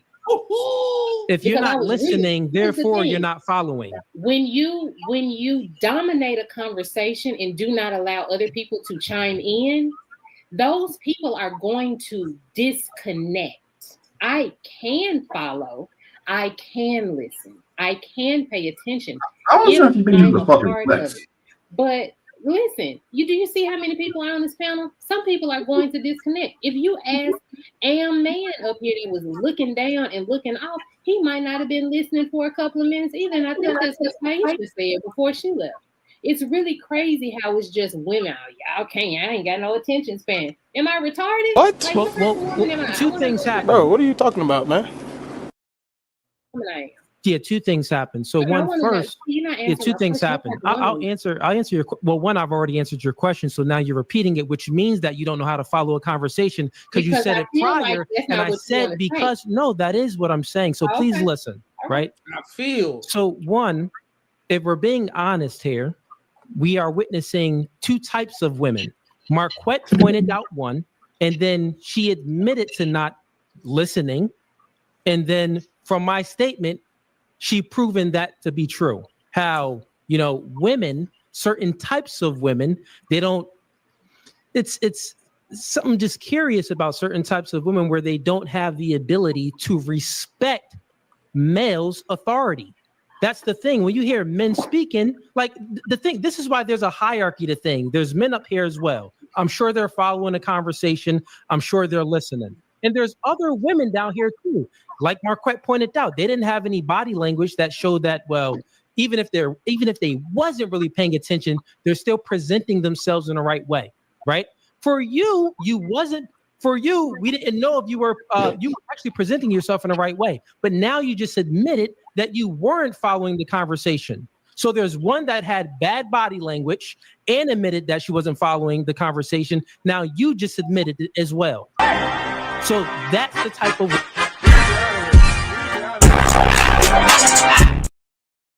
women that I'm speaking about. Can I speak? Go ahead, Amir. I came in at the last end of that because I had been out of the panel for a minute. But when I came back at the part where the two gentlemen were talking to Aisha and asking her, like, why was she like acting the way that she was? The question was asked. She answered honestly. It seemed like there was an honest answer. Mm-hmm. And then it turned into, well, I'm going to dissect your answer and try to figure out what's wrong with you that you can't. That I think just the way she answered. I mean, when you ask somebody a question, you want to hear the answer. She answered honestly. She said that she got bored and she zoned off. It happens. I don't know if that's something for anyone to try to take a deep dive into because she zoned off.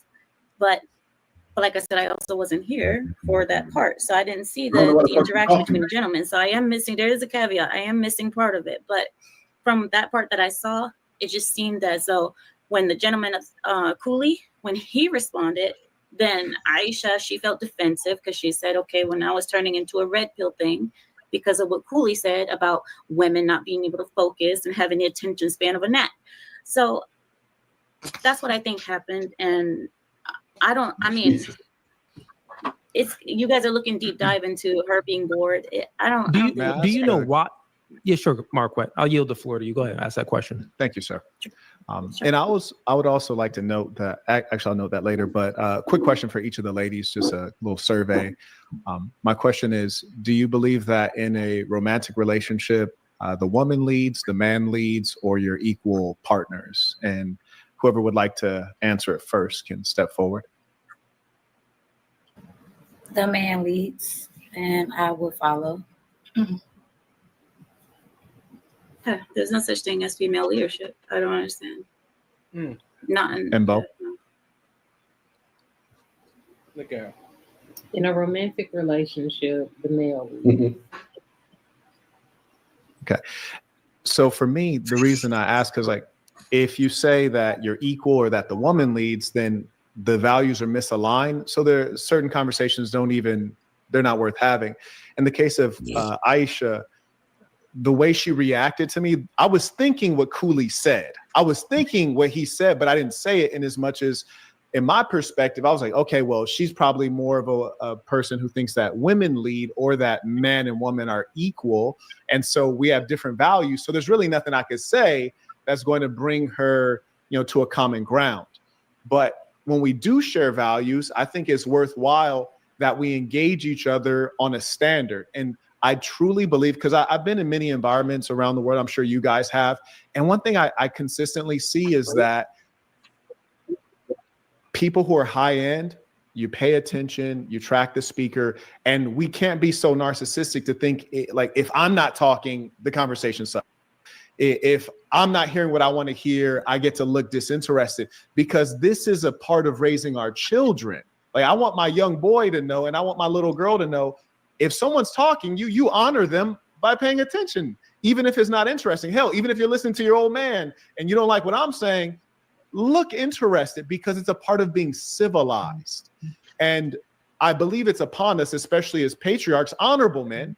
I'm not a criminal. I'm not a lowlife or a dirtbag. In fact, I'm probably maybe in the demographic of men that she would like. She talked about she has 2 degrees, and I'm guessing she wants a man who maybe has more education, more money, more. I'm probably one of those guys. So if I'm just addressing her as a black woman, black man to black woman respectfully, she should be receptive to that. But here's the kicker. If Cooley would have said to me like, hey, Quet, how are you? I would have answered him. And if I realized that he was addressing my demeanor not being appropriate, I'm like, oh man, let me straighten up. Thank you. And one thing you'll notice, when the men were engaging each other, we never cut each other off. When the gentleman who left was engaging Aisha, she was cutting him off. And Bo, you were cutting Cooley off. But I understand at that point you guys were arguing. But I think that there's a certain level of decorum that men often operate by. And women, in many cases, if they haven't been trained up with that, is not their instinct. And I say that to say, it's not about women. If I'd have told any one of these guys, I don't think they would have popped off on me. If I'd have said, because you got to remember, all I said was, how are you? Which is like kind of like everyday stuff that you say to people. I yield the floor. And I'd love to hear from the ladies. All right. So before he gets into that, I also want to throw this in here as well. So I think that it's very important for a lot of men, especially young men, to understand sales, because in sales as well, this is something that's critical. Being attentive, being an active listener, looking the person in the eye. When you shake somebody's hand, make sure you shake their hand firm, right? Paying attention to what they're saying, sometimes mirroring them as well when they're doing certain things, because guess what? It creates that familiarity, right? When they're acting a certain way or they're moving a certain way, you do the same thing. You start to mirror them, because therefore they're gonna like, oh, okay, well, this person subconsciously, it's a familiarity thing. And so this is something that's taught through sales. And so this is something that a lot of people don't necessarily understand. And also tonality as well. Good point on Battle. Tonality as well. And Macaroni, you definitely understand it. You definitely understand as well, coming from a marketing standpoint, and you've actually done this with people who are more high end, right? So we understand these different types of things. So we understand how when somebody who is of a different status of us, we know how to engage and actually listen to these people. It's like, all right, shit, well, let me sit up and let me actually be attentive and listen to this person and letting them know that I'm engaged with them when they're talking. And I'm actually actively listening. And sometimes active listening comes with questions too. But a lot of people think it's only just goes with sales, but it goes with relationships. It goes with friendships. It goes with a lot of different things. Like, this is everyday life situations. And these are the basic things that a lot of people don't understand. And they just displayed every single thing that they were just saying, and they took offense to it. And Sweeney is doing the same thing, trying to cape. And look at his face. Look at Sweeney right now. Versus all the other men, look at Sweeney. Now, I will say this. I was watching the 5 Heartbeats the other day. Yeah. And I saw something in the movie that I was like, oh, snap, they really don't do that no more. Y'all remember the manager on the 5 Heartbeat, his wife? Mm-hmm. She was like one of those women teachers, like teaching you how to sit up and speak and be a lady, you know, like the decorum and all that type of stuff, like a Claire Huxtable and all that type of stuff. Yeah. All like cross your legs like Cam Newton and Obama and shit. Yeah. What's going on these days? A lot of women are not being taught that. Yep. Yeah, that etiquette, man. They not being taught, like, when you are engaging in group settings and all that stuff. Maybe women that's in corporate America, or maybe women that's in sales, or they are a part of something where they have to do that. But I'm saying in general, they're not being taught that. Yeah. So that's the reason why you'll see a lot of this type of pushback all the time. Yeah, etiquette class. That's what it is. Yep. They're not being taught etiquette. So it's Yep. like, oh, it's actually disrespectful. Like, hey, maybe you need to learn some etiquette. Ain't nothing wrong with me. I can do whatever I want, right? Because Why though, right? women can be, because they've been taught to be unapologetically themselves. They don't have to accept them for who they are, accept them how they are. They come with who they are, and if you don't respect that, then there's something wrong with you.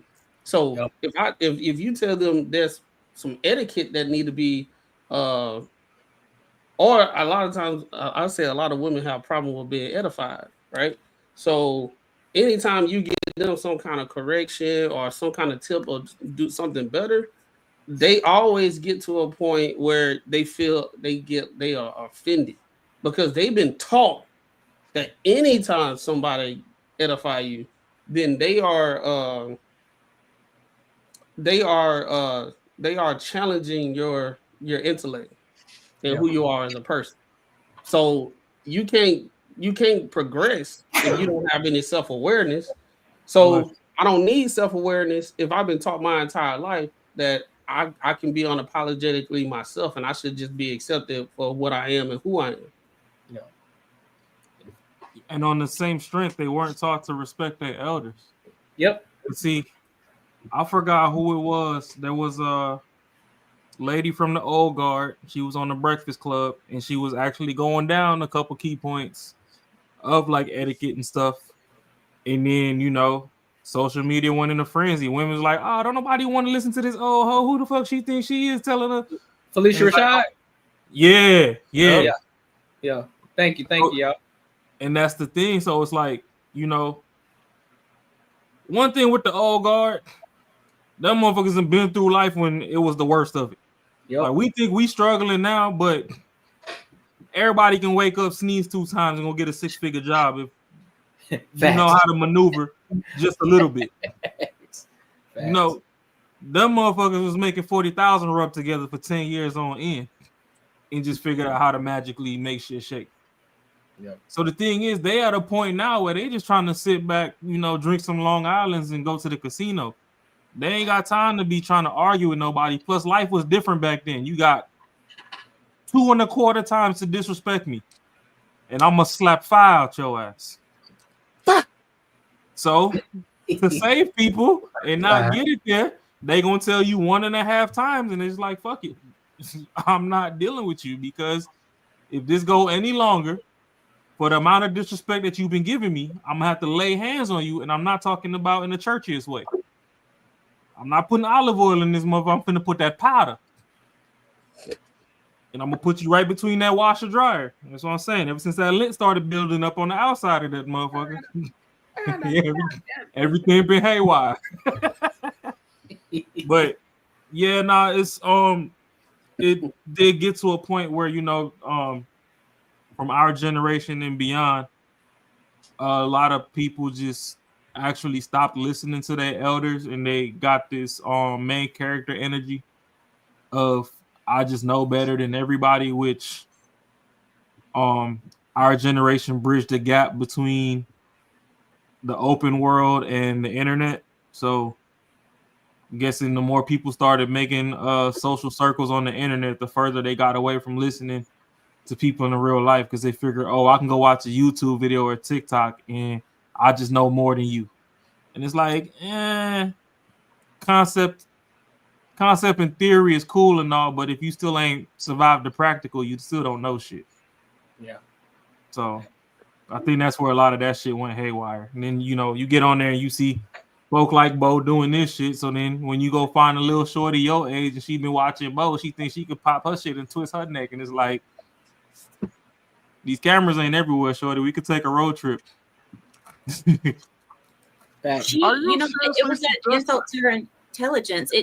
When I came in, it was almost as if, do you know what I mean? Like when she was responding, it was almost like an insult to her intelligence. the way that the gentleman was responding. I don't think it was you, Saint. I think it was the other gentleman, if I'm not mistaken. You did. Illa. But it was like an insult to her intelligence, basically saying, oh, you can't follow along in a conversation. Your intellect must be kind of low. You know, you having a problem following along. I can see your IQ isn't that high, kind of thing. That's why she started. All the digs she threw out. Why did she? I mean, I'm just looking at it. Huh? All the digs that old girl threw out. Why she didn't retain that? Why is everything that what's his name said? Because they got selective hearing, bro. Yeah, they have selective hearing. She said long-winded. Fucking what else she said? She said he was long-winded, and then also pretty much in the beginning was like, I don't understand why it's your business anyways. Like how I feel. Like girls. She came in. Remember, men don't have bros. We don't go on boys trips and go sword fight and shit and then come back. Exactly. They go on girls trips and you know they trying to see who can lead the longest snail trail and all this extra shit. They slide down each other's kneecap. So when they get in situations, they gotta cover for each other. Man gonna be like, hey bro, you know that shit you just did right now stupid as hell. Just like, you know, Sweeney up there, you was trying to cape and then you acting just like Shorty. Like real. How you gonna try to play save one and you over here with the spirit of bitch on you and you over there with your hand and shit? Like you tried to save her so hard that the demon just jumped in your body? Because now you up there looking sweet. Exactly. But hey. How both people were reacting towards one another. And I think they overlooked what Illa said though, and this is just my assumption. I've been on panels with this young man. Marquette was laying down foundational things that are pivotal. So it seemed like when we're talking about something that got some meat to it, how do you check out? Like how, if we're talking about the community and then her personally, I like Aisha. Aisha always talks about being an FBA foundation Black person and, you know, giving some validity to that. So how is it that a brother who comes on the panel, who has some notoriety in his space, is actually speaking to something that's profound and may actually be beneficial? How do you check out? Like how? Well, to be fair to her, she did say that she's heard it all before.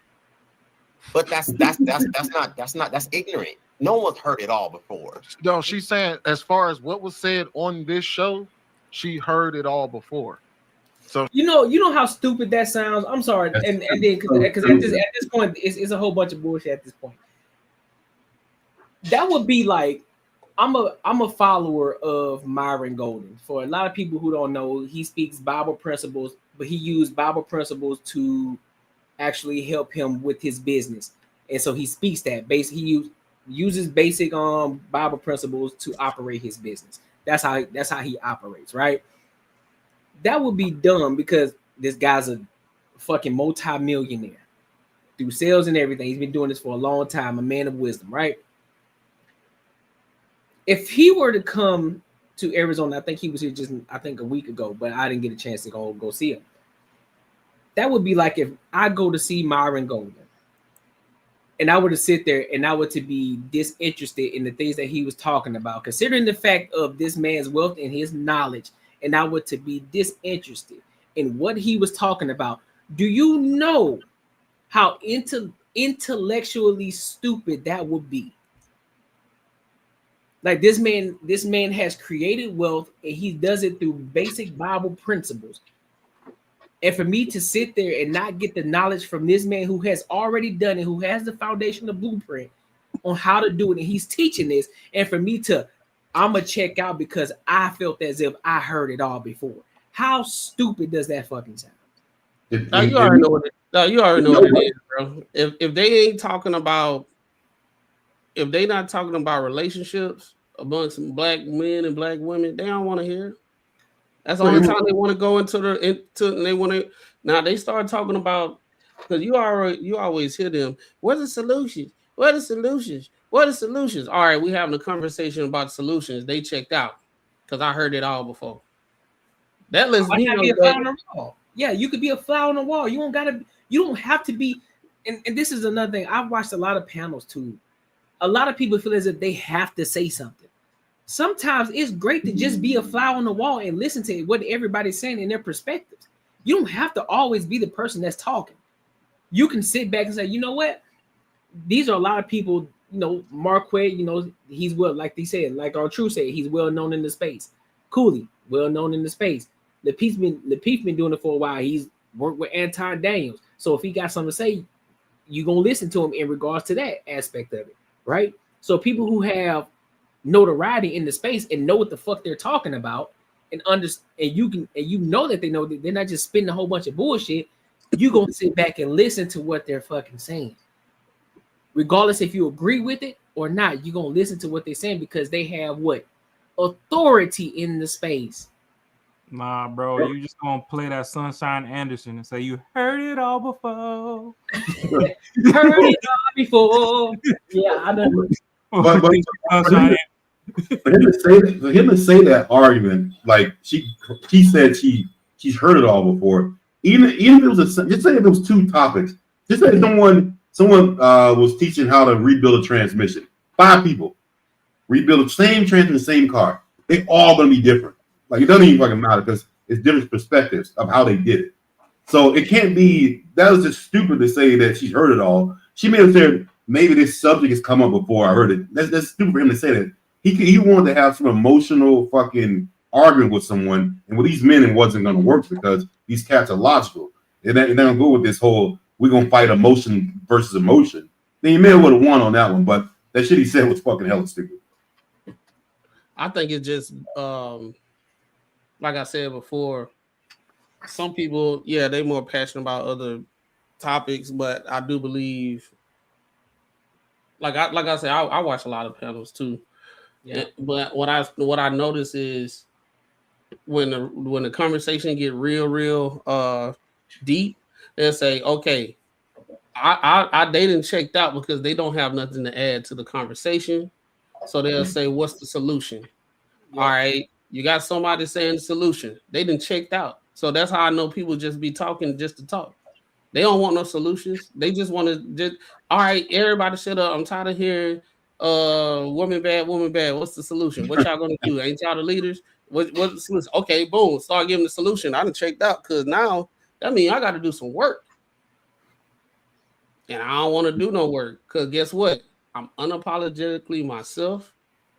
You should accept me for who I am and what I do and everything. So if I want to be slumped while people talking, it is what it is. Y'all jumping on me now. Y'all jump. Why you point me out? Come on, bro. Like you on a panel having a conversation and you have your face literally showing it to thousands of people, and you're not mindful to be self-aware enough to be like, let me straighten up. You know what I'm saying? Like you just acting like you're in front of your TV and you just watching as you are a viewer. Mm-hmm. Okay, you just watching. You can get off the panel because I'm pretty sure it's a lot of people that want to be on that panel. Why don't you just get off the panel if you didn't heard it all before? Get off the panel.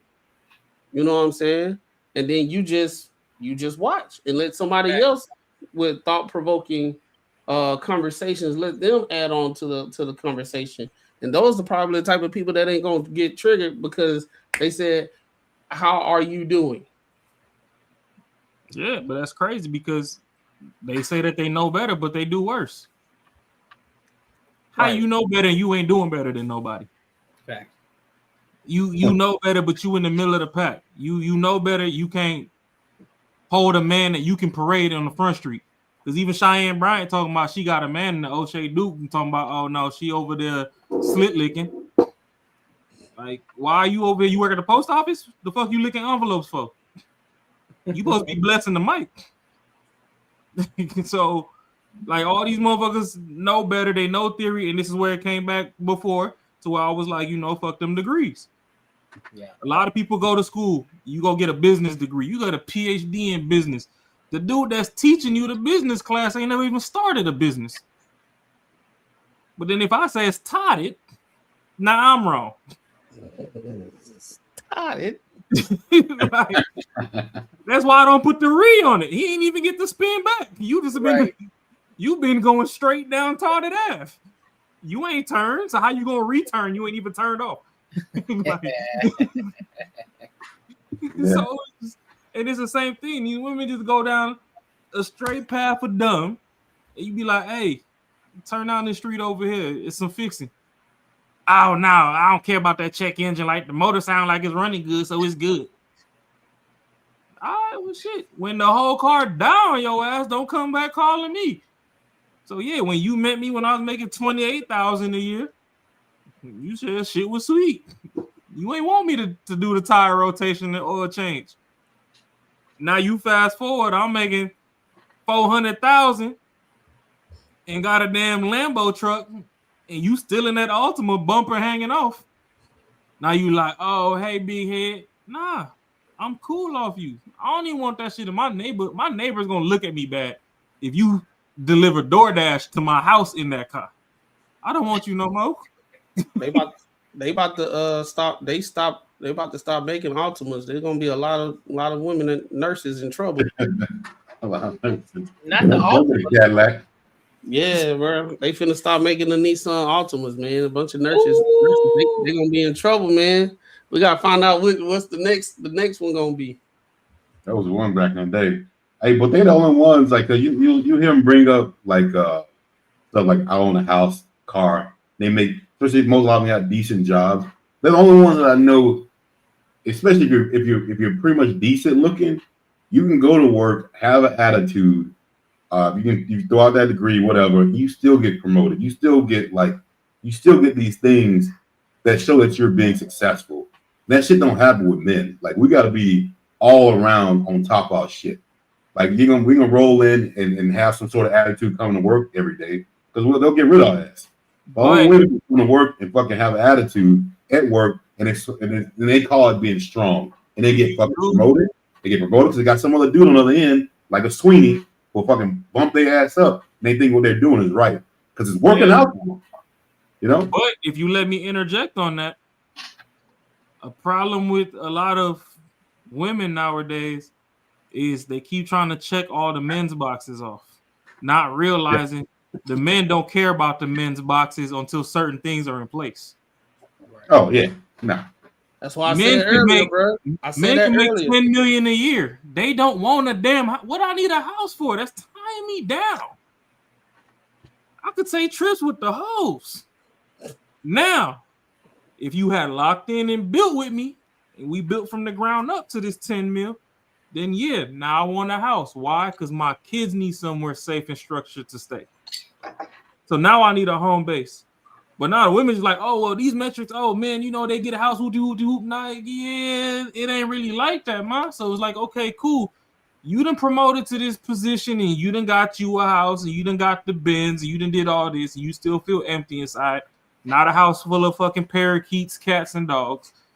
And you over here bragging, talking about, oh, I got this, this, and this, and the men is laughing at you, and now you over there mad at passport bros.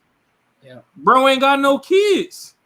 So, yeah, after he done ran through the holes on the block, and y'all done blessed him with a plane ticket, you thought he wasn't going to go across the water and see what it's hitting like?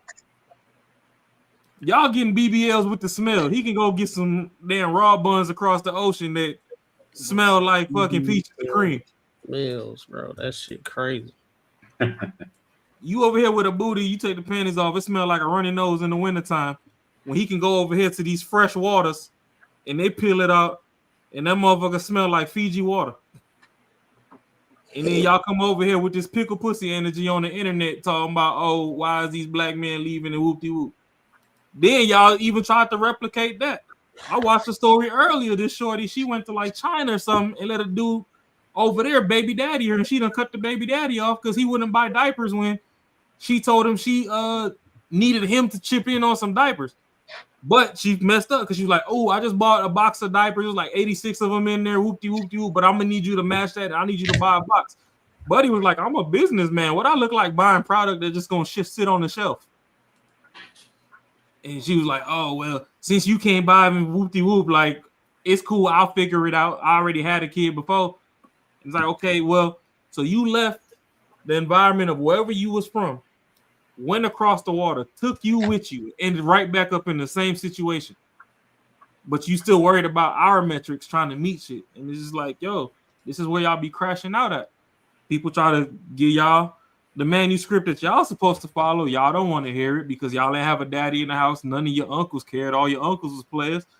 We come over, we try to half-ass care about you, but you so burnt out from the 4 schlongs that you took after your last breakup that you don't want to listen to nothing we gotta say.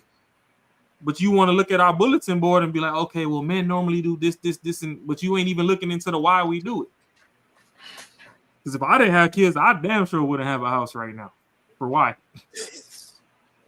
So I could spend 40 bands to replace a roof and another 60 bands on windows?